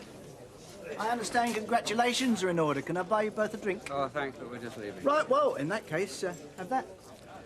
Thank you, but I don't smoke. Well, you say you don't, but who knows what you get up to on the quiet, eh? Come on, let's get out of here. Oh, I'm glad I caught you. You haven't forgotten that I won't be in work tomorrow morning, have you? Well, until now, I had. I've got the dentist appointment. I told you about it weeks ago. If you say so. All right, I'll be no later than 11:30. All right. See you tomorrow. Bye. Bye. Morocco. Agadir, to be precise. It's a bit sudden, isn't it? Only, you know, this morning you couldn't be bothered to go to the corner shop. Well, there's no point sitting around moping. Do something impetuous, you said. Well, I'm really pleased for you. I am, Deirdre. So when do you go? Wednesday afternoon, and I can't wait. 2 weeks of sun, sand, And sheep's eyes. Oh, come on, Betty. I'll be staying in a 3-star hotel, not a Bedouin tent. No, Betty's right, you know. You want to watch yourself out there. You might get converted. Come back wearing a veil over your face. Yeah, well, there's some people around here might think that was an improvement. Don't be so daft. You're lovely. Oh.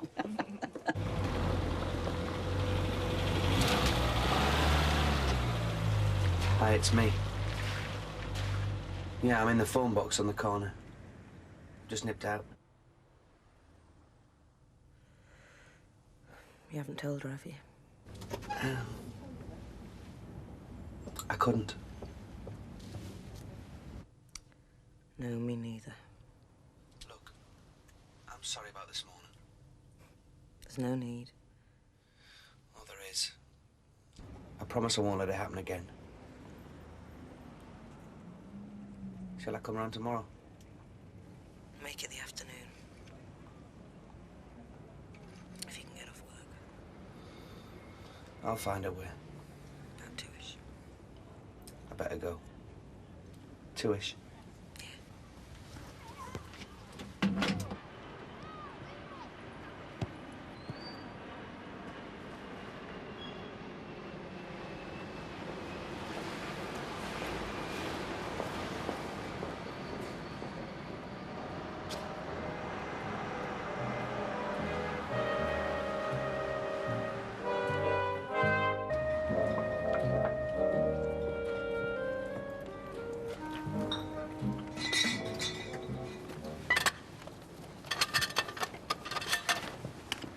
Birdman of Weatherfield, Jack Duckworth, is not only a fancier of the feathered variety, according to ex-paramour Dulcie Froggett. Oh, dear. Mrs. Froggett was one of the several wooed by the window-cleaning Casanova as he did his weekly round.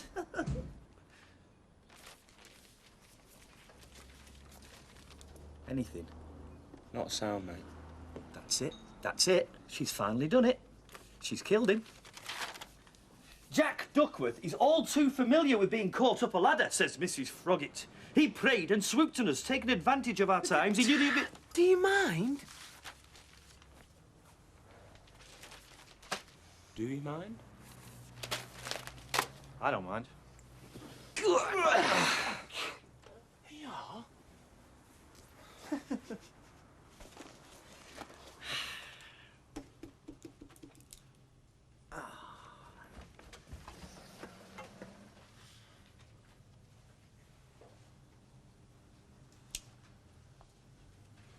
I tell you what, I can see a lot better in these. You won't do yourself any favours by avoiding confrontations today. Got you right. A close friend or partner may now see you in a new light. Oh, I doubt it. Vera. Hey, them's your stars. Here, listen to mine. Trust your instincts and don't be afraid to speak your mind over a personal issue. Someone from the past will make an unusual and unexpected reappearance, eh? Vera, love. Vera. What? What are you doing up? It's your day off, isn't it? You should be in bed, shouldn't you, with your feet up? Now go on, and I'll make you a nice cup of tea. Look, you're not having any. Any what? Money or whatever it is that you're after. I don't want any. Can't I make a nice gesture without you getting suspicious, eh? Go on, then. A nice bit of toast would go nice with it. Done. Where are you taking that? I'm taking him back to bed. Vera, love, you don't want to start the day with the world and its troubles, do you? Hey, go on then. Hey, haven't it's right what it said about friend or partner seeing you in a new light? Do you have my marmalade? Marmalade.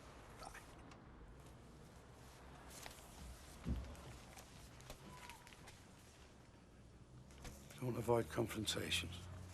You must be flaming joking. Plasters, paracetamol, suntan oil, bog roll. Looks like somebody's planning a good holiday. Certainly am. Looks as if your wife's in need of the same. She's already had one. Oh, you didn't think to give me a call? What do you mean? It's not a part-time.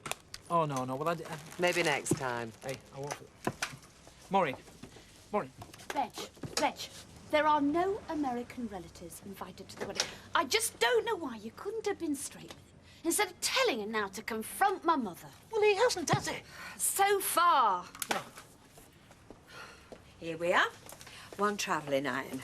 And I found this. It's a hot beverage heater. It's a bit ancient, but it still works if I remember right. Wonderful.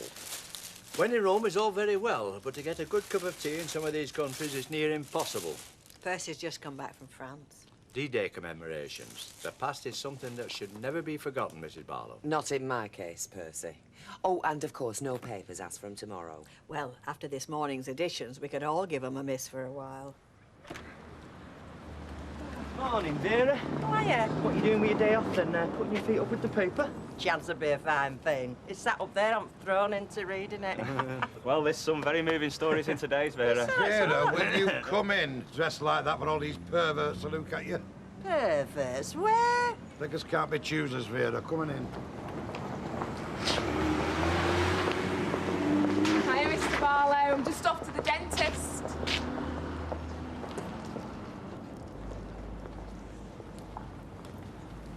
Got a soft spot for him, have you? Who? The dentist. You look very nice. Oh, thanks. Nothing serious, I hope. No. It's just a look-see, you know, check-up. Oh, good, because it's best to get those things out of the way before all hell breaks loose in the salon. Denise will be relying on you a lot more once the baby comes. Yeah, I guess so. Got something to read there if they keep you waiting. Oh, yeah. Well, let's hope he decides not to do anything drastic. The dentist. Yeah, right, thanks. Bye. Right. What baby? Eh? Oh, Denise's. Well, how did that happen? Maybe that's something you should ask your parents or your teacher. No, perhaps not your teacher.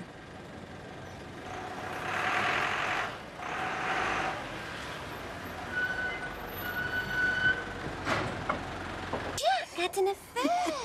Well, the saucy old devil. Vera'll murder him. Well, I mean, her husband tried. I mean, that Dulcie woman came round here and bombed Jack right here in the bar. I mean, Vera knew all about it, you know. But they're still together, Jack and Vera. Well, yeah. Of course they're still together. Yeah, but if he was in love with somebody else... There's a lot of descriptive words in here, and love ain't one of them. So she forgave him? Well, I mean, being Jack's wife, she'd know there wasn't a lot to forgive. Oh, well, if a bloke did that to me, to be the end, I'd tell you. Oh, I'm sorry, Tanya, no offence. None taken? No, there's got to be another Jack Duckworth, I'm telling you. Have you seen this here? It wasn't just the windows he took a shine to on his cleaning round, said Mrs. Froggatt. I'll tell you what, some women will go out with anybody, I'm worrying. Oh, 2 ice buns, please, Gavin, 2 coffees, because our kettle's on the blink. Oh. Mrs. Oldsworth, Maureen, would you join me? Mum? Well, I've got to get back, actually, Mr. Sutton. I can't stay.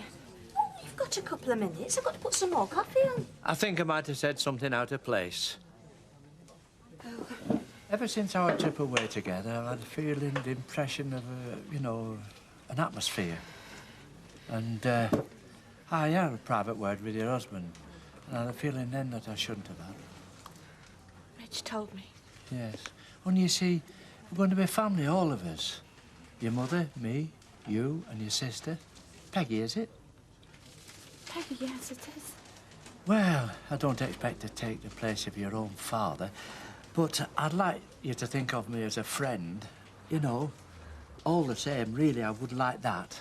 And if there's anything upsetting any of you, and I could help in any way, I'd be only too pleased. You're a lovely, sensitive man, Mr. Sutton. A problem halved. I'm sorry. I would like to explain, Mr. Sutton. I'm sorry. Maureen, your coffee. What have you said to her, Percy? I don't know. I really don't know. I can't stop inside all day. I'll miss that mystery person from my past. Right, let me help you then, Mummy. No, don't use the days. We haven't read it yet. I have. There's nothing worth reading, Mummy. Well, look, take it back inside. I've got plenty of paper. Here, and get me some clean water. Right. All right, Vera? How are you, love? I thought window cleaning were Jack's forte. Hey, what about all this fuss the Nationals have made, then? Oh, I know. Went a bit over the top, didn't they? Oh, I'll say. Is it true? Every word. And you don't mind? Mind! It's the first time I've been proud of him since I married him. Yeah, well, I suppose... Stephen! Hey, listen, they're still going on about your newspaper article. Anyway, it'll teach them next door to show a bit of respect. Are you stopping in there with Andy and Curly? Yeah. Since when? A couple of days. Have you got any idea how worried I've been? Wondering what had happened to you, where you'd got to. Oh, right, I get thumped her and now she's worried about me moving away. Well, that's good, Mum. That's really good. So you're coming back to us or what? Well, it depends if you get an apology, doesn't it? I'm back. OK. Morning. Oh, morning. How you fix your appointments? Well, if you want Denise, she's fully booked all morning. Curiosity boosted bookings, is it? Maybe we're just good. Well, I don't know. Barlow a father again, eh? Your boss is taking a bit of a chance. His track record's not all that good. I even took my son out of his school. And where does that leave you? What do you mean? Well, if she's going to close her shop, you're not going to hang around waiting for the sack, are you? Jobs are hard to come by. You offering? No. How good at you at car mechanics? Better at hairdressing. All right, well, I'll tell you what. I'll pop back when the manageress isn't so busy.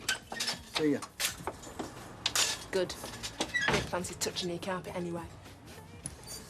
Sorry. If I were into apologising for him anymore, which I am not, no, it's me that should be saying sorry for you. Do you know, I drifted off just then. I had this fantasy about being married to somebody else. Anyone in particular? No, just not him. You and Ken were once together, weren't you? We were. Still reading those impenetrable books, is he? And going to all the foreign arty movies. Do you know, I couldn't even make head nor tail of them. Neither can I.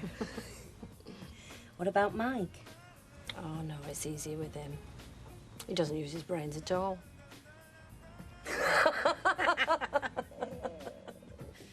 He was being so lovely about me and my mother. So caring. And then, do you know, it suddenly struck me that Peggy, she's only my half-sister, really. I don't really know why I was born. Maureen, you were born to give reason to my life and to your mother's. And anybody else who's had the privilege of being loved by you. Eh? But why? Why did I get so upset? I mean, heaven knows what I've done now. I should have just gone straight home and told her. Well, your mother can fight her own battles. We know that better than anybody. And they're going to have dinner together tonight. Yes, and that's good. It's time to bow out, Maureen. It's between them now. Come here. Eh?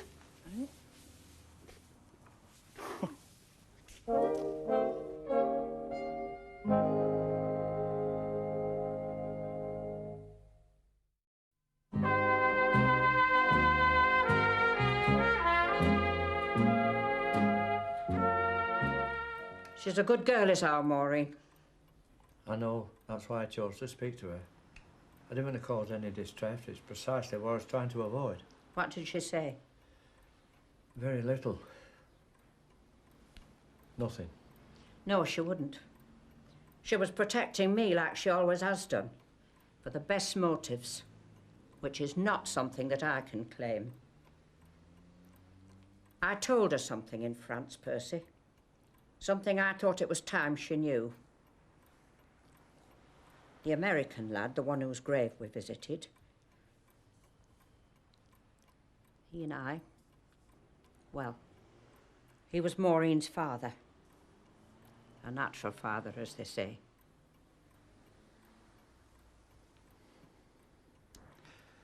I see. Do you? So, your Peggy is the elder of the two? Ah, she is. She's Wilfred's. So, you didn't know this American before you knew your husband? No, I didn't. But I never kept anything from Wilfred. He accepted Maureen as his own. He accepted me and what I'd done. He was a good man. Aye, he must have been. Well, now I know. I shan't be going around putting my foot in it again. Percy? Well, as you said, it was an unannounced visit, so I won't keep you. I'm due down at the library. I'll let myself out. Are we still on for dinner tonight? Dinner? Yes, I'll be here. Good. We'll talk some more then. Jack, have you seen my glasses? No, I haven't. No, I'm off now. Well, don't forget to leave paper. Why? Because I haven't read it yet. Well, you never do. You always say there's nothing there to interest you. Well, I do now, since you've been in it. Right, right. What would you like to read? Would you like to read politics, would you? Oh, no, you can keep that. No, no, the business section. No. No, property. No. No, arts and reviews. Oh, aye, arts and reviews. Tell me what's on at pictures. You never go. Only 'cause you're too busy to take me your louse. Anyway, them reviews will tell me what I think about it if I did go. Oh, and give us telepage. Telepages, there. Well, go on then. Right. Jack, what's my glasses doing in here? Here, get that while you...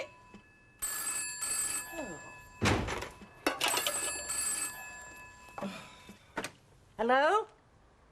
Oh? Oh, aye, Ida. God, how long is it since I saw you, eh? Well, it must have been Ivy and Don's wedding. Well, that's another tale. Hey, you're not going to believe this, but in my horoscope today, well, it said somebody'd be contacting me, you know, from the past. Eh? What, Friday's edition? Yeah, it were our Jack. Yeah. Today? Well, I have got today's, but why? You know you could do with a haircut. Yeah, I was thinking that. I might book myself in across the road with Denise. Oh, you know, I like the way your usual bloke does it. You just leave Denise alone, eh? Hi, Jim. All right, Kel, just the usual, please, lovey. All right, Dawn. All right, Jim. Hey, how'd you do at the dentist? I never even asked. Actually, I did. Listen to me. I'm sounding like a mother hen already. Please tell me if I get too broody. Oh, it lives. It moves. Hey, Jacko, I thought Vera would have stuffed you, and your pigeon's been all right. Hey? Not really worth divorcing a man who's skint, I suppose. Has everybody seen it, Betty? Well, not everybody. I mean, if you're still in one piece. Vera. Oh. Miss Lena Glasses. That's my favourite girl, then. Another juice, Stan? Nah, duty calls. Pity though. I like to have stuck around tonight. I don't see what a man does with another man's wife to be a laughing matter. Perhaps not.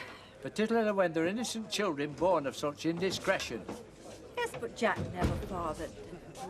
Oh, hello, Ken. Hello, Emily. Hi. Aren't you dining with Maud tonight, Mr. Sutton? Oh, yes, I'm due there now, if you'll excuse me. Hi. Anyway, look, I thought I'd go and see this French-Canadian film tonight. There's little or no dialogue, but it's got a still-life quality to the way the director shot it. Oh, sounds fascinating. All right, go on then. What's funny? No, nothing. I'm doing my books tonight.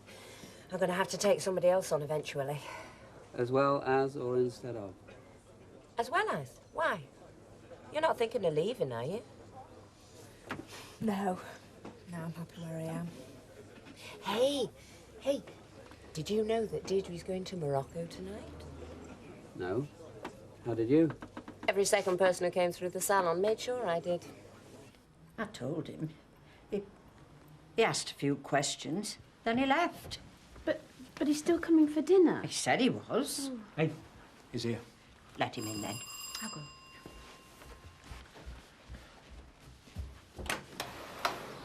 Mr. Sugden. Hello. I'm sorry about what happened in the cafe. It's quite understandable under the circumstances. Yes, well, my mother's waiting through there. Ah, good evening, Percy. Lovely evening, if I might say so. Yes, and don't worry. Maureen and I are going to the pictures together, and you'll have her to yourself. Right, are you ready then? Yes. Bye then. Bye, Mr. Sutton. Good evening. I'll see you later. I wondered if you might change your mind about tonight. I'm not in the habit of breaking my arrangements. No, I know you're not. Have you got any more dark secrets, Jack? You seem to sell newspapers. Well, I've lived a little. And loved a lot, eh, Jack? Raquel? Raquel, well, come on, what have you done? You've hardly spoken a word to me all night. I'm disillusioned with you, Jack. Me? I had real faith in you. You and Vera. Oh, I know you go on at each other, but I somehow felt that was your way of showing affection. You two have always been an example to me. We have? Yes. You've survived the ups and downs together, lasted longer than 5 minutes. You're right, love, we have. See, this Dulcie Frogger incident's long forgotten, you know. Not by Dulcie Frogger. I've just never understood why you blokes are never happy with what you've got in first place, and you're all the same. Has your Vera seen that article? No, she hasn't, and that's the way I want to keep it. Evening, Vera. Hello. Hi, Vee. Hey, Jack. You know her predictions in starts today? Well, they could be right, because I've just had a phone call from Ida Clough. Well, do you remember her? Yes. Apparently everybody's seen your article. But she that we're in today? No, she's got it wrong, Vera. Well, where is it? Well, I don't know what I've done right. I think I've turfed it. Hey, there's one here. Sorry. Oh, sorry. Sorry, Alma. I'm sorry. I'll get you another one. I'm sorry about your paper, Mike. Quick thinking, Tanya, lass. Well, so what are the summit in today? No, I don't. Betty? About Jack? Tanya? Not a dicky bird, not even a pigeon. Raquel, did you see a follow-up about our Jack and Madonna and Fergie? Madonna and Fergie, they're old news these days, Vera. Do you know, you're useless, you lot. And that Ida Clough never knew what day it was anyway. Oh, it's open. I'm nearly ready. You're a few minutes early. Oh, it's you. Come to wish me a good time, have you? I only just found out you were going. Oh, was I supposed to consult you? No, I just... Just what? You usually manage perfectly well while I'm away, Ken. I just didn't want you to leave with all this hanging over you. All this, as you put it, is hanging over you, Ken, not me. So why the sudden departure? Well, I've got no job, no ties, no husband, no child here to worry about. It's called a holiday. I reckon I deserve it. Yeah. I envy you. Well, I don't envy you, Ken, if that's what you've been telling yourself. Taxi for airport, love. Come in, Don. Do have a good time. Thanks.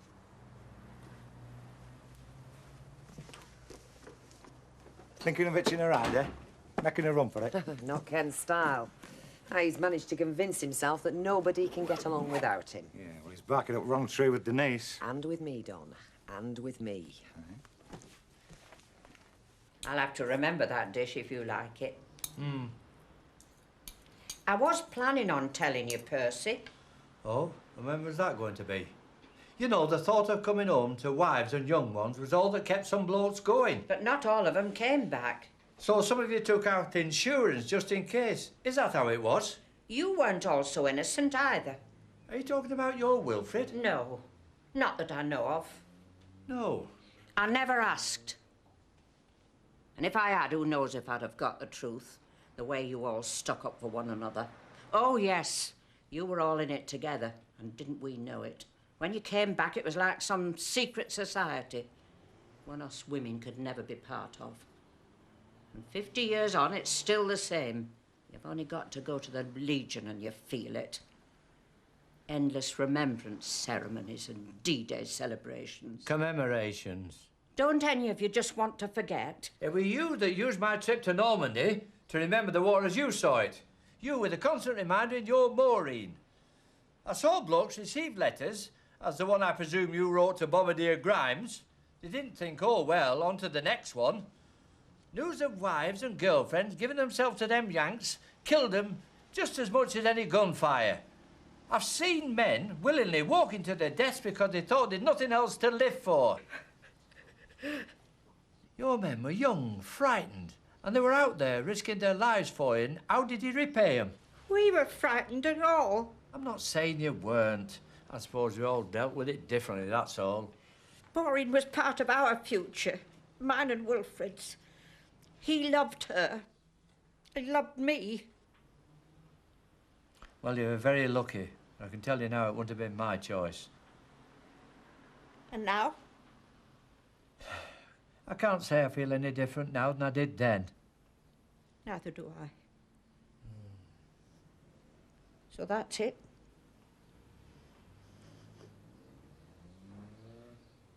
Aye. I suppose it is.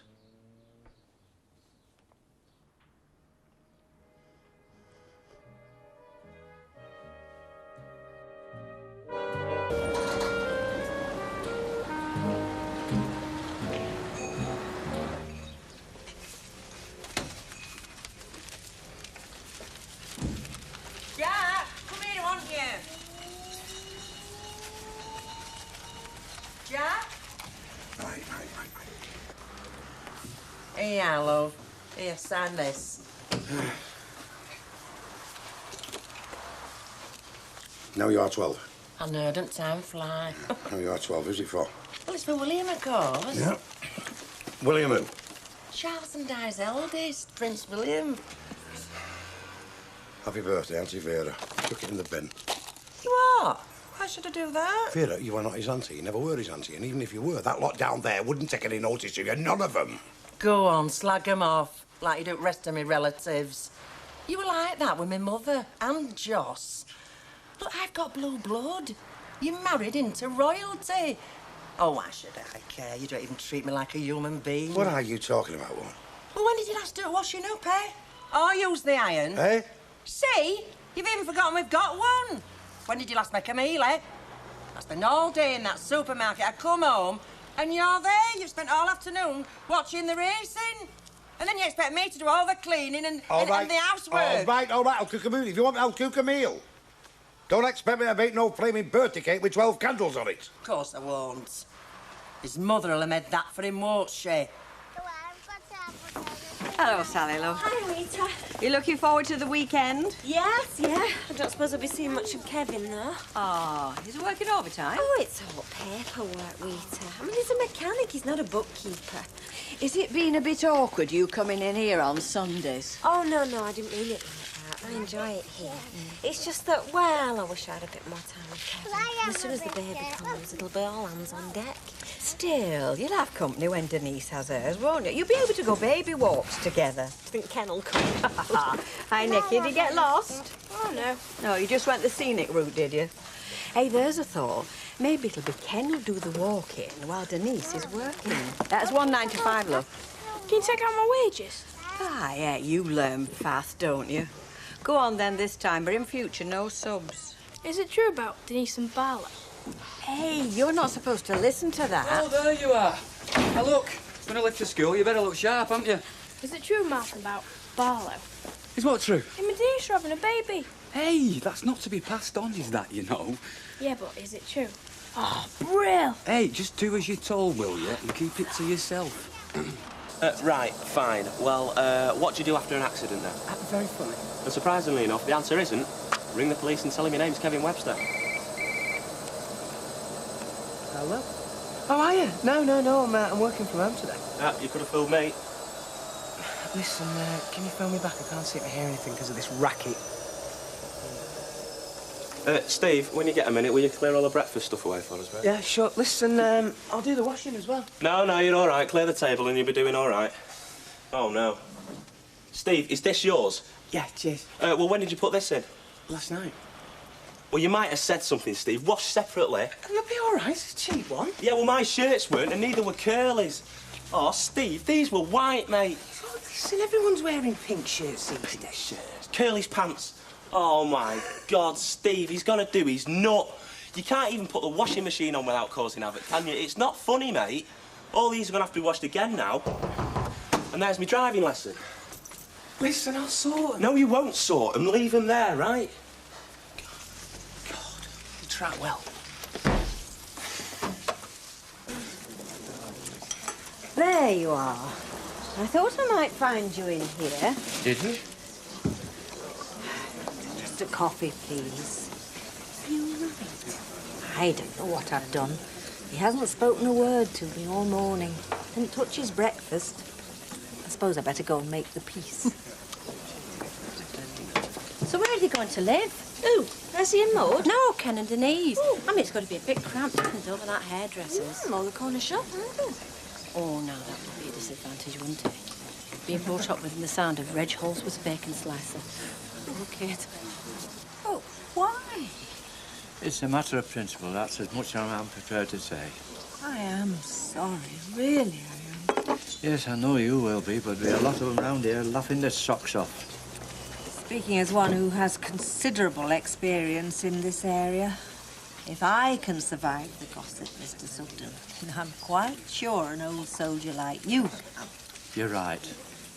You're right, but I can't say it hasn't knocked me sideways. I thought we'd been man and wife within a month. Well, good job I hadn't let you room, isn't it? Thank you very much, Mrs. Bishop.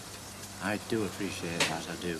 Oh, muck on your hands. Come on. Yeah. Up you go. Let's wash them. Get them washed, get them You scrubbed. can have your dinner. That's it. Be careful on them stairs. It'll be all Up right, you Sal. go. Actually, yeah. Better not wash mine as well, innit? Kev, sit down a minute. You all right? I'm tired. I feel like I need a break. Well, let's have one then, eh? What, have a holiday? Yeah, if that's what you want. Well, can we afford it, though? Oh, we've got Rita's money, haven't we? What, spend that on a holiday? Well, it's what it's for, she said. She wouldn't have said it otherwise, would she? I suppose not. So where do you fancy? Tenerife. No, nowhere too flash. So what?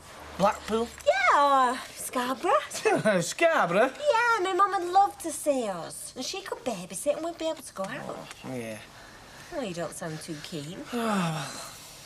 Suppose we have a family row or something. Well, what would we row about? Yeah, I don't know. Rosie not eating all her food, watching too much television, staying up too late. I don't know, I just feel as though I couldn't relax or something there. Well, it was just a thought.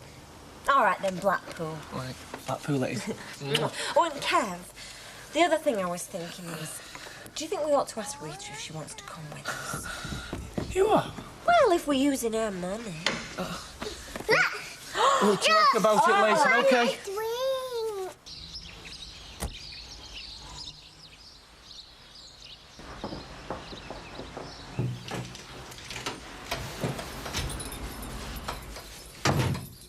Mother? Ah, there you are. What have you come home for? Come to see how you are. I'm all right. You've been crying, haven't you? I'm all right. Have you had some dinner? I'm not hungry. You've got to eat. Look, let me get you something. No, you get back to the shop. No, Reg will manage. I don't want him blaming me because you're not there. It was Reg who insisted. I promised it was. He's as upset as I am. I suppose it'll be all over the street now. I'll not be able to go anywhere. I'm sorry, Maury. It's not you who should be sorry. It's Percy Sugden. He should be lame for the way he's behaved. Well, the damage is done now. No, not necessarily. Look, maybe he spoke in the heat of the moment. I mean, he's had a chance to sleep on it. Oh, maybe he'll change his mind. I know you're only trying to cheer me up. Look, Dad forgave you, didn't he? Why can't Percy Sugden? Now then, now, swear. On my life, Betty. Because I've never divulged this before, you see. I won't say a word. Right. Well, I better keep my voice down because of this MacDonald. Right, now then, 1 large onion. 1 large onion. Then, Betty. I mean, it seems funny to me. One day she's sat in the Rovers eating a bag of crisps. 24 hours later, she's under a parasol with a kebab. I thought she was a steady type, you know, someone who'd take 6 months to decide whether to go for a holiday to the lakes or what. Deirdre? Oh, no, she's not like that. Besides, these were special circumstances. Hey, Jackal, come here. Hey, listen, Reggie. I bet you Dulcie Froggatt wasn't the only one, eh? Never trust another man to clean your window, Jack. So, listen, what's it worth not to tell Vera, eh? Give us a pint, then. Hey, I'll give you one yesterday. Go on, 120. So how you managed to keep that quiet, I'll never know. I better look, it's all blown over now. Well, yeah, that's the thing. It was me who suggested she go on holiday. Oh, you did right there, definitely, without a doubt. You couldn't change this for me, could you? Yeah, of course I can. I mean, I would have done exactly the same in her shoes. What's this? Go to Morocco? Oh, you've heard. It has been mentioned once or twice this morning. Though why anyone thinks it should concern me, I haven't a clue. There you go. I'll try and find you one. Now, have you got that? Yes, I've Right. Half a teaspoon. A teaspoon. You've got a teaspoon, have you? Of course you have, Betty. Worcester sauce. Oh, come on, Betty, give us half a chance. Look, I'll put you some in a little jar. Now, when you finish that, you've got to take your sliced potatoes and lay them across the top, you know, so that they overlap, to look like the tiles on the roof. Should be good at that bit, shouldn't you? You're going to have to speak to him, Mum. Well, it's typical of Steve's artist. Thinks washing gets done by magic. Yeah, I'm cooking. What's happened now, then? Nothing. Steve's gone and ruined a load of shirts in a machine. Well, make him pay you some new ones, then. Well, I have washed them all again, but unfortunately they're still pink. Try soaking them in a bit of bleach. Just don't let him get away with it, OK? You hear me? Make him pay you some new ones. Well, I'll try the bleach first, all right, and I'm going now, so see you later, OK? Yo. Hey, if that didn't work, fetch him round to ours. Oh, fuck. Right. See ya, bye. See ya. You're getting too soft, Liz. And you, I've got a short memory. Why, what have I forgotten now? My white blouse and your boiler suit. I don't remember you forking out to buy me another. Yes, fair play. Look, that there was an accident, all right? This guy will have done it on purpose, I'm telling you. Right. That's your bay leaf. Yeah? That's your Worcester sauce. And that's your stock cube. And don't forget, a low oven. Right, 3 hours. Thank you very much, Betty. That's all right, look. Oi, oi, oi. Yes. Don't leave that lying about. Can somebody open the window? Gary, thank you. Right, you won't need your books, pencils, papers, so leave your bags alone. And just pay attention. Hello, Anthony. Into part-time education, are we? Go on, sit down. Now, today, we're going to turn our attention to an even more socially acceptable drug. Alcohol. Now, it may not be as addictive as tobacco, but in many ways, it's much more dangerous. Why? Why is it more dangerous? Alan. Drink driving, sir. Drink driving, very good. I say that's probably the first and most common one. Drink driving. Keep thinking. We want more reasons why alcohol is dangerous. The first one is driving. Yes, Beth? Getting into a fight. Getting into fights, which I hope you don't. Aggression. Sir?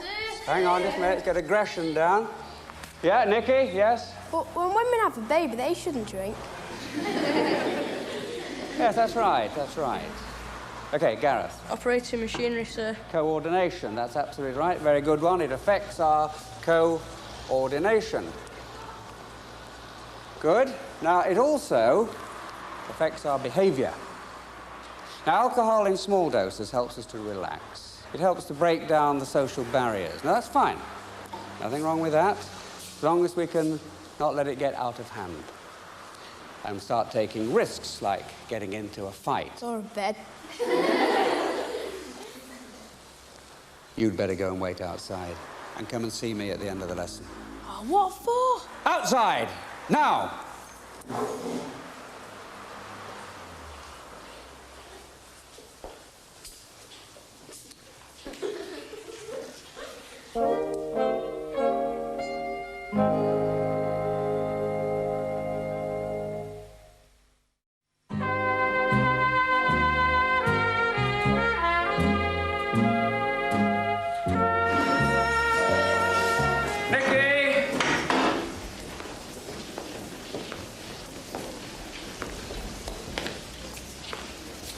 So, what are you going to say for yourself? Sorry, sir. And what do you think your parents are going to say when I tell them you've been clevering off in class? Do you think they'll be pleased? No, sir. No, I don't either. And I don't think you can afford to spend your time being cheeky, can you? From what I remember about your last report. Oh. No, Am I sir. keeping you up? Sorry, sir. So, what did you tell your pals? Nothing, sir. Come on, come on. They all knew what you were on about just now, didn't they? Don't know, sir. Oh, don't you? Well, I do. So what did you say to them? Well, I just said that your girlfriend was having a baby. Who told you this? No one, I just heard it in the cabin. You've got to remember that you and I, we live in the same street. And I've got to try to separate our school life from our other life. Do you understand what I'm saying? I mean, my relationship with Denise is not a subject for you to go discussing with your pals, any more than I would entertain the staff room with tales about what Nicky Platt gets up to at the weekend. Understood? Yes, sir. All right. Well, we'll say no more about it then. Oh, and one other thing. If you're going to carry on delivering the papers, I suggest you get to bed a bit earlier, OK? Right, scrap. Why don't you just have a little lie down? I'm fine. Oh, I'll get it. Can I see another, please? Today, Could you just wait second day here? at 1:15. It's him. Oh? In the minds of the batsman. What do you want to see him? What do you want? I don't know. Maybe to apologise. You better let him in. Right. I'll wait in the kitchen. Mother's just through here then, Mr. Sugden. Would you like some tea? I shan't keep you long. Thanks all the same. Right, well, I'll leave you two alone then. No, I've thought about this. Because there's some things you say on the spur of the moment, in the cold light of day, well, you have regrets. Now, I've considered what you told me, I've thought about it. But I'm afraid, no matter how long ago it was, you've still got principles at stake. I see. Is that all you wanted to say? And one thing more. I'll give you my word as a gentleman that your secret will remain in these four walls. And I'll let it be known that our engagement is concluded, and the reasons being are private and personal. Thank you. And lastly, I'm very sorry it's turned out this way. But as an old soldier, I have no choice. But I don't expect you to understand that. I do understand. Why do you think I'd kept it quiet for so long? I understand very well. I'd be surprised if you said out different. Well, good day. I'll see myself out.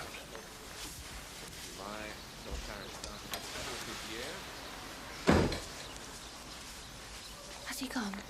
Aye. And should not be calling again. Good day at school? Oh, not bad, not bad. Oh, what I remember, could you ask whoever delivers my newspaper to push it right through the letterbox? And I sometimes set off before it's delivered, and, well, it's rather an invitation to our light-fingered friends. I'll have a word. It's Nicky. Oh, right. Well, it's not a complaint, so don't quote me. Don't worry. They all need reminding about it from time to time. I won't mention your name. Bye. Bye. Ah, Liz, Ken? do you know if somebody's keeping an eye on Deirdre's house? Only I did it last time she was away. Don't worry, I've got a key. Oh, good, good, good. Look, you're probably as close to her as anybody. Do you think she's going to be all right on her own? I mean, it'd be better if she had company under the circumstances. If you'd offered to pay, I might have gone with her. I'm surprised you're so concerned. Of course I'm concerned. Are you?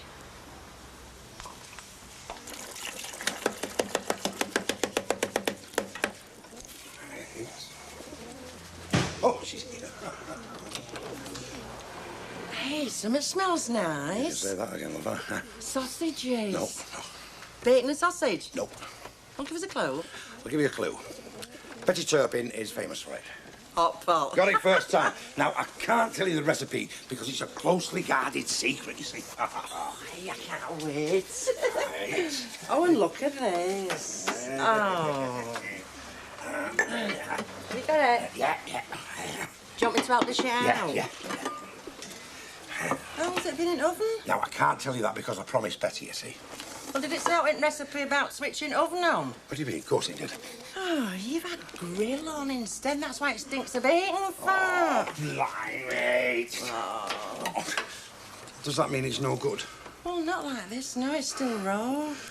You shouldn't have changed the cooker, you see. It mixed me all up, didn't it? That's not a new cooker. We've had it 10 years. Right, I'll do something in the pan. I'm pretty good with a frying pan. Look, you sit down. Take the weight off your feet.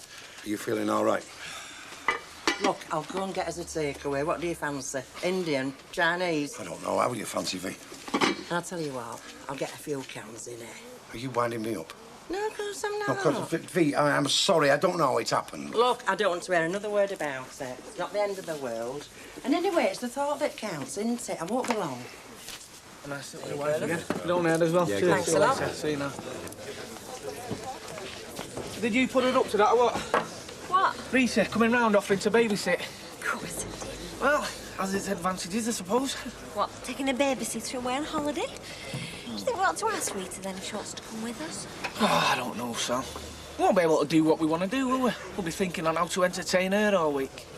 And besides, we'll be worrying she's watching how we're spending her money. We won't, Kevin. She's not like that. You've said yourself. She just wants us to have a good rest before this baby comes. Hiya. Well, you wouldn't catch me going on holiday on my own anyway. What are you on about, Deirdre? Why ever not? Well, why do you think? People look at you, they wonder where your fire is. Don't talk so daft. I mean, they might have done in my day, but not today. I mean, people, you're more old-fashioned than I am. Give up. People prefer to go on their own, you know. Others don't have much of a choice. It's better to go on your own than stopping at home moping, you know. You want to try that? I don't mope. Oh, well, your fella's always taking you on holiday, isn't he? Well, he took me to Amsterdam, didn't he? It's so oppressive in here. Can't we go somewhere else? Not give in to them. The gossips and the scandalmongers will only add more fuel to the fire. I feel like everybody's looking at me. The Scarlet Woman. Of course they're not. They've all got their own problems, believe me. Oh, you wouldn't say that if you'd been in my shoes all day. The one topic of conversation, Deirdre's holiday. What? That was sudden. She's only just come back. Now she's off again. I wonder what's gone and made her do that then. And all the time I'm doing their hair. And all the time they're looking at me in the mirror. The wicked woman who sent poor Deirdre into exile. Oh, there she is. Look who's here, it's Reg. I can see it is. Drop of this. Just what the doctor ordered. Thanks very much. Have you managed on your own in the shop? Of course I have, yes. I told her to come on. See? Very good of you. I've had a visitor. And, Didn't change his mind, but he did promise to keep his mouth shut. Can they trust him? Oh, aye. My secret's safe with him. And with us, isn't it, Reg? Oh, yes, rest assured. I think he's a pig. If Dad could forgive you, why couldn't he? He was an exceptional person, was Wilfred. I never expected Percy to accept it. That's why I didn't want him to know. It's my own fault. Don't blame yourself, Mother. I should never have gone to France. I should have kept it to myself. Anyway, maybe it's all for the best. Better to call it off now than when we're wed. Another thing, and it's come as a pleasant surprise as this. This fellow here. Me? You know who I'm talking about. He's got a decent side to his nature, after all. Well, not just a pretty face, you know. I'm very grateful to you for being so understanding, the both of you. It's the least we could do. Because I know this has upset your plans. What? For having a place of your own. But I think we'll manage to get on together, don't you? 30, 40. The three of us. Hey, darling. Here, get stuck into them. Oh, Dad, did you want one of these, lovey? No, them's all for you. There's a bottle of cherry brandy in the cupboard. I'll have some of that. Right, I'll get that for you then. I suppose you want a glass, do you? Of course I do. It's not every day my husband makes me supper, is it? Yeah, well, I didn't actually, did I? Of course you did. You made it. Just let's eat it up. Oh, come on, V. It's going to take 3 hours, is that? I thought you were getting a carry-out. I know. And then I thought, well, it's a waste of your hot pot, so we'll have it later. Later, V, but I'm starving now. I know, that's why I've got a couple of bags of chips for us, you know, to keep us going. Here. And then we'll have a supper. No. Oh. Hey, thanks very much. Cheers, Vera, love. Ooh, do you know they smell nicely? There's nothing like a bag of chips when you're feeling hungry. Oh, yeah, get one of them. Cheers, my little sweetheart. Right, scumbag. Dog!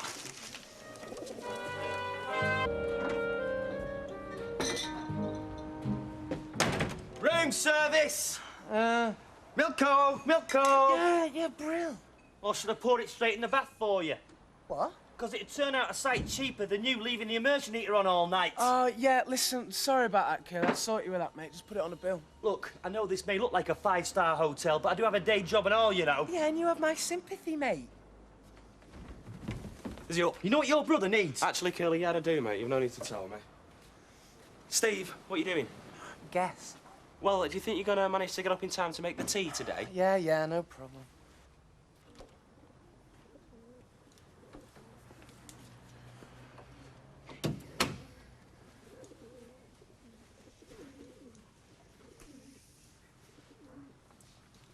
Fancy a brew. Do you know, I don't know how little Lisa managed in that spare bed. It's done no favours for my back, you know. Well, I don't recall in the press reading that you'd a bad back with that Dulcie Froggit. Yes, but, well, I mean, you don't believe everything you read in the papers, Vera. Nobody else does. Don't you? I daren't show my face on that street. Oh, come on, V, love. Shame! I never thought you could shame me any more than what you already have done. I have to take my hat off to you. Vera, no, it's old history, is that? I mean, we went through the Battle of Bloody Britain at time. Don't you think I'm taking this lying down, Jack Duckworth? Not like your little tart!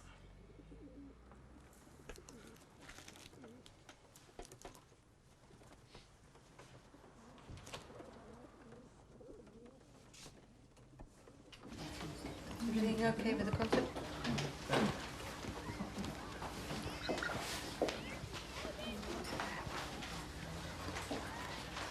Might I have a word with you, Ken? You don't want me to volunteer to take 4C on another kamikaze outing? It's a little more delicate than that. My office, 12:30? Fine.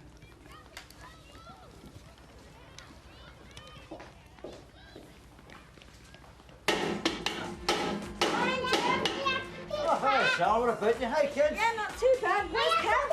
Ah, he's asleep underneath the car there, as per usual. Hang on. I don't know what you do to tire him out, honest to God. Kevin! It's your beloved. No. Ken, I brought you a snack. Oh, will you just put it on the top for us, Sam? Yeah. Oh, Kev? what's this? Trouble? Oh, no. No, I just wondered if you thought any more about Rita and this holiday. Go on, then. You can ask her. Are you sure? Hey, just don't push your luck, all right? Better tell her to bring a Mary Poppins bag. She's going to be working overtime. So am I by the look of things. See you later. You're a good man, Ken. Yeah, tell me about it.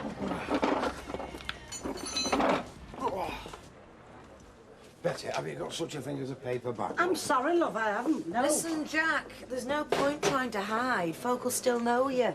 You're a celebrity now and there's nothing you can do about it. Very funny. Look, it's Frau Vera's dinner. I want you to keep it nice and hot, you see. Yeah, you like your women hot, don't you, Jack? Oh, yes. You could do with a bit of sympathy, you know.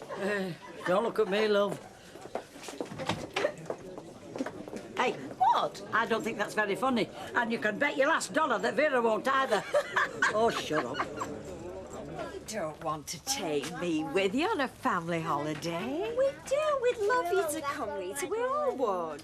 But it won't be anywhere fancy. It'll just be a little hotel or a B&B. Somewhere where kids can run round and we won't have to worry about. We'll get it all sorted out. Let's just hope it's not raining. Although it don't really matter in Blackpool, does it?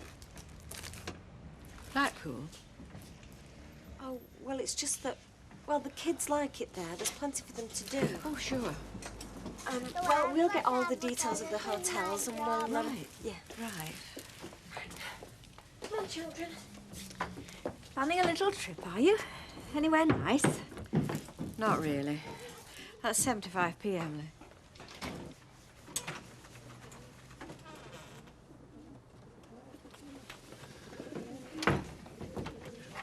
I just thought I'd bring you something to warm your old cockles. Oh, is that how you see my cockles, then? No, Vera, it's just an expression. I don't actually know what cockles mean, do I? No, but you like dumplings, don't you? You're quite partial to dumplings. Oh, give over.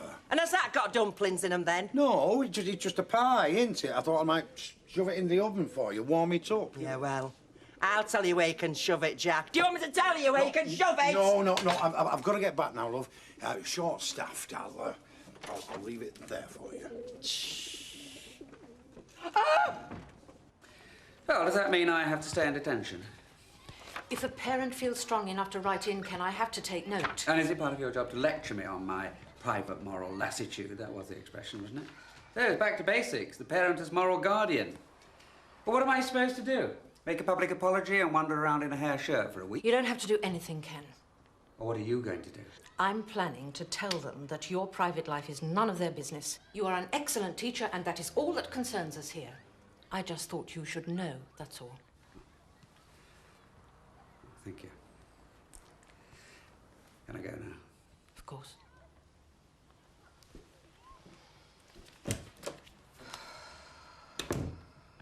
Peaches are so delicate, aren't they? They always make me want to cry.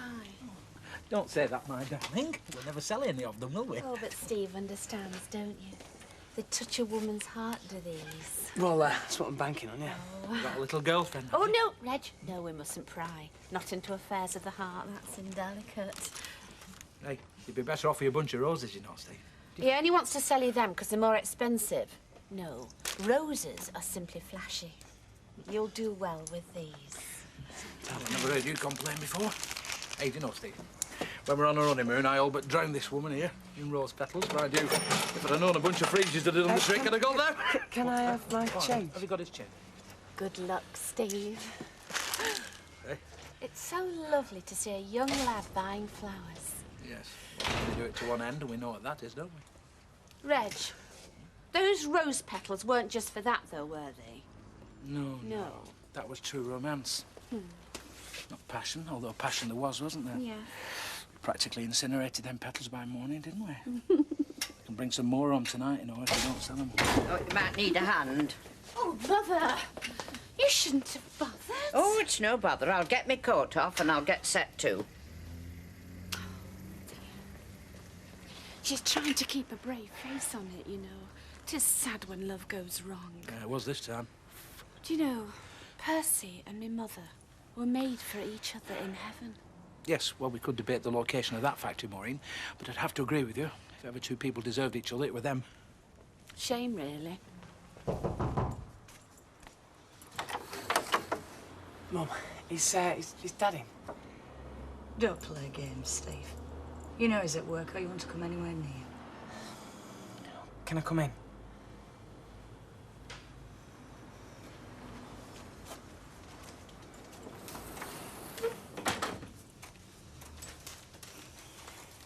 I bought you some flowers. It's not my birthday. Peace offering. Why? Have you done something wrong, Steve? Look, Mum, I'm sorry you got caught in the line of fire. So am I. Yeah. Well. Look, I mean, it's not my fault I inherited my dad's temper. I mean, it's like, well, I mean, there's no point me trying to explain it to you. You've had to live it with all your married life, haven't you? So that's your number, is it? What? Like father, like son. No. I reckon you've got that a bit wrong there. I don't think you take after your dad at all. I wish you did. So what do you want me to do? Go out and hit some bloke or something? That is not what I'm talking about. When your dad goes off the rails, it's because he thinks he's right. He's not playing any game. He gets wound up over the truth of something. The truth as he sees it. I know he can get things upside down in a big way, but at heart, he's straight. Straight as a die. Right, so that gives him the right to go and take a swing at one of his sons then, does it? Come on, Mum, he thumped me and I'm round here apologising for it. Who's in the right now? I know why your dad does what he does.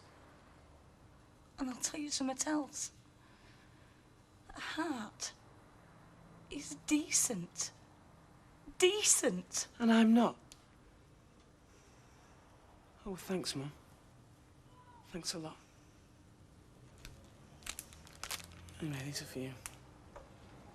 Don't try and buy me, son. I'm your mum. I'm worth more than that.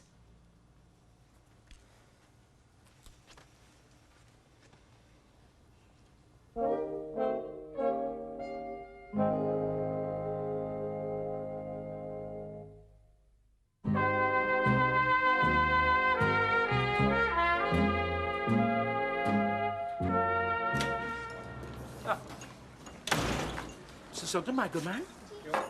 I'm not your good man. Well, that is where you're mistaken. We need to talk.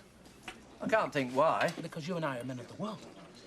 Now, that's an expression that covers a multitude of sins. There were Americans that thought they were men of the world. Look at the trouble they caused. All right, forget I ever said that. What I meant was men of principle and honour and of heart, hearts of oak. Look, if you've come to talk me round, you're wasting your breath. All this happened hundreds of years ago. You're making it seem like Maud were playing footsie with Nazis. I mean, the Yanks were on our side, you know. But that didn't give them the right to get their feet under our lads' tables. They did a bit more than that, didn't they?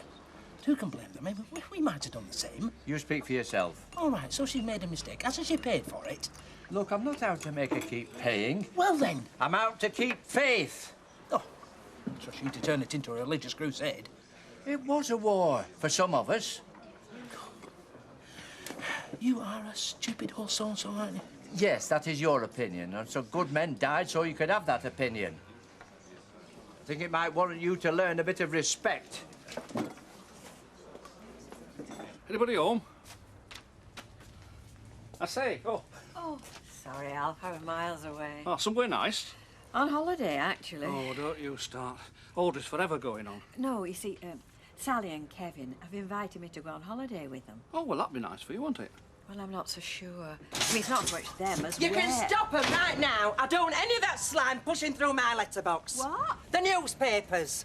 I don't want any of that sex and filth crossing my house. Oh, I wish you'd have a word with Audrey to save us a few, Bob. She likes the puzzles, though.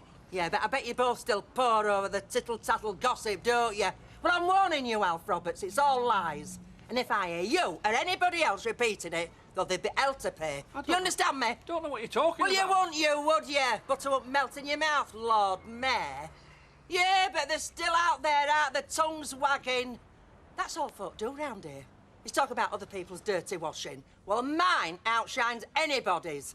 Any day in the week. Oh, I'm sure, love. Yeah. Well, you're quite welcome to come and have a look and all. No, I don't think I'll bother it. I'll just take your word. I'll see you later. Hey, Alf, will you be over in the Rovers later? Oh, aye. Yeah, well, don't think I'm frightened to come over there and tell them either. No. And don't you be telling me it takes 2 weeks to cancel either. No, Vera, I won't. He did what? He came round with a bunch of flowers. Did he now? Well, that's my boy. And I suppose that was enough then, was it? For what? For you to just take him back, eh? Oh, yes, it all sounds terribly moving.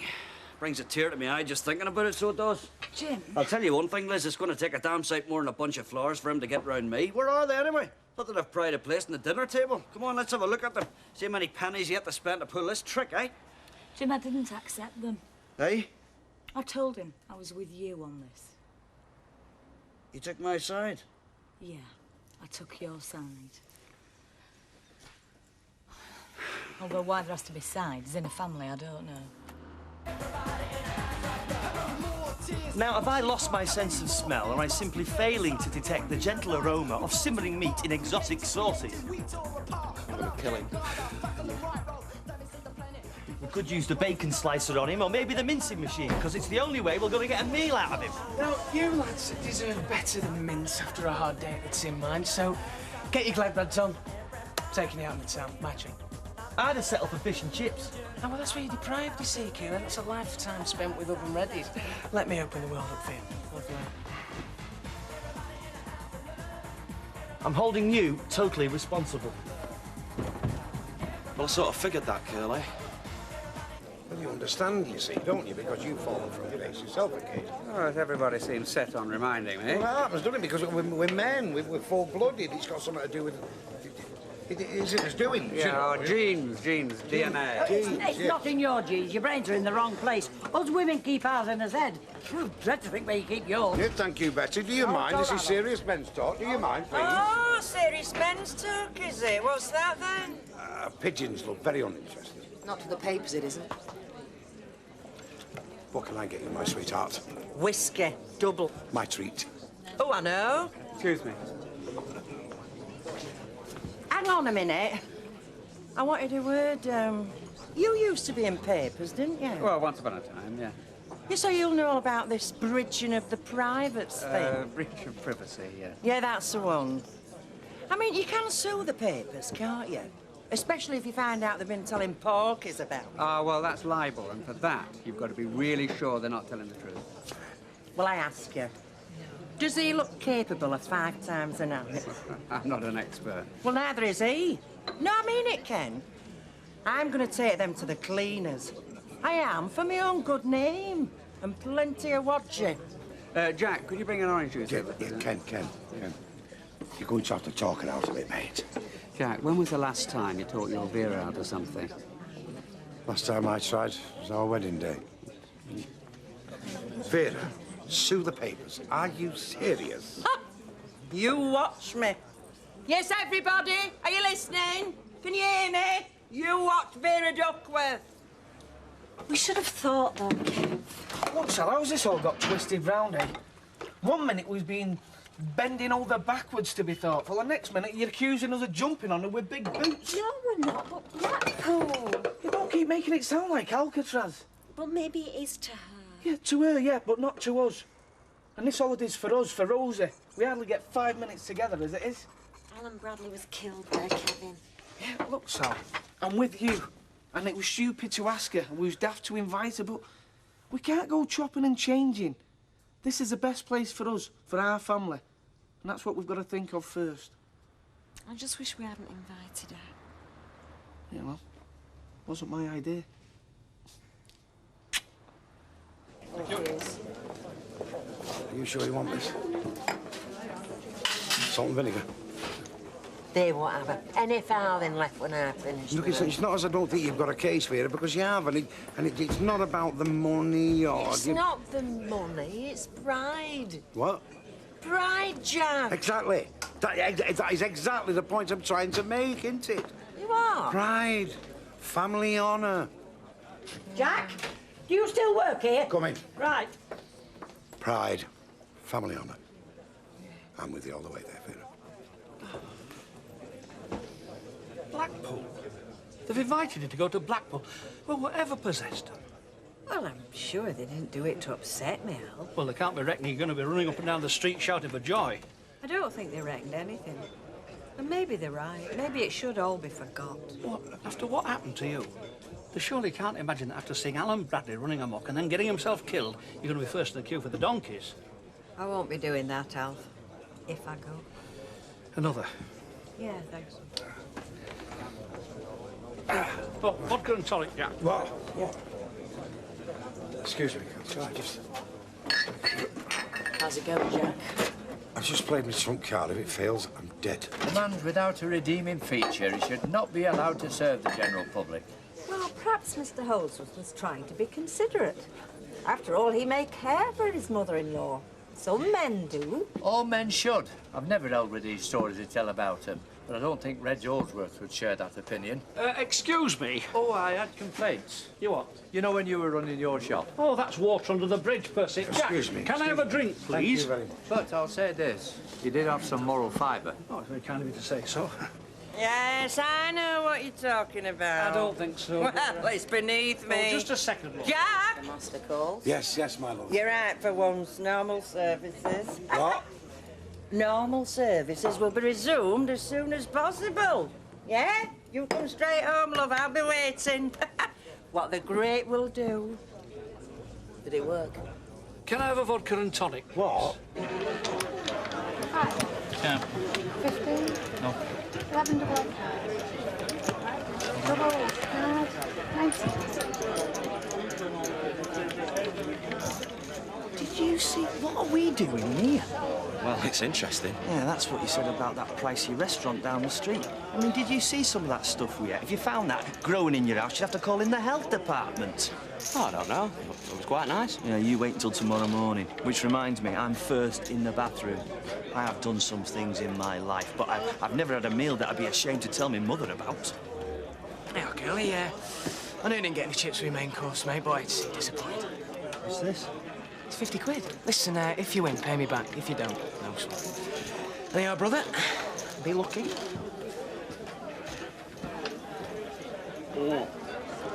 Should we cash him and go home? No, I suppose we better give it a go, aren't we? Get rid of that for again.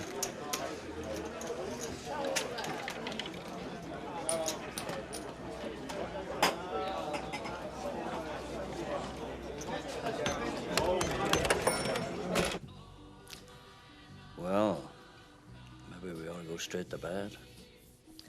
Why are you tired? Why don't you road test me? I figure I'm good for a few miles yet.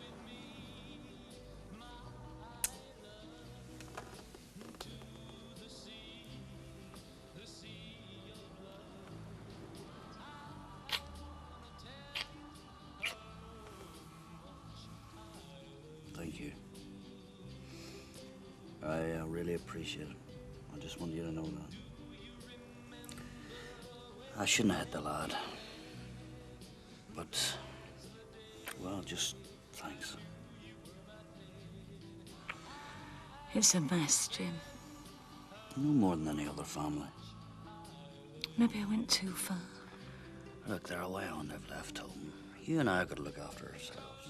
I still can't help worrying. Well, there's nothing we can do, so there's no point in dwelling on it.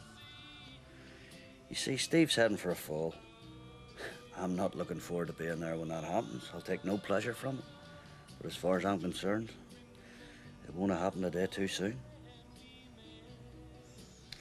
Now look, why don't you let me clear away all this stuff and then we can go to bed. I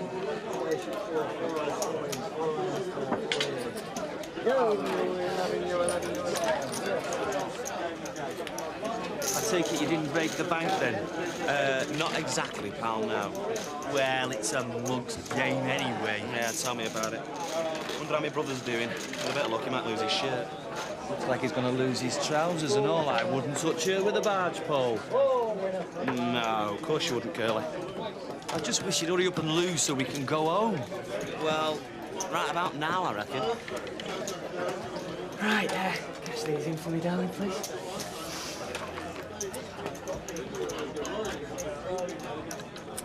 So what do you do, lads? Attitude. It's all attitude. Think lucky, be lucky. Now, here, take a taxi. I'll see you back there later. He has got to go.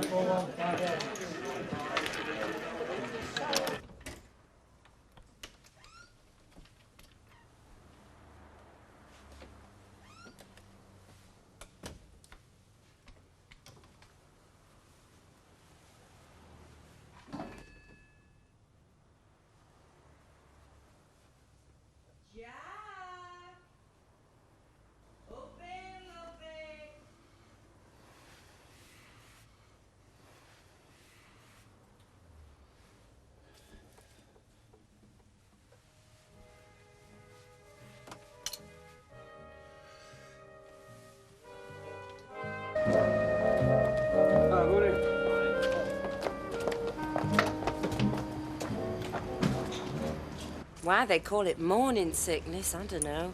Hits me any time. Just as I'm about to get stuck into some old Dear's blue rinse, you know. Oh. Well, at least you can still drink coffee. Cheers, Reg. I only have to look at a jar of that and I feel like throwing up. Hey, I start my NCT classes this morning. Oh, do you? I've never been to them, but I hear they're really good. Yeah, they're brilliant, but I don't know why I'm going. Natural childbirth. When the time comes, I'm going to have every drug available. They can knock me out, wake me up when the manicurist comes. Oh, no, Denise, I like to be in control. Well, maybe you should go then. Yeah, maybe I should. Hi. Hi. How you feeling? Oh, you know, fine. Good. Doing anything exciting today? Same old grind. Anyway, got a dash. All right, I'll see you later. Yeah, bound to. Oh, she's looking good.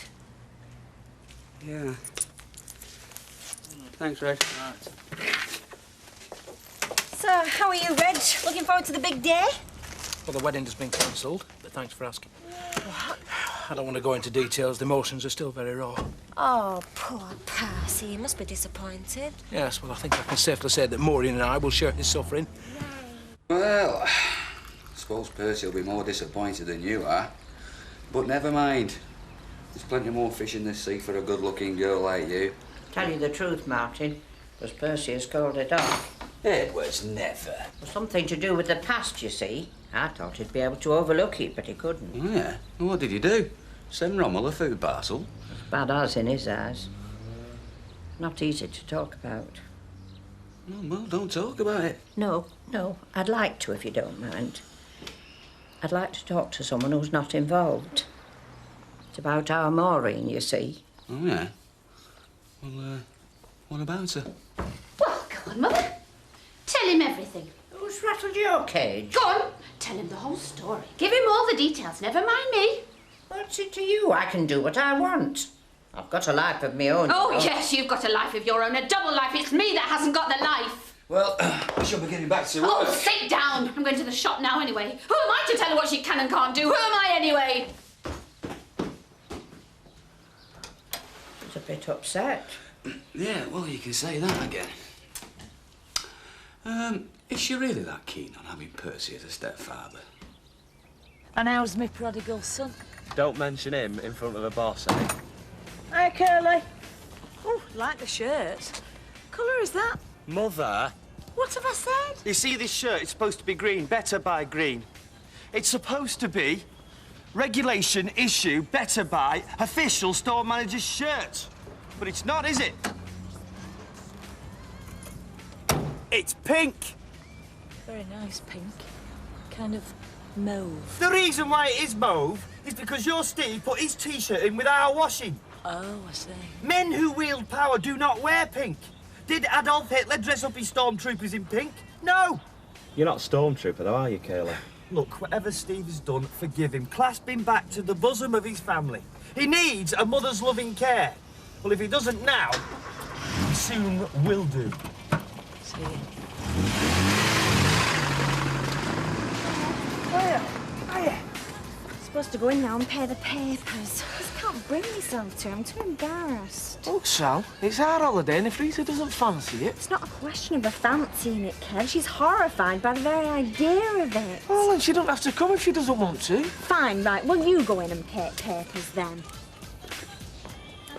You're not going in the cabin, are you? Don't suppose you can pay the papers for us? Wouldn't that look a bit funny? Yeah, I suppose it would. All right. What about you, love? Steve's had a telephone call this morning from the community service people. Oh, well, don't tell me. He's going to get an MBE for escorting out ladies across the road, is that it? Seems he's behind with his hours. He's not been turning up. Well, I'm deeply shocked about that one. He's got to go see his probation officer, so I'll have to go round and tell him. Come on, love, catch yourself on. He's big enough to look after himself. This is driving me round the bend. My own son lives 2 doors away from me and I never see him. Well, I'll tell you what, Liz, why don't you just call around and see him, right? Tell him about the telephone conversation. You want to know what'll happen? Well, I'll tell you. You leave that house carrying his washing. Oh, it's a disgrace. I mean, we're just an ordinary couple trying to get on with our lives. And we're being hounded. There's no other word for it. We're being hounded by press. Shocking. And this all happened years ago, you know. They dragged it all up. They don't care whose marriage they upset so long as they get a good story. You sound just like Princess Di. What do you mean, Princess Di? Well, her marriage was ruined by the press, wasn't it? Oh, yeah, but I mean, she's not a true royal, is she? She just married into a family. No, a royal family, well, they can take it, can't they? That's why I won't walk out on her, Jack. No, I won't walk out on it. No pride. Vera! Oh, Mother. What's got into you, then? How do you mean? Well, you ran out of the house as if your girdle was on fire. Well, you look so cosy with your little confidant. I didn't want to interrupt. You'd think you'd have some shame. Why? What have I got to be ashamed about? You! You were so strict with me. Every boy that came near me, you had to inspect him. You had to warn him off. Standards, that's all. We had to have standards. And Reggie, my Reggie, you were the one that made me stop seeing him. 25 years I've wasted. Half a lifetime we've been parted. What right had you got to do that to me? Who are you to talk about standards? No one. No, you weren't. And why did you do it to me? I wanted the best for you. I didn't want you to end up like me. Oh, and how was that? In the family way. With me? You're talking about me? I'm not saying I regret having you, of course. Well, what are you saying? And my dad? All those years you told me what a wonderful man he was, how I was to respect him, and look what you did to him. Things were different. There was a war on. The war? That's got nothing to do with the war. And things were different because you were young. I was never young, and you saw to that. So you agree with Percy, is that it? You think I'm not fit for human society? Oh, Mother. And I suppose your Reggie feels the same. Thinks I should be shut away in a home for delinquent girls. Of course not. As a matter of fact, he went round to see Mr. Sugden yesterday to try and talk some sense into him. He did what? Well, to try and make him see that this is all water under the bridge. It's all best forgotten. Well, I don't want to forget. I remember every minute. And it was a very happy memory. I loved him. I had a child by him. And I happened to love the child, too. Oh, Mother, I didn't mean it. Say, she can certainly shift herself in that thing, can't she? She certainly can, Betty. Well, I mean, she must be busy. You know, with the wedding coming up. I often look at them sat side by side in the bar and I think to myself, it's never too late to hope, is it? Is this what you're sleeping on? Yeah. Actually, I've got to go to the laundrette this morning. I thought they had a washing machine. I've been banned from using it, so if you're finished... No, I haven't finished, actually. Are you paying them anything towards your keep? I took them out in the town last night. Hey, we ended up at this casino. That is not what I meant. I want to stack on the roulette. Is that what you're going to do with the rest of your life, Steve? Play cards and roulette? What do you want me to do? Join the army? I'm going to have to go. It's crazy. You're going all the way to the laundrette when your mum and dad only live 2 doors up. Oh, yeah, he's really going to love that, isn't he? Well, he is, isn't he? We can't go on like this. It's stupid. Living in the same street and trying to ignore each other. Well, what do you want me to do? I mean, is he going to come round and apologise for hitting me? I'm not asking you to sit and watch the match with him. I'd be happy with a nod of recognition. I really am going to have to go. Sit down. I'll do your washing for you if you promise to sit down and talk to me properly. What does properly mean, Mum? Because if it means going on about how many hours community service I've done or when I'm going to get myself a job, I'd rather do the washing myself. Sit down. Look, you do my washing for me, and I'll buy you a drink tonight in the Rovers. Buy your dad one as well, and you've got yourself a deal. New shirt, girl. What's wrong with it? There's no wrong with it. I'm just asking, was it a new shirt, you know? You've never commented on my clothing before. Why start now? Well, it's puce, isn't it? Exactly. In the empire of the sides, this shirt is a plague warning, a leper's bell. What are you on about? It's a kind of cultural modern theory, Jack. Everything that you wear, everything that you buy, says something about you. And this shirt says, stay clear. Rubbish. No, it's not. What about when you put the stone cladding on the outside of your house? That wasn't to keep the rain off your brickwork, was it? No. You were making a statement about yourself. No. I did it because our Vera told me to. Exactly. And why does your Vera wear her hair like that, eh? Eh? It's not because it's handy, is it? No. She's sending out signals. What signals? Well, Well, I don't know. You'd have to ask a trained semiotician, that one, wouldn't you? You see, there's a whole grammar to hair and hairdos, the same with shirts. And the grammar for this shirt is a very large double negative. Fine, please, Jack. Yeah, hey, Ken, you know our stone cladding, don't you? What message does that send to you, eh? Oh, you've lost me there, I'm afraid. Semiotics. That's what I'm trying to explain. Oh, Semiotics. I see. Yeah, stone cladding. Well, it's aspirational. Obviously shows that you want more out of life. And then it's got a sort of, well, a rustic overtone as well, hasn't it? A cottagey look to it. See? I feel a bit of a lemon, to be honest. Everyone else is there with their husband. Oh, not allowed to say husband, partner. Well, Ken will want to be there, won't he? I mean, he's the type, isn't he? Oh, he's the type. Who's the type? To be there at the birth. Of course, I can't wait. What are you having? Actually, I'm not stopping. I'll see you later. Did I say the wrong thing?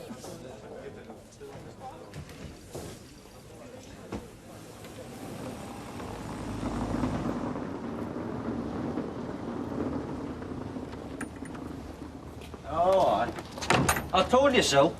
I'm not doing it for Steve. I'm doing it for Andy and Curly. You know he destroyed a load of their washing. Listen, I want you to take me to the Rovers tonight. Oh, I see. There's some kind of peace negotiation then, eh? Denise! Oh, better go. Bye, Denise. Bye, Sal. How's things? Fine. I was just telling Gail about my meeting. Oh, what meeting? Natural childbirth. You should have said. I'd like to have gone with you. Yeah, I'm sure you would, but I went on my own, okay? Oh, sure. I mean, if you don't want me there, that's up to you, but be straight with me. Oh, you're right. I'm sorry. It's complicated. I don't know how far you want to get involved. I want to be completely involved. Well, you can't be, can you? It's not like we're married. It could be, if you wanted to be. I beg your pardon. Was that a proposal? Wasn't a very romantic one, I know. It certainly wasn't. But I did mean it. I would like to marry you, if that's what you wanted. Oh, for crying out loud. Is that a yes or a no? I've got to get back to work. But you will think about it. I've a customer waiting. I'll see you tonight. Sure. I look forward to it.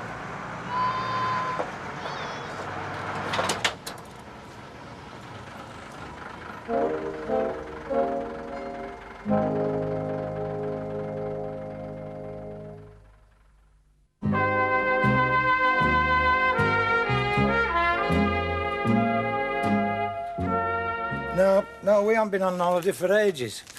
You know, there's people down at Parish seem to live in them coach stores you see at Gazette. I don't fancy coach tours. Oh, that's what I swear by. They're off on a pilgrimage to Fatima one week and shopping in Bont next. Well, I wasn't going away, then I was going away, now I'm not going away. And if I hadn't been going away, I wouldn't have wanted to go. But because I was asked to go, then I wanted to go. If you follow me. Why don't you just go? Oh, I say, them look very serious. Well, there comes a time in every man's life when he needs to buy a serious box of chocolates. Thank you. Hi, Don. Do you want to say something? Yeah, I mean... Grandad. Got my next instalment for my trainers. Yeah, all right, good lad, Nicky. Look, give it to me outside. What was all that about? Oh, it happens all the time now. I'm the official street conversation piece. Anybody who's got nothing better to do can come along and stare at me or make a joke at my expense. Well, don't let him get at you. No, not at all. I'm only too glad to be of service.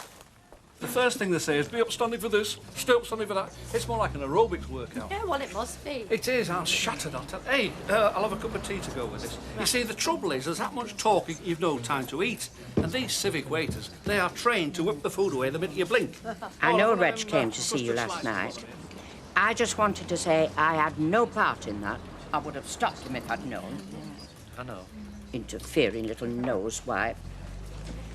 He can't understand why you take it so serious. Well, I can.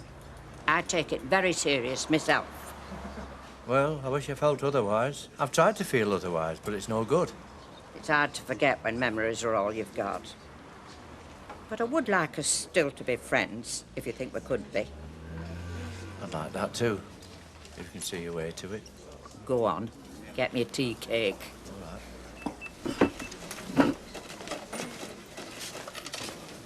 Mother, I am so sorry about what I said earlier. Oh, don't be daft. Maybe I shouldn't have told you the truth, but I wanted you to know how hard it was for me and for your dad. I thought if you knew how hard it was, you might see how much you meant to us.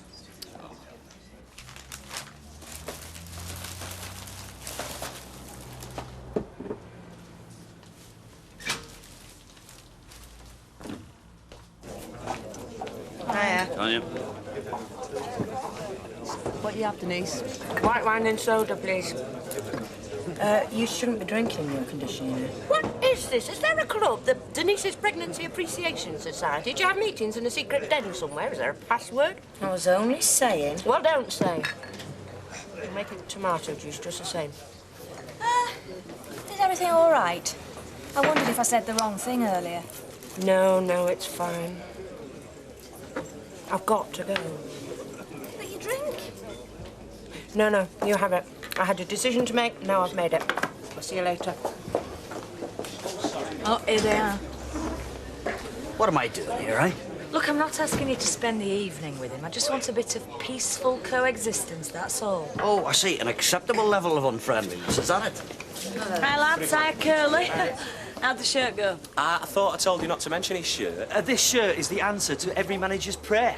I'm going to paint in this colour. Why? What's gone on? Well, before, when I had the green one on, I was the wicked, wicked boss. Well, this one, it's a different story. Everybody wanted to mother him. Couldn't do enough for me. I tell you, I've not had a crossword with any of my staff all day. And all because I left my T-shirt in the wash. You see, success breeds success. You stick with me, girlie. He had another big win last night. Oh, very nice. Do you want to know how big? Not really. I was going to get around him. You want a drink, Mum? No, I think we're all right, thanks. No, actually, I wouldn't mind a pint. A pint? Shall you have a drink, Mum? Yeah, go on then. I'll have a pot and lemon, please.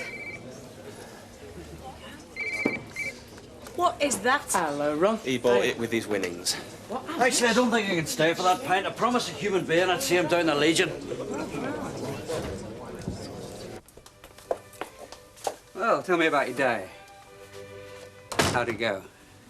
Oh, it was great. Flat looks nice. A bit more romantic than the corner of Rosamond Street. I can't marry you, Ken. What? I can't marry you. Oh, I see. I'll go now. No, stay. Please stay. So you never paid the papers then? I told you, didn't have time. Didn't have the guts, you mean? Sal, we've been rushed off our feet all day today. It's all spoilt now. Oh, looks all right to me. Not the dinner, the holiday. Honestly, Kevin, you can be a right selfish pig when you want to be. Look, Sal, how can it be spoilt when we've not even gone yet? Because if we go to Blackpool, Rita's not going to come and I'm going to feel bad about it. And if we go off to Scarborough, Rita will come and you'll never stop moaning. Oh, sounds like Blackpool to me, then. Gonna get that or what? No, Kevin, you're going to go and get it.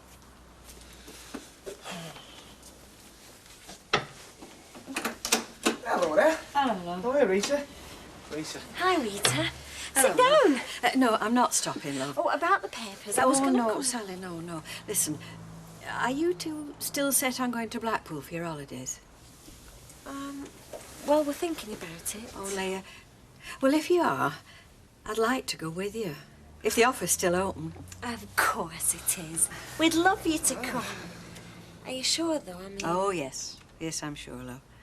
No, I got to thinking about it and I thought, if I don't go, it'll mean that Alan Bradley's still got some sort of hold over me. And I didn't like that idea. So I thought the time has come to lay that ghost to rest once and for all. Well, good for you. Mind you, might need a bit of support. Oh, well, you get plenty of that here. I know I will. I know I will. I bet you're glad I've said no, aren't you?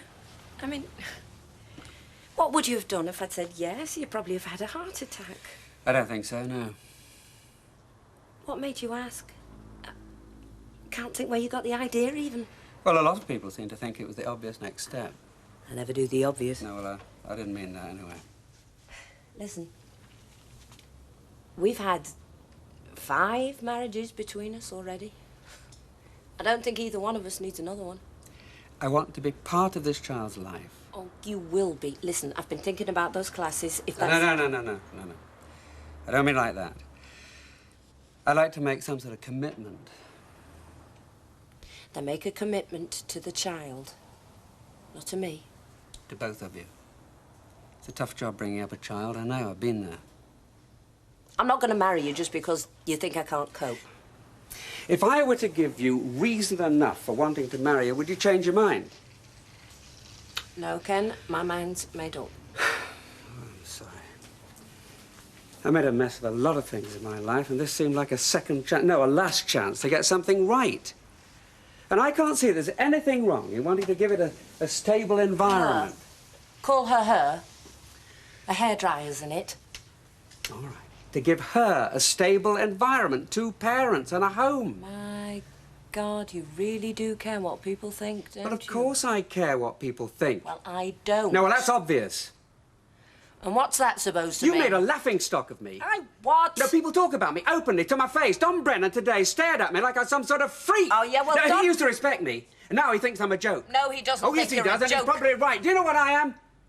Do you know what I am? I'm a conversational credit card. When people run out of something to say, one of them says Ken Barlow, the other one says that'll do nicely, and they're off. They all know they can get 10 minutes out of what an idiot I am.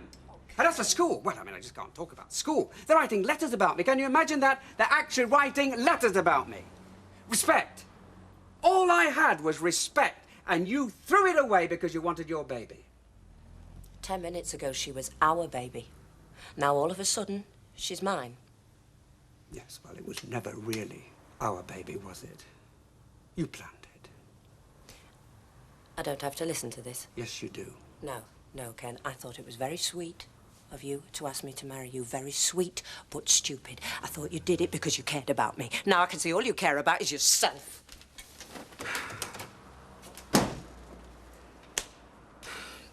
Denise!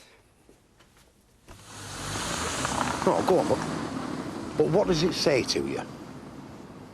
Is it a trick question, a joke? No. What kind of message do you get from our stone cladding? What does it make you think, cladding? Well, it makes me think that's Jack's house with stone cladding. Evening, Denise. Drop dead, Don. We'll bet you got a message from that. Denise!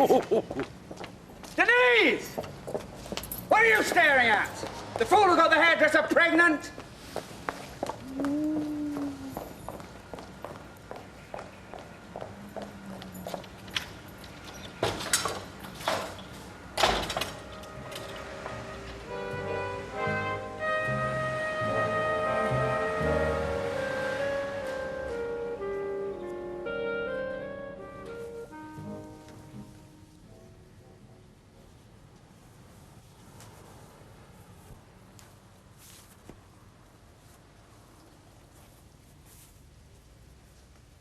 Mercy. Oh, sorry, sweetheart. Didn't want to wake you up. So I wake up to a lovely surprise instead. An empty pillow next to me. You knew I couldn't stay. It's 3:30 in the morning. What do you think you are? Go-go dancing? Charity boxing do with the lads. Oh. Look, things are a bit tricky right now. I'll try and stay over next time, OK? There won't be a next time. It's late. You're tired. Not too tired to know that I've had enough. I'll get it sorted, I promise. Yeah, well, I wish I had a quid for every time I've heard you say that. Oh, go on, scuttle on home to her. Don't bother coming back. You don't mean that, darling. Can't go on like this, Alex. Feeling used and cheap and dirty. Alex Christie's tart. Well, I want a life. And the way things are, I just don't see you being a part of it, sorry. Darling.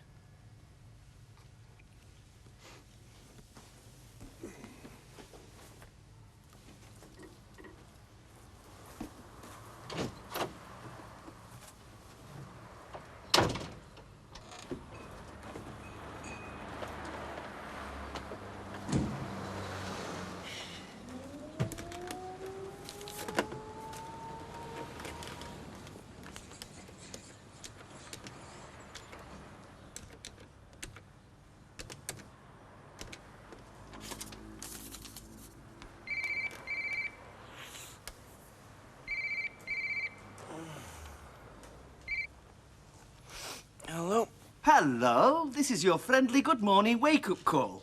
Now get up, you lazy git. Oh, and by the way, happy birthday. Many more of them, as long as you have them somewhere else. Yes, highly comical, Curly, but I hope you realise it costs more to phone a mobile phone. As far as you're concerned, young Stephen, nothing is too expensive, which is exactly what I bought you both. Nothing too expensive. Oh, come on, Curly, you great Burke. Cheers, mate. Yeah, cheers, Curly. Don't thank me, just get out your pit and get some breakfast made. Ma used to make us a whacking great fry-up for our birthday, didn't she, bruv? Well, in that case, you better go round there and ask Mummy to get the frying pan out, hadn't you? Yeah, and Daddy will probably whack me round the ear roll with it, won't he?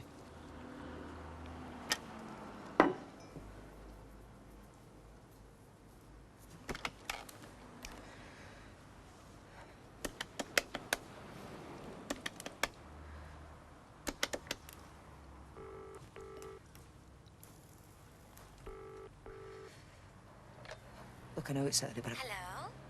Tanya, is that you? Yeah. Hi. I'm sorry. I know people don't like being woken up this early and, well, I get grumpy about it myself, but, the thing is, listen, I'm desperate for some navy shoes. I was wondering if you fancied popping into town before work. Any excuse to spend money. Well, pick me up in an hour. Try. Oh. For all her posing, she's dead lonely. Who? Tanya, she wants me to go into town with her. Tanya does, why? Well, she says it's to help her choose shoes, but I just think she wants somebody to talk to. She hasn't got any girlfriends. Mind you, she doesn't exactly encourage folk to get close, does she? Couldn't say. Still, I wouldn't like to have to put up with what she's got on her plate. Well, not leave his wife, they never do.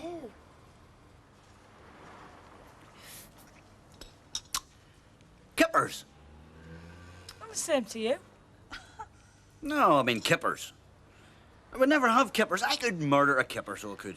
Yeah, but you wouldn't like the house reeking of odor kipper for the rest of the week, would you? Right, there you go. All you have to do is sign. I've done all the hard work. Yeah. I'll sign Andy's, okay? Don't be so flaming childish. I've told you. Till he comes to me and admits he was in the wrong, I'm having nothing to do with him, all right? It's the birthday. Liz, don't forget what he has put us through over the last few years, will you? It's not that bad. Come on. He lied to you. He conned you, rotting his own mother. Yeah, but he gave me the money back. It's just a bit weak, that's all. Look, don't you think I want to make excuses for him? I do. I love the guy. Right now, I just don't happen to like him very much, that's all. So, birthday or no birthday, he's got to learn, so he has. Even if it's tearing me in half. Liz, what do you want to be, eh? Do you want to be like Vera Duckworth, eh? Going down strange ways every week to visit her son? Because believe you me, if I don't take a stand now, that's what it'll be like.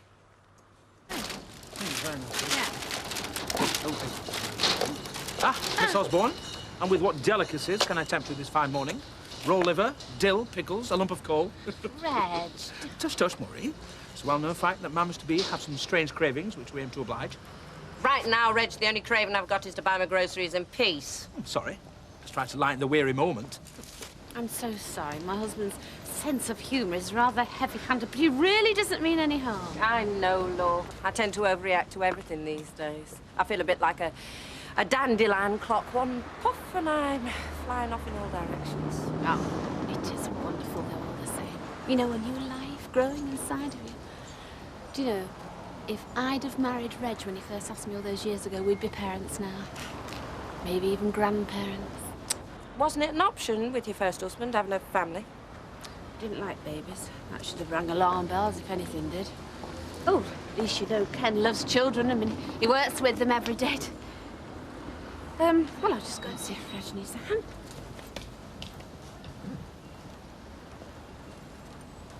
I'm sorry about last night. No need. You said what you felt. Yeah, well, I didn't mean to be so abrupt. Oh, no thanks. It's still no thanks. Wrapped in a fancy package or not. Can't we at least talk? What's left to say? Quite a lot, I think. Meet me in the Rovers tonight. Come round to my place and I'll cook us something. We can find a quiet booth in the pub. All right, I won't cook. Come all the same, be a bit more private. The Rovers. About 8. You're a stubborn woman, Osborne. It's taken you long enough to realise it, Barlow. Hiya, come in. Welcome to the madhouse. Thanks, Curly. I won't stop. I just came to wish these two happy birthday. Oh, hiya, Mum. Hi. That's for you. And that's for you. No, just a little belter out. Oh, yeah, cheers, Mum. If you don't like them, you can change them. I won't be offended. And they're from both of us. So, why have you had to sign the card for him, then? He's got writer's cramp or something? Steve, all your dad wants is for you to admit that you made a mistake in borrowing that money. Well, the only mistake I made was getting in the way of his flaming fists. I hate this. You're both as bad as each other. How long is it going to go on for, eh? Weeks, months, years? You talk to him, I can't. What the hell are you up to? I had to talk to you. How many times have I told you not to? I know, but I thought you'd answer. I mean, you're always telling me you're down first while she's still up there primping. Well, you took a hell of a chance. I covered it, didn't I? Keep your knickers on. She didn't suspect anything. You will keep it that way. See you at 3:30. Right, I'm ready. Hiya. Well, girls, have a good time and don't spend all that hard-earned cash, eh? Oh. Is there any word of Charlie lately? Charlie? Charlie who? Tact isn't a strong point. Well, it was a perfectly reasonable question. It was fishy, Maeve. You and 6 million others round here know that me and Charlie have fell out. I was hoping you might have made it up. Not half as much as me, Petal. Sounds as if you're missing him. What? That big daft long streak in a cowboy hat? About as much as I'd miss this. Tell me, do you have gypsy blood in your veins? Why, you want me to tell your fortune, pretty lady? No, it's just that you never seem to be in one place for long. Well, who wants to be tied to the same dreary old routine day after day? I'll get his brain dead. Well, some of us brain dead wouldn't mind switching that dreary old routine.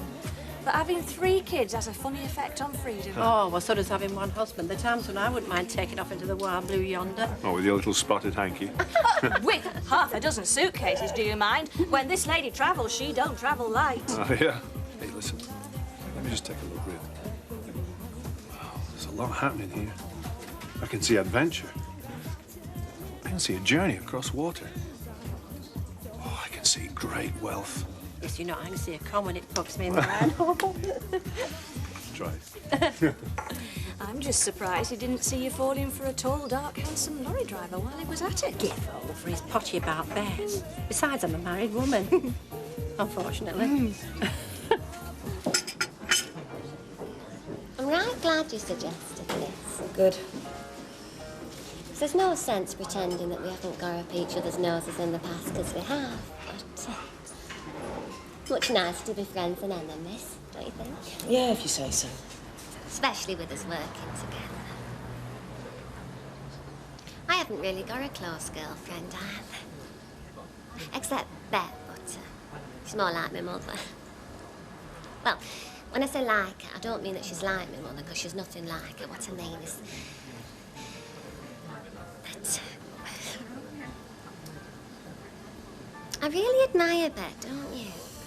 Yeah, well, she's certainly as tough as old boots. Yeah, but she's kind underneath, though. That's what's important, to be kind in this world. There's too many people who are horrible to each other.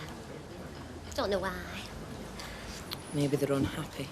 Well, that's no reason to make other people miserable, though, is it? Why is it that you always have to be such a flaming goody-goody? Just like to cheer folk up if I can. At school, they used to call me Sonny. S-U-N, not S-O-N. Because they couldn't mistake me for a boy. Do you want to talk about it, then? About what? Well, you didn't fool me with that story about buying shoes. I don't know what you're talking about. Yes, you do. About you and Alex. Oh, that. I just want you to know that you can trust me. Trust is the basis of any good relationship, but you can't have that with a married man, Tanya. His wife will always come first. I don't need this. No, look. No, I know it can't be easy for you, but for your own sake, you should try and give him up. Find somebody else who's free to love you as you love them. Like with me and my Des. What's Des got to do with it? Well, when the chips are down, I know he's there for me. Do you? Do you really?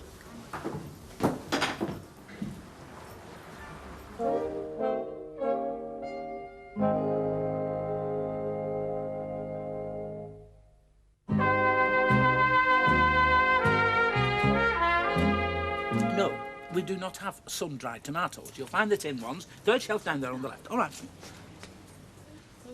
Last time, my love, I was merely making a merry quip. Customers don't like a glum grocer. Reg, you were being tactless. I'm sure Denise is self-conscious enough about her situation without your clumsy jokes. Clumsy jokes? Yes. I'll have you know, Maureen, I was much admired on the Better Buyers after-dinner circuit for my adroit wit. Oh. Yes, I was.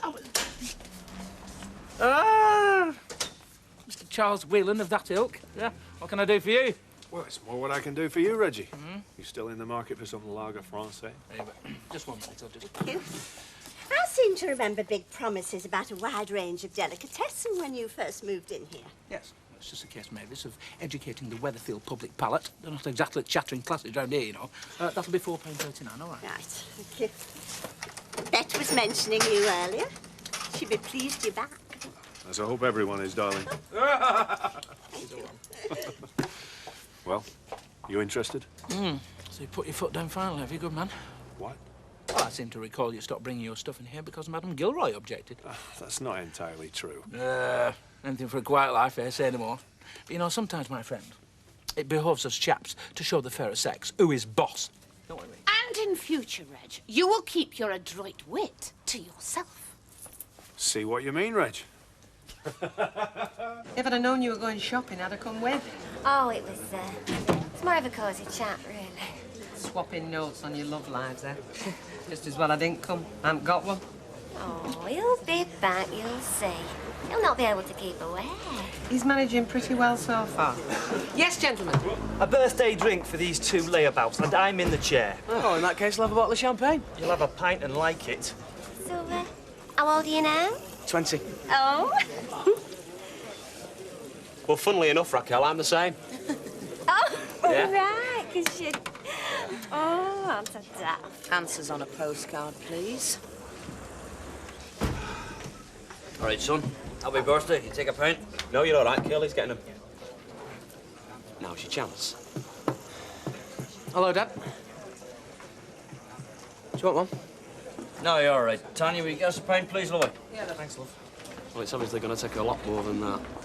Yeah, well, you called me 7 different kinds of names, thumped me around. Why do I have to go and get on my knees?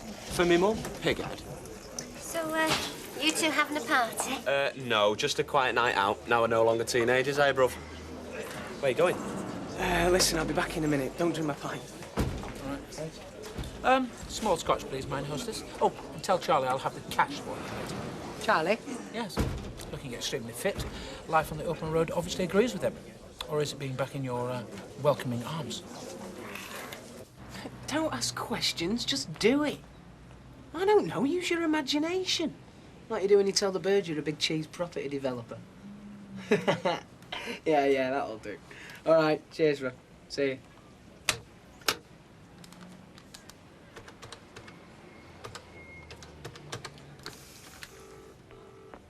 Look, I know. Yeah, I'd like to book a table, please. Hiya, kid. This is the Citizens Advice Bureau, isn't it? You're a citizen, we give advice, so yes. Charlie's back. I know, Mavis bumped into him. Oh, I was very discreet. So what's the advice? What to wear for your big kiss and makeup scene? I'd go straight for nighty, save time, love. Some hopes. He's not even stuck his head round flaming door yet. Well, he just wants you to sweat it out for a bit. Well, then it's working. What do I do, Reet? Play him at his own game? That's what I thought. Well? Don't worry. I kept my trap shut. I must admit I was tempted not to. God, she's so smug. And all that Barbara Cartland stuff, how do you stand it? said you wanted to speak to me. I've finished with Alex. What? When? Last night. Or to be more accurate, the early hours of this morning. What did you tell him? I told him that I was having a mad, passionate affair with his employee. No, I told him that it was over and that I was sick of being his bit on the side. I don't suppose it came as a surprise to him. I see. So, done my bit. The ball's in your court now, lover. Right, I'm away on, love. Don't bother waiting up for us, OK? Oh, I see. Gonna be one of those nights, is it? Oh, yes. Have a meal, a few girly clubs, 1 or 2 casinos. I wouldn't mind going in with them myself, I'll tell you. I would. It sounds horrible. Well, you're not some rich fat geezer with more money than sense, are you? Drive carefully. I always do. I've got you to come home to. Oh, Bet, relax. He'll turn up. Will he? Of course. Why else does he come back, eh? Good question. Who the hell cares, anyway? Shit. Honestly, the way we let men muck us about. Oh, sorry, it wants a dig. It's okay. It's preying on your mind, isn't it? What is? You know what I said about finishing with Alex. You see, thing is, just make your mind up and do it. Yeah, I expect you're right. Has it changed, love? Oh, that's too much. No, I gave you a £5. Oh, I'm sorry. That's the 3rd mistake tonight. You want to cut out the late night gallivanting, lady? Yeah. The bottom line is that the baby needs 2 parents. She'll have 2 parents. Yeah, only Daddy is the man across the street. Right.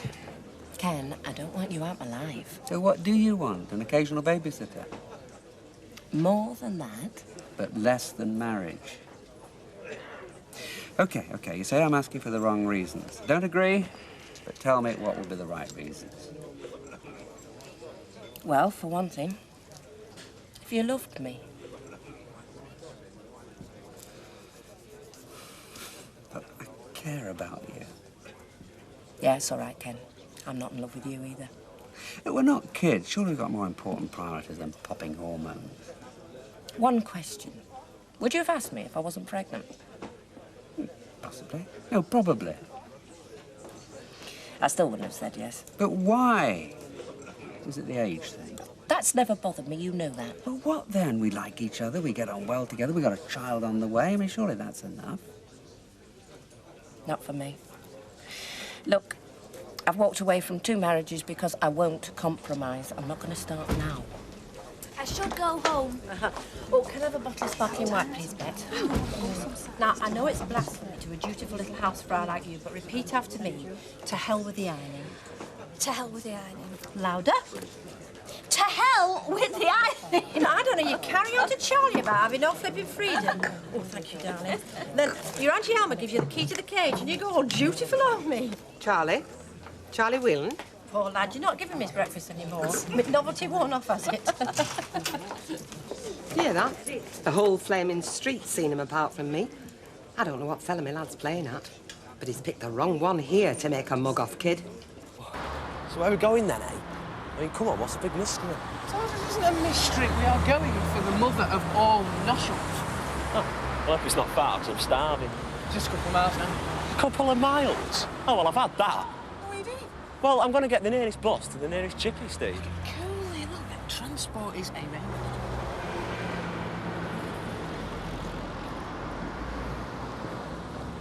Evening, Dad.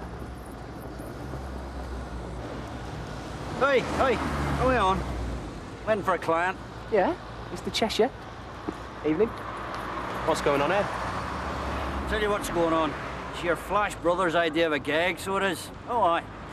Hire your dad, get him to drive you around all night. What do you want me to do? Doff me cap at you, call you sir all night? Well, I'm sorry, son. Joke's over.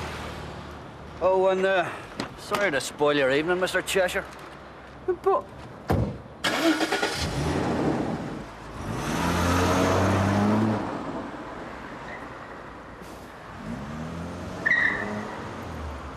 You clown. Are you sure it's all right if I get off early? You may as well, Flower. You're neither use nor ornament in here tonight. Hey, it's never easy telling somebody you're finishing with them. Be strong. Yeah, mate. She knows it's for the best in her heart.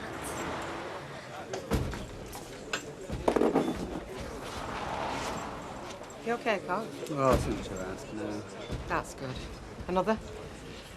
No, thanks.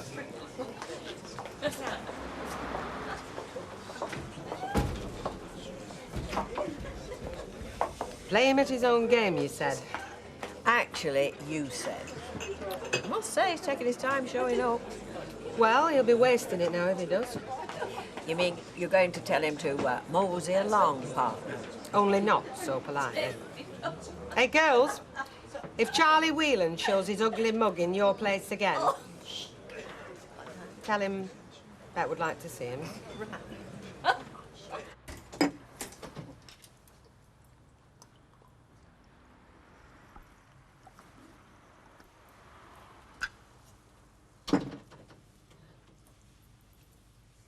What are you doing here? I didn't unpack because I didn't know where you'd want me to put my stuff. Alex, what the hell's going on?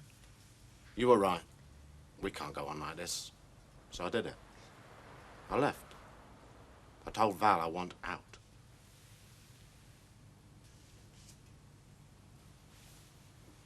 To us, sweetheart.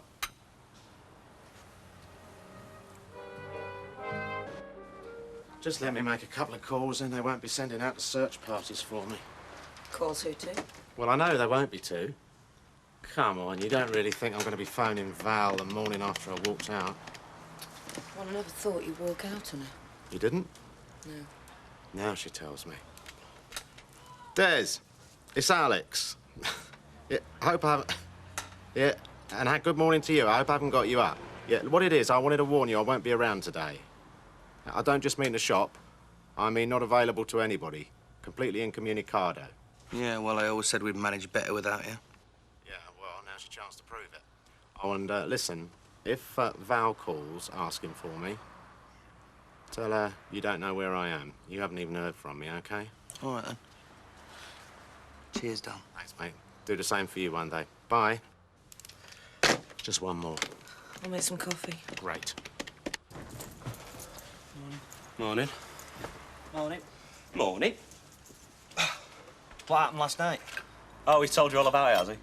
Well, no, you see, that's just it. I said, did you have a good night? And he said, not bad for someone who's got a psychopath for a father. Well, go on then, ask me. Did you have a good night? Not bad for someone who's got a raving lunatic as a brother. Oh, that's all right then. I'm glad I asked. Because he hasn't got a clue, Curly. He thinks he has. I mean, Smart Steve thinks he knows everything, but take it from me, mate, he knows absolutely nothing at all. Well, does he know? I mean, do you know? I mean, does anyone know? What? Well, just how long he's planning to stay here. Why? Look, I know he's your brother. But you want him out? Well, I just didn't realise... Because I do. Do you? Well, yeah. I mean, I didn't want him in the first place. He's trouble, Curly. Always has been, and he's getting worse. Now, if you want to get rid, don't hesitate on my account. All right. I won't then. I'll have a word with him before we go to work. Very good.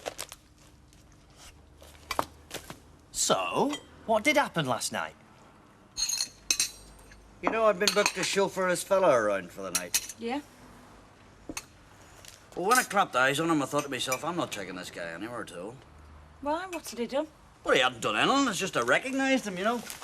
It was like, well, it was kind of like an acquaintance from a past life, you know what I mean? And did he recognise you? No, he certainly did. As a matter of fact, the first thing he said to me was, hello, Dad. Dad? Hmm. You see, this acquaintance who had hired the car and therefore hired me to drive him was our son, Stephen. No.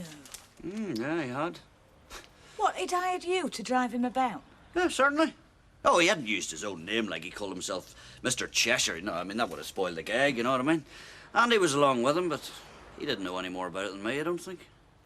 Did Baldwin know? Yet to find that one out. Suffice to say, I told him I was his father, not his chauffeur, and he should get out and walk. But why would he do a thing like that? To humiliate me. No. That's the way I see it. Anyway, if you want to know more about it, I suggest you speak to Mr. Cheshire. We had a row. Something and nothing. Sort of thing we used to have every day, only this time I said I'd had enough. Didn't even know I was going to say it till I heard myself. Told her I didn't want this farce of a marriage to go on. I'd met somebody else. I wanted to spend the rest of my life with her. But you didn't say who. She said, well, yes, I think you should. What, she wasn't even surprised? Didn't seem to be. Do you think she might have already guessed? Might have. Then I packed a bag, told her I'd see she'd be all right and the kids would be all right. And what did she say? Quite a lot. Don't know why she ever married me, because to listen to her, you'd think I was the most evil, slimy, lying, conniving toad anybody ever stepped on. Did she not even try and persuade you to stay? Only if you count telling me that I was deserting the children and she'd never forgive me. And she'd make sure the children never forgave me either. Did she say anything about me? She doesn't know anything about you. Did you give her this address? No. So all we got to do is brick up the door and the windows and we'll be safe. Yeah, well, you're going to have to talk to her at some point, aren't you? Yes. In fact, you're going to have to talk to her more in the next few weeks than you have done in years. I'll have to get things sorted out, yeah. And that is when she's going to try and persuade you to stay. Well, she'll be wasting her time, won't she? Because I'm here. I've done it. Yeah, well, you've done the easy part. Well, it didn't feel like the easy part. And then she'll want to know all about me, won't she? Did you tell her I was just a barmaid? No. What do you mean, just? And I'm 26. You left her for a 26-year-old barmaid. Hey, what is all this? Stop running yourself down. Stop worrying about Val. What do you think she is, an Oxford professor? She works in a hotel, that's how I met her. Yeah, I know, a receptionist. Yeah, well, it's not a competition, is it? If it was, you've won. Because I'm here. I couldn't go back even if I wanted to. It's just... What? This time yesterday. Yeah? Well, I know it wasn't an ideal situation, but at least I knew where I stood. Yeah. Yes, I understand. But now? Today? I'm scared. No. Yeah. It just feels like things are being set in motion and they can't be stopped. And I don't know what's going to happen next.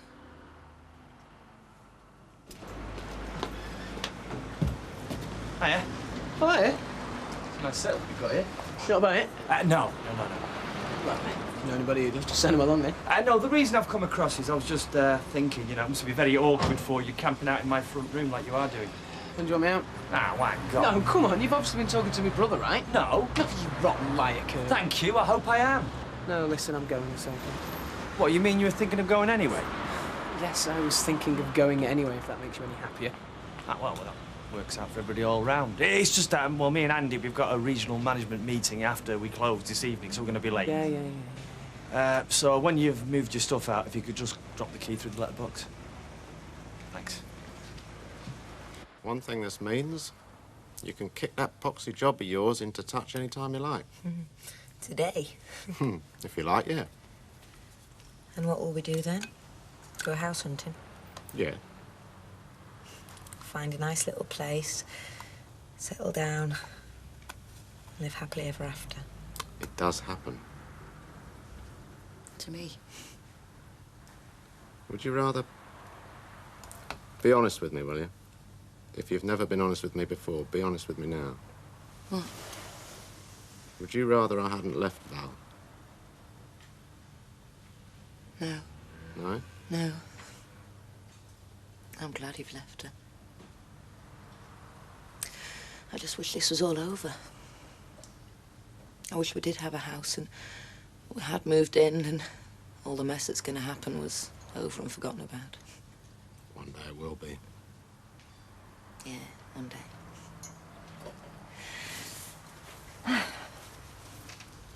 But for now... Ah. I might have left my wife, but you haven't left the Rovers. Not yet. What are you going to do today? Wait for you to come back. What I don't understand, if Charlie hasn't come to see you... Which he hasn't. Well, what else is he doing in Weatherfield? Which is what I don't understand either, so don't worry about it. You're in good company. Hammer. Oh. He sometimes stops off to get his lorry serviced. There's a bloke down by the canal that does it. Oh, that'll be it then, eh? Anyway, there's as much right to be round here as any of us. You don't need a visa. Morning. Get yourself a cup of tea, love. Thanks. Reckon he'll be in this dinner time, you know. Just turning up like he's done before. Who will? Charlie. Look, let's not talk about it, eh? He can come and go as he likes. I'm not bothered. Until he walks in through that door, and then she'll be all over him. Well, that's what I think. So, you know, I wouldn't be young again for a pension. Why don't you all find yourself a good, honest man and settle down like we used to do? Well, yes, some of us are doing that better. Oh, it's for you. Who is it? Neil. Aren't we, Bet? Trying to find good, honest fellas to settle down with. It's me. What's happened? Nothing. I'm still here. I'm going to be still here when you get back. But I got the impression that you don't think too much of this flat of yours. Well, it's all right. It served its purpose. I just wouldn't like to think I was going to spend the rest of my life there. That's all. And the other impression I got was that you still have your doubts as to whether I'm going to stick with you or go back to Val. I just think there's a lot of things that have got to be sorted out, that's all. OK, let's start sorting them. You've heard me mention Phil, a friend of mine from the golf club. Yeah. Well, he's an estate agent. He handles a lot of flats. Anyway, the moment you left, I gave him a ring. I'll bring you toast over. Thanks. Oh, and a message from Bet. Yeah? Only I happened to mention you'd been in here. I mean, sorry if you'd rather I hadn't. I didn't ask you to keep it a secret. No, well, I thought not. Anyway, she said it would be very nice to see you if you could spare her 10 minutes. To see how things turn out, won't we? Sounds like the passion's gone out of that relationship. I know, they're not even married. Hey. You still have to cheat beer? Well, what are you going to do? Tell me same as last time, and it wasn't you delivering them? That was a lie. Nothing personal. You just caught me at a bad moment. Anyway, I brought another load over. Got rid of most of it. You can have what's left for what it cost me. All right, well, could you bring it round now? Have to be tonight. Toast. Thanks. Well, look, I might be moving at the minute, but I can hang on till you get there. You know where number 7 Coronation Street? Yeah. Excuse me. Are you the landlady of the flat upstairs? Yes. My name's Alex Christie. Oh, how do you do? And your name's Arthur Baldwin? I know. Well, tell him. Well, he knows now. Yes, I've been talking to Tanya, and she's asked me to give you notice. You see, we're getting together on a permanent basis, and we've found somewhere else, so she'll be out within a week or so. Oh, right. Nice meeting you. Yeah, and you.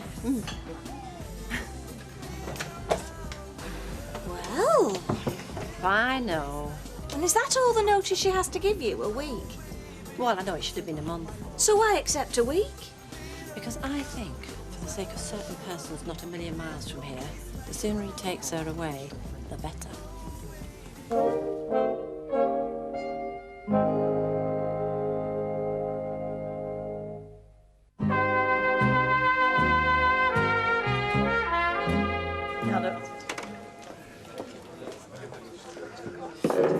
I'm telling you, Kevin, if he even starts telling me I was out of order for throwing him out of the car, that's it. I'm away on, I'm telling you. Come on, Jim. Don't walk out on me now. I'm not going to be walking out you, I'll be walking out your man. It's the same difference. It's me who's left short-handed, isn't it? Wait, did you get one in for me? Have a large Scotch for Mr. Baldwin, please, Raquel. Oh, thank you very much. How'd you get on with that chauffeuring job last night? Well, actually, funny you should mention that, Michael. Hi. Don't look so worried. I'm only here for a quick half. All right, Raquel. Oh, hiya. Half a bitter? Yeah. Cheers. You told them what's happened? No, not yet. Have you talked to Alma? Yeah. Gave you notice. She said that's fine. So you see, maybe all those problems you were foreseeing aren't so big after all. Yeah, OK, but I want to see this place you're talking about before I agree for definite, all right? You should do. So do I. If it's anything like Phil says it's a palace, certainly after what you've been used to. That's 60. And one for yourself. Thank you.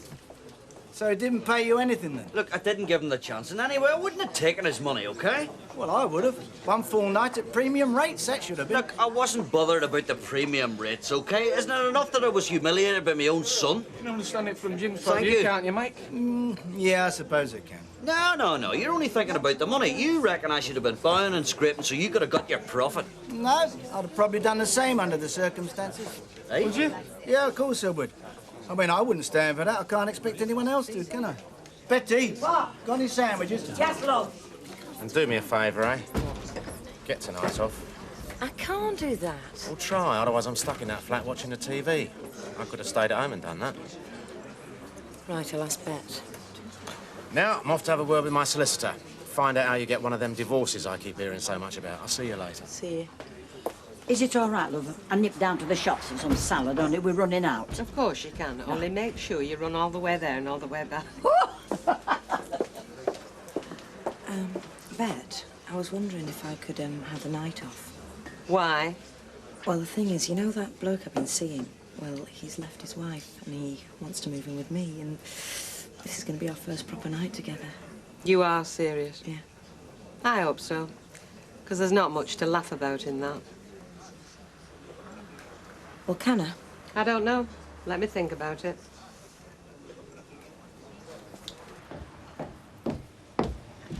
Right. I don't want any of your clever comments because I'm not in the mood. Why?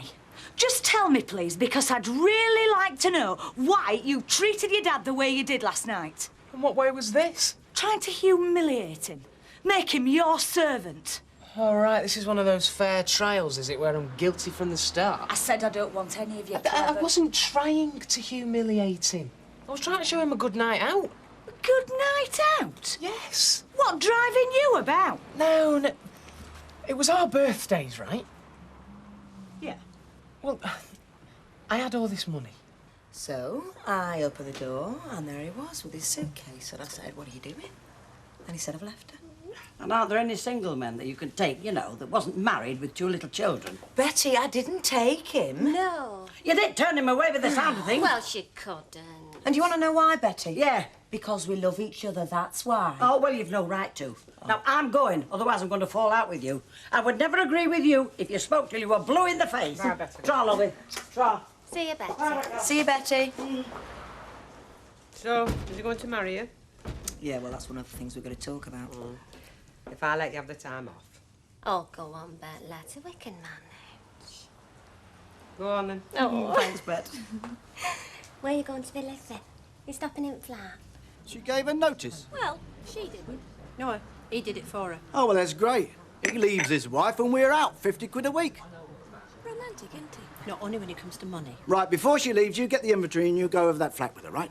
Make sure everything's there that should be. Anything missing or broken, we give her the bill. You got that? Sir? So they're staying in the flat for a week or two, then they're moving out to this new place that he's found for them.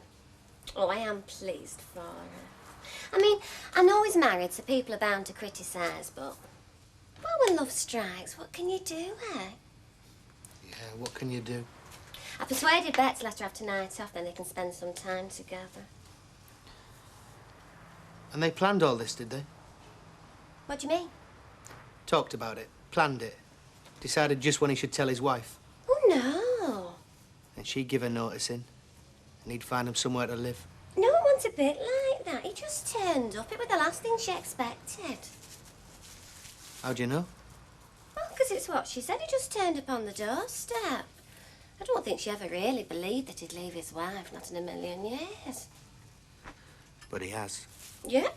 So it's a new start for both of them. I tell you what, though. We must invite them round. Let them know that they've got some friends in this world.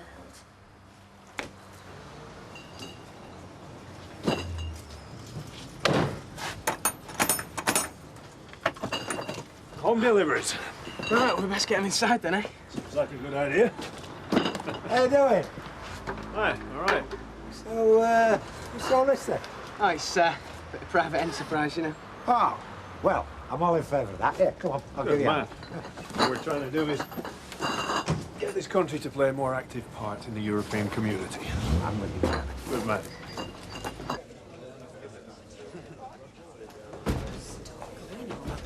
I don't think it's a good idea. Hello, love. Hiya. Evening, Rita. Vodka and tonic? Go on then, Bet, why not? Maeve? Have a sweet sherry, please. Right. Oh, I think I can manage a week in Blackpool without going all over funny every time I see a tram. Well, I still think it was tactless of Kevin and Sally.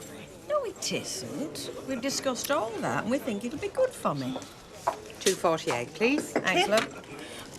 I see, Charlie's back again. Is he? Well, then you've seen more of him than I have. Well, is that not his lorry parked outside? Is it? Fancy.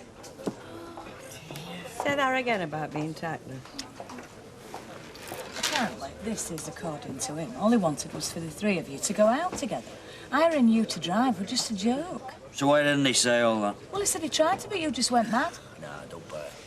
He's had since last night to come up with an excuse. That's the best he can do, is it? He says check with the restaurant. He booked a table for three. Him, Andy and you. Can I get you another?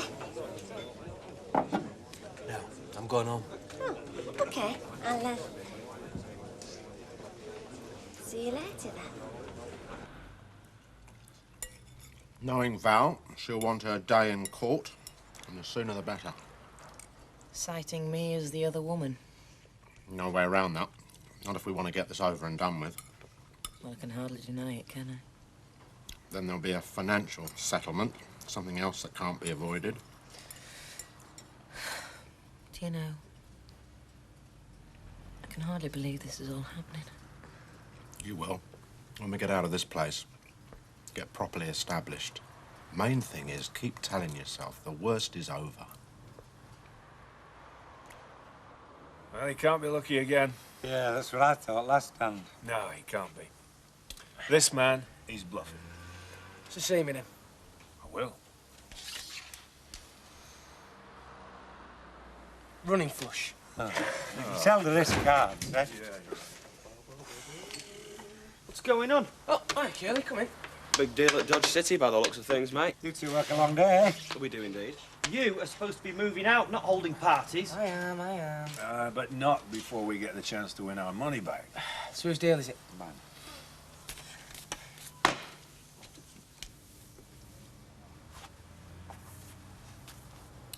Is it something I've done?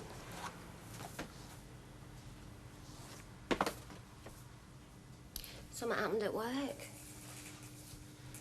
It's nothing. I've told you, just ignore me. I can't ignore you, Des. How can I when I live with you? I'm just concerned when I see you like this. What's happened? Why won't you tell me? Nothing's happened. Just go to bed, can't you? No. I don't want to leave you down here on your own. Well, then I'll go to bed. I think you should get an early night, eh? Whatever's the matter, it'll look a lot different in the morning. I'd better warn you. What? One day, when I am happily divorced, I shall be asking you to marry me. Mm-hmm. Good. Unless you'd rather I didn't. No, I think I'd like that. And I better warn you that I intend to say yes. Mm.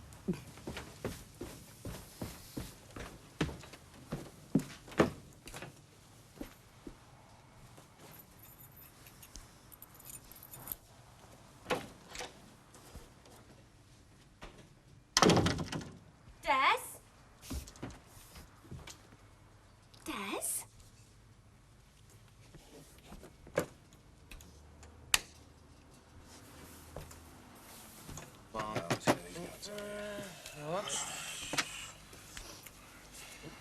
Pound. Same for me. And me. Where's it to? Oh, there he goes. Just throw him out. He's not even supposed to be here anyway. Two. Throw me out, I'm stacking. I'll go 2 and I'll raise it 3. Oh, he's right. going mad. Some opposition, eh? Come on then, Curly. I'll give you some opposition. Just give me some decent cards. So what's it to be, Steve? 3 to see you. I've got to run. Oh! Why did you have to come back? It can't be beat then, eh? Now it's my turn. That's another bottle, eh, bro? Yeah, get me one and all, will you? Yes, yes.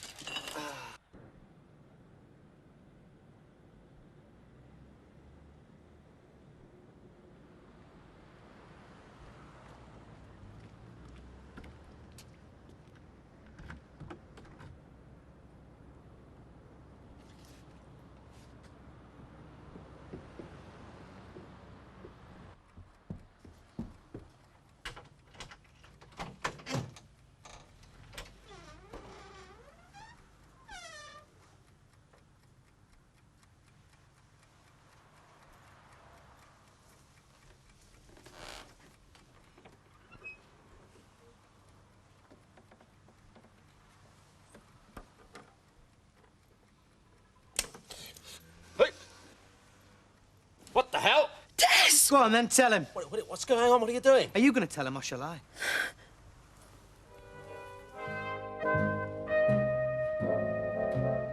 What are you doing? What the hell's going on? You're finished here, Alex. You're not wanted. You don't belong. Des, you're mad. Do you understand me? I'm telling you to get out of here. Go home to your wife. Did she send you here? Is that what this is all about? Because I'm warning you, keep your nose out. Oh, you're slow on the uptake, aren't you? Are you going to tell him? Get out, Des, you're drunk. I'm as sober as a judge, darling. All right, then I'll tell him. Tell me what, for God's sake? What's going on? If you had half a brain, you'd not need telling. What do you think's going on here? You're the past, sunshine, your history. It's over, so get your things on and get out. I knew you were thick, Alex, but not this thick. All right, I'll spell it out for you. She doesn't want you. She's not your girl anymore. She's mine. And she has been for weeks. You and him? I don't believe it. What have I got to do? Draw pictures for you? What do you think these are? How do you think I got in here? Come on, Tanya, put the bloke out of his misery. It's over. There's no need to be afraid of him now. He won't hurt you. I'll see to that. I want to hear this from you. Till then, I won't believe it. Don't be a prat. Get your clothes on and shove up. You listen to me. Yeah. Well, get out of that bed. You're in bed with my girl. Get out before I kill you. Raquel.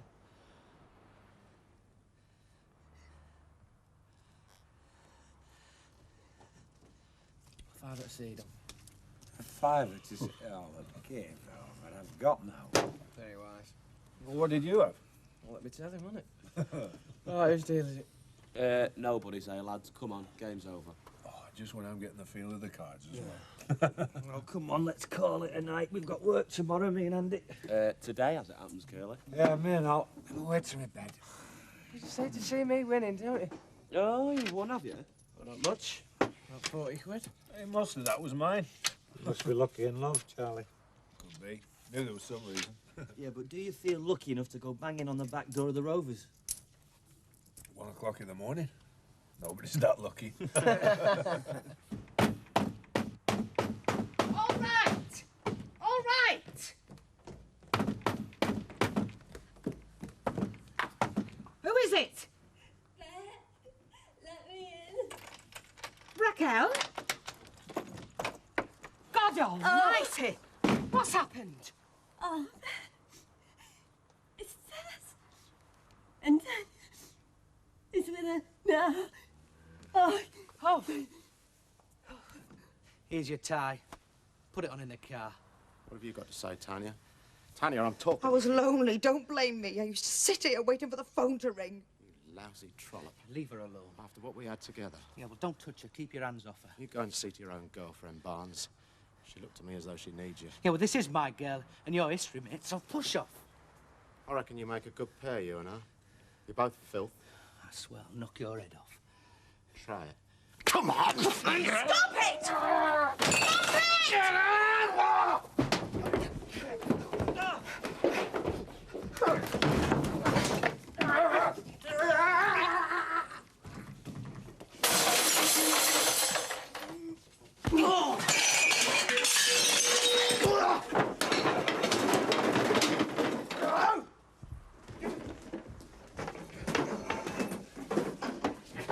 Yes, stop it!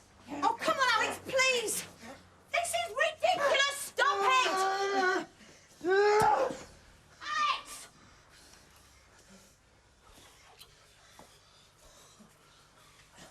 Oh, for God's sake! I thought it was somebody else. I had a feeling. You cow. All the money I've spent on Alex, you. it's not like Walked out on my wife for you. I was going to give up my kids for you if I had to.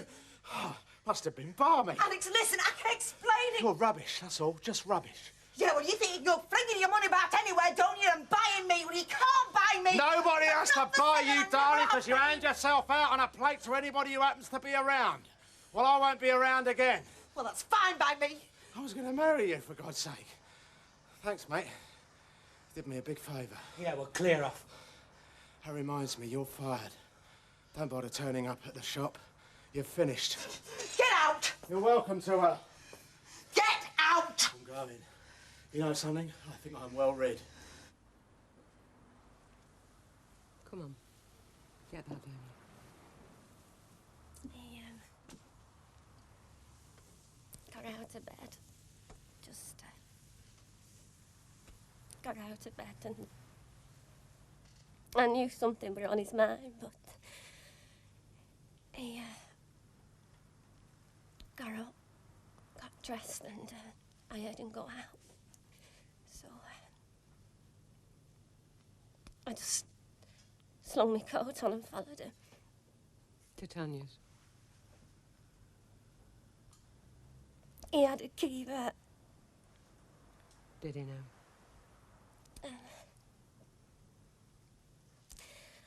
I saw him go in.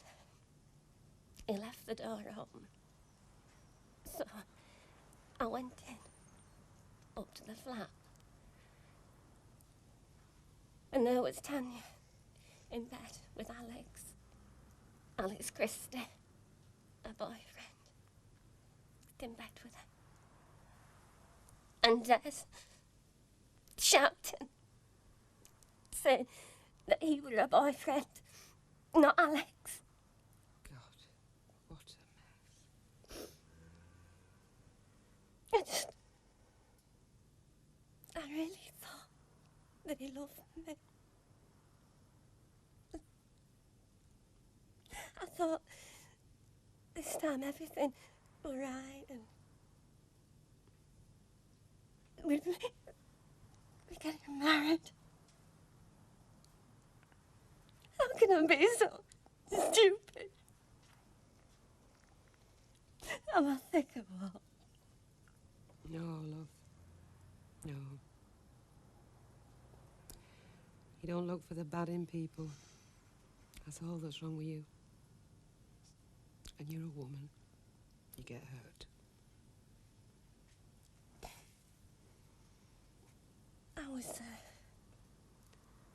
I was standing there and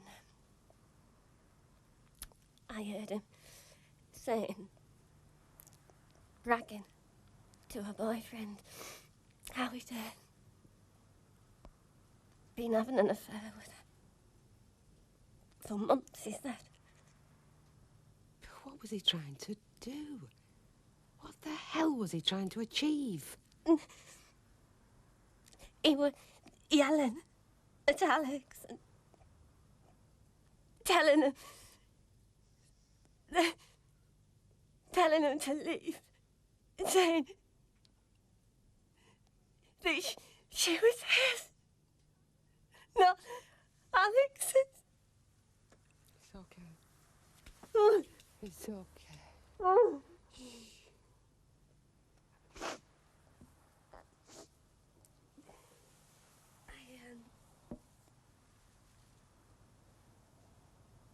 I suppose he loves her. That's what it means. Not me.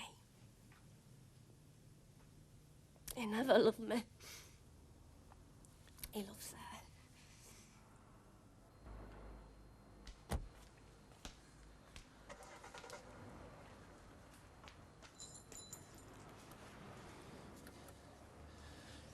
He's out of your life forever.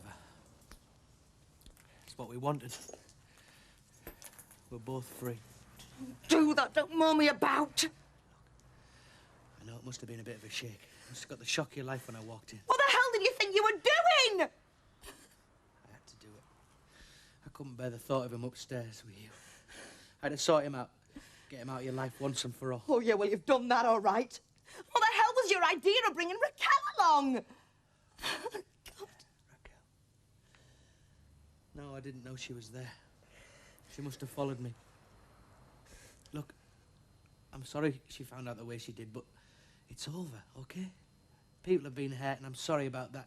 But they were going to get hurt one way or another. Now we can carry on with our lives. You take too damn much for granted, Des. You and me are going nowhere. You don't mean that, Tanya. You're just upset I because of all... do mean it. You had no right barging into my flat, into my bedroom. You had no right at all. It was horrible. Well, they got rid of Alex. That's what we wanted. You haven't got a clue what I wanted. You told me. You said you'd had enough of it. Yes, but that was before he left his wife. He left her. You heard him. He was going to marry me. You think you can just jump over my life and spoil everything.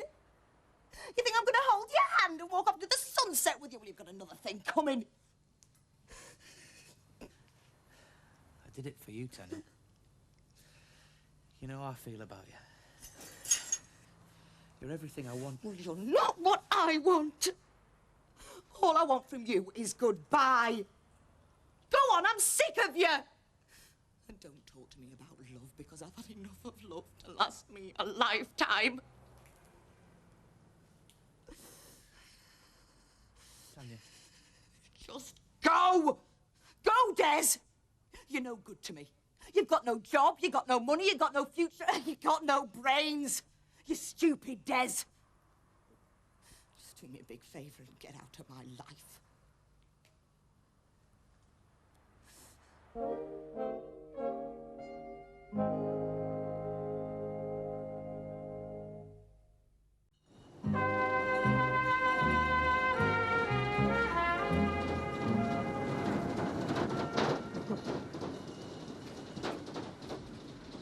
Come on, Andy. We're going to be late.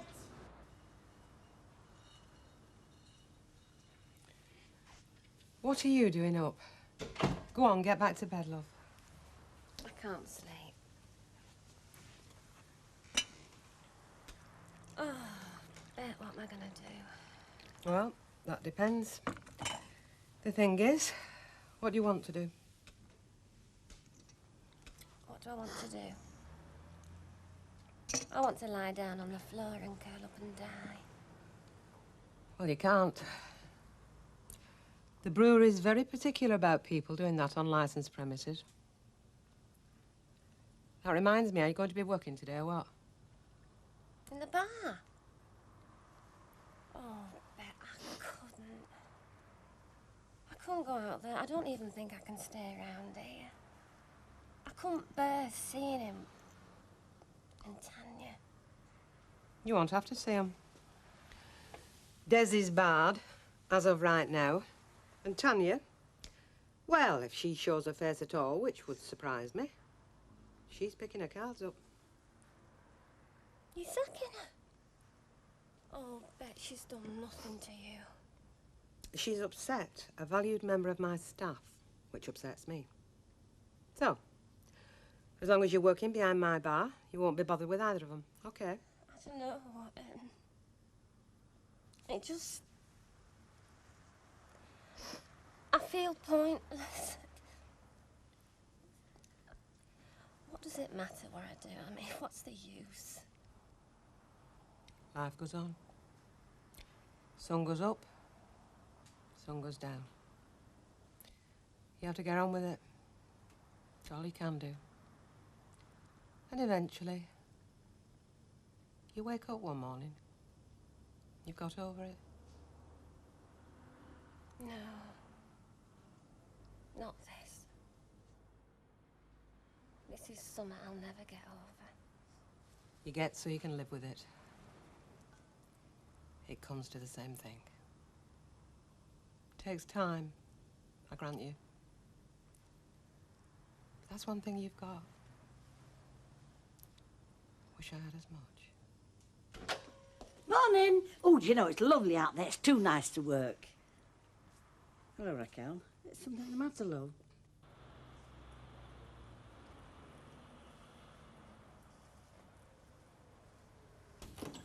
No, Martin said we've just got to carry on and... What on earth? We've had a break-in. No, I don't think so. The till's okay. Do you know what I think? Madam upstairs. Tanya? Doing what? Entertaining sailors? Well, I don't know what, and I don't know why. But there's only one way to find out.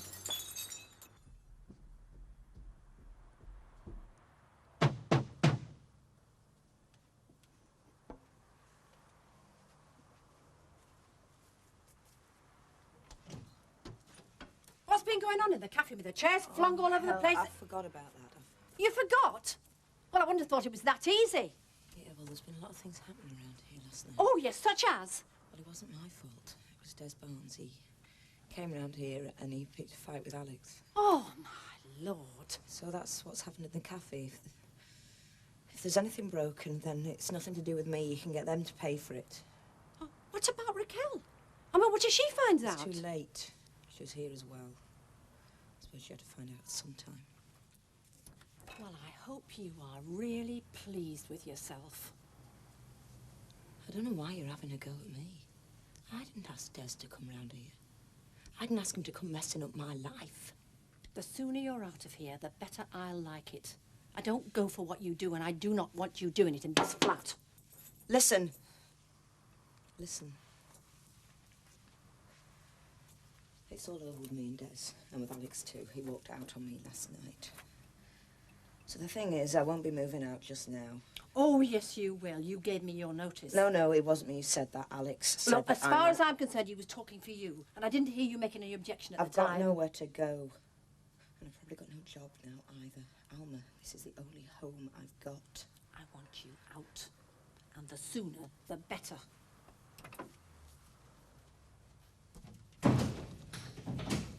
Hello? Come in, love. I knew he wasn't here. His car's gone.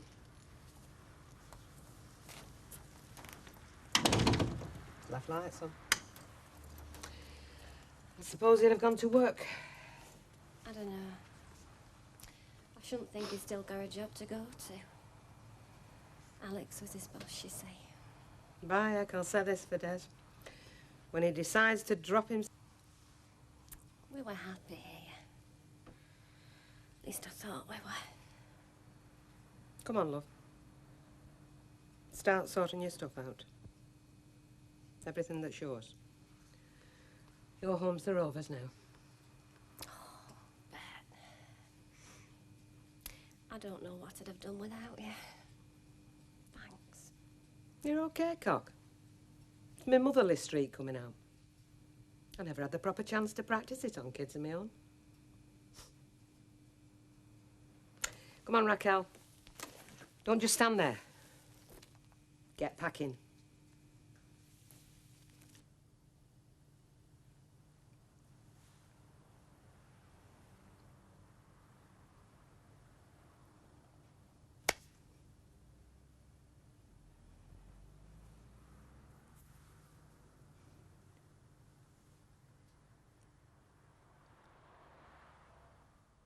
Oh, lovely. There you are, Kevin.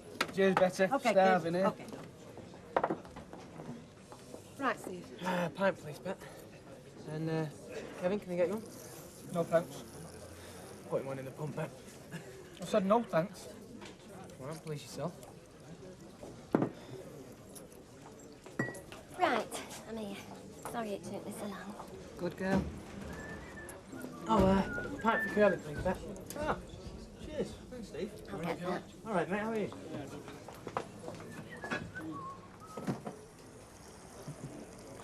Raquel? You okay? Me, I'm fine. Why? Has somebody been saying I'm not all right? Who have you been talking to? Des? Oh, well, I haven't been talking to anybody. It's just that you seem a bit... Well, I don't know. I was just asking if you're all right. Was that wrong? No. I'm sorry, Curly, I'm fine. I think we've got a gentleman caller. Charlie, Hi. I heard you were in town. Yeah, that's right. I got your message. Alma at the cafe. She said that you'd be pleased if I dropped in. Is that right? Yes. I just wanted to say... What? Charlie, I'm sorry. You'll have to keep it.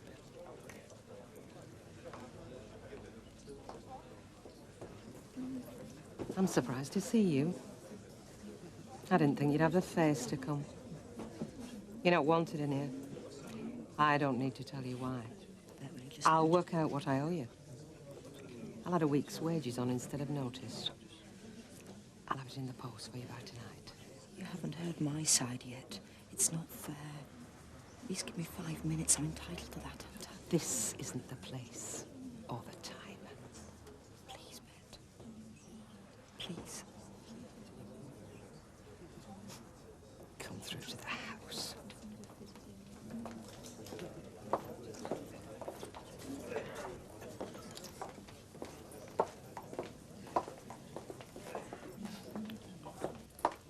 I know what you must think and what Raquel must be going through, but what about me?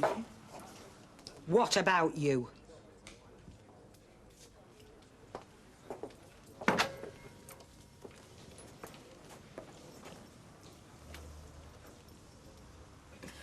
Alex has left me. He wanted to marry me, but Des has ruined that. It's your own fault. Should have kept your hands off Des. You don't understand, Bet. Raquel, I want you to hear this. I never wanted Des. I don't know what he's told you. He's told me nothing. I've finished with him. You can have him. But I never wanted him. You've got to believe me, Raquel. He just kept after me all the time. I didn't know what to do. I thought about telling you, but I knew how much it would hurt you. I knew you were mad about it. Oh, come on, lady. Don't put it all on Des. Takes two to tango. Please, Bet, just let me tell you.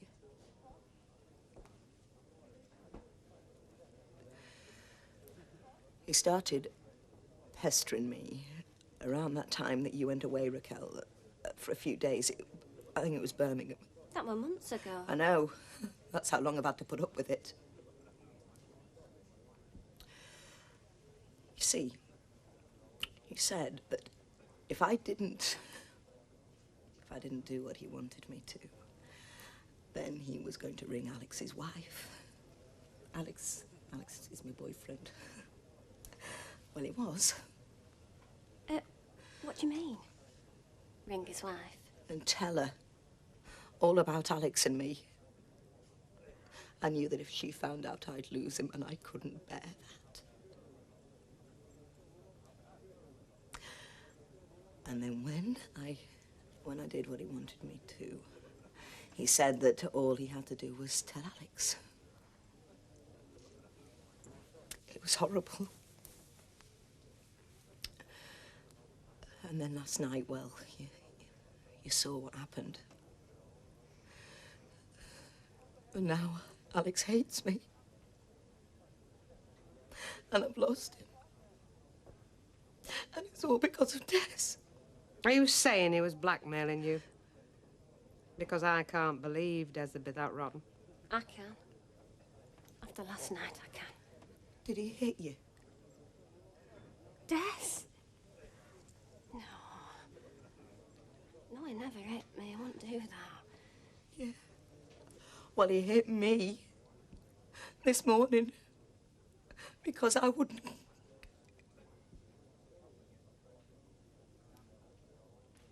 He slapped my face. I've tried to cover it up. I don't know if it shows. You're going to have a nasty bruise there. What am I going to do?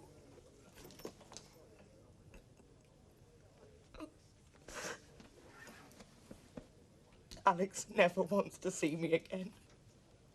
And Alma says I'm going to leave the flat, and now you're wanting to sack me.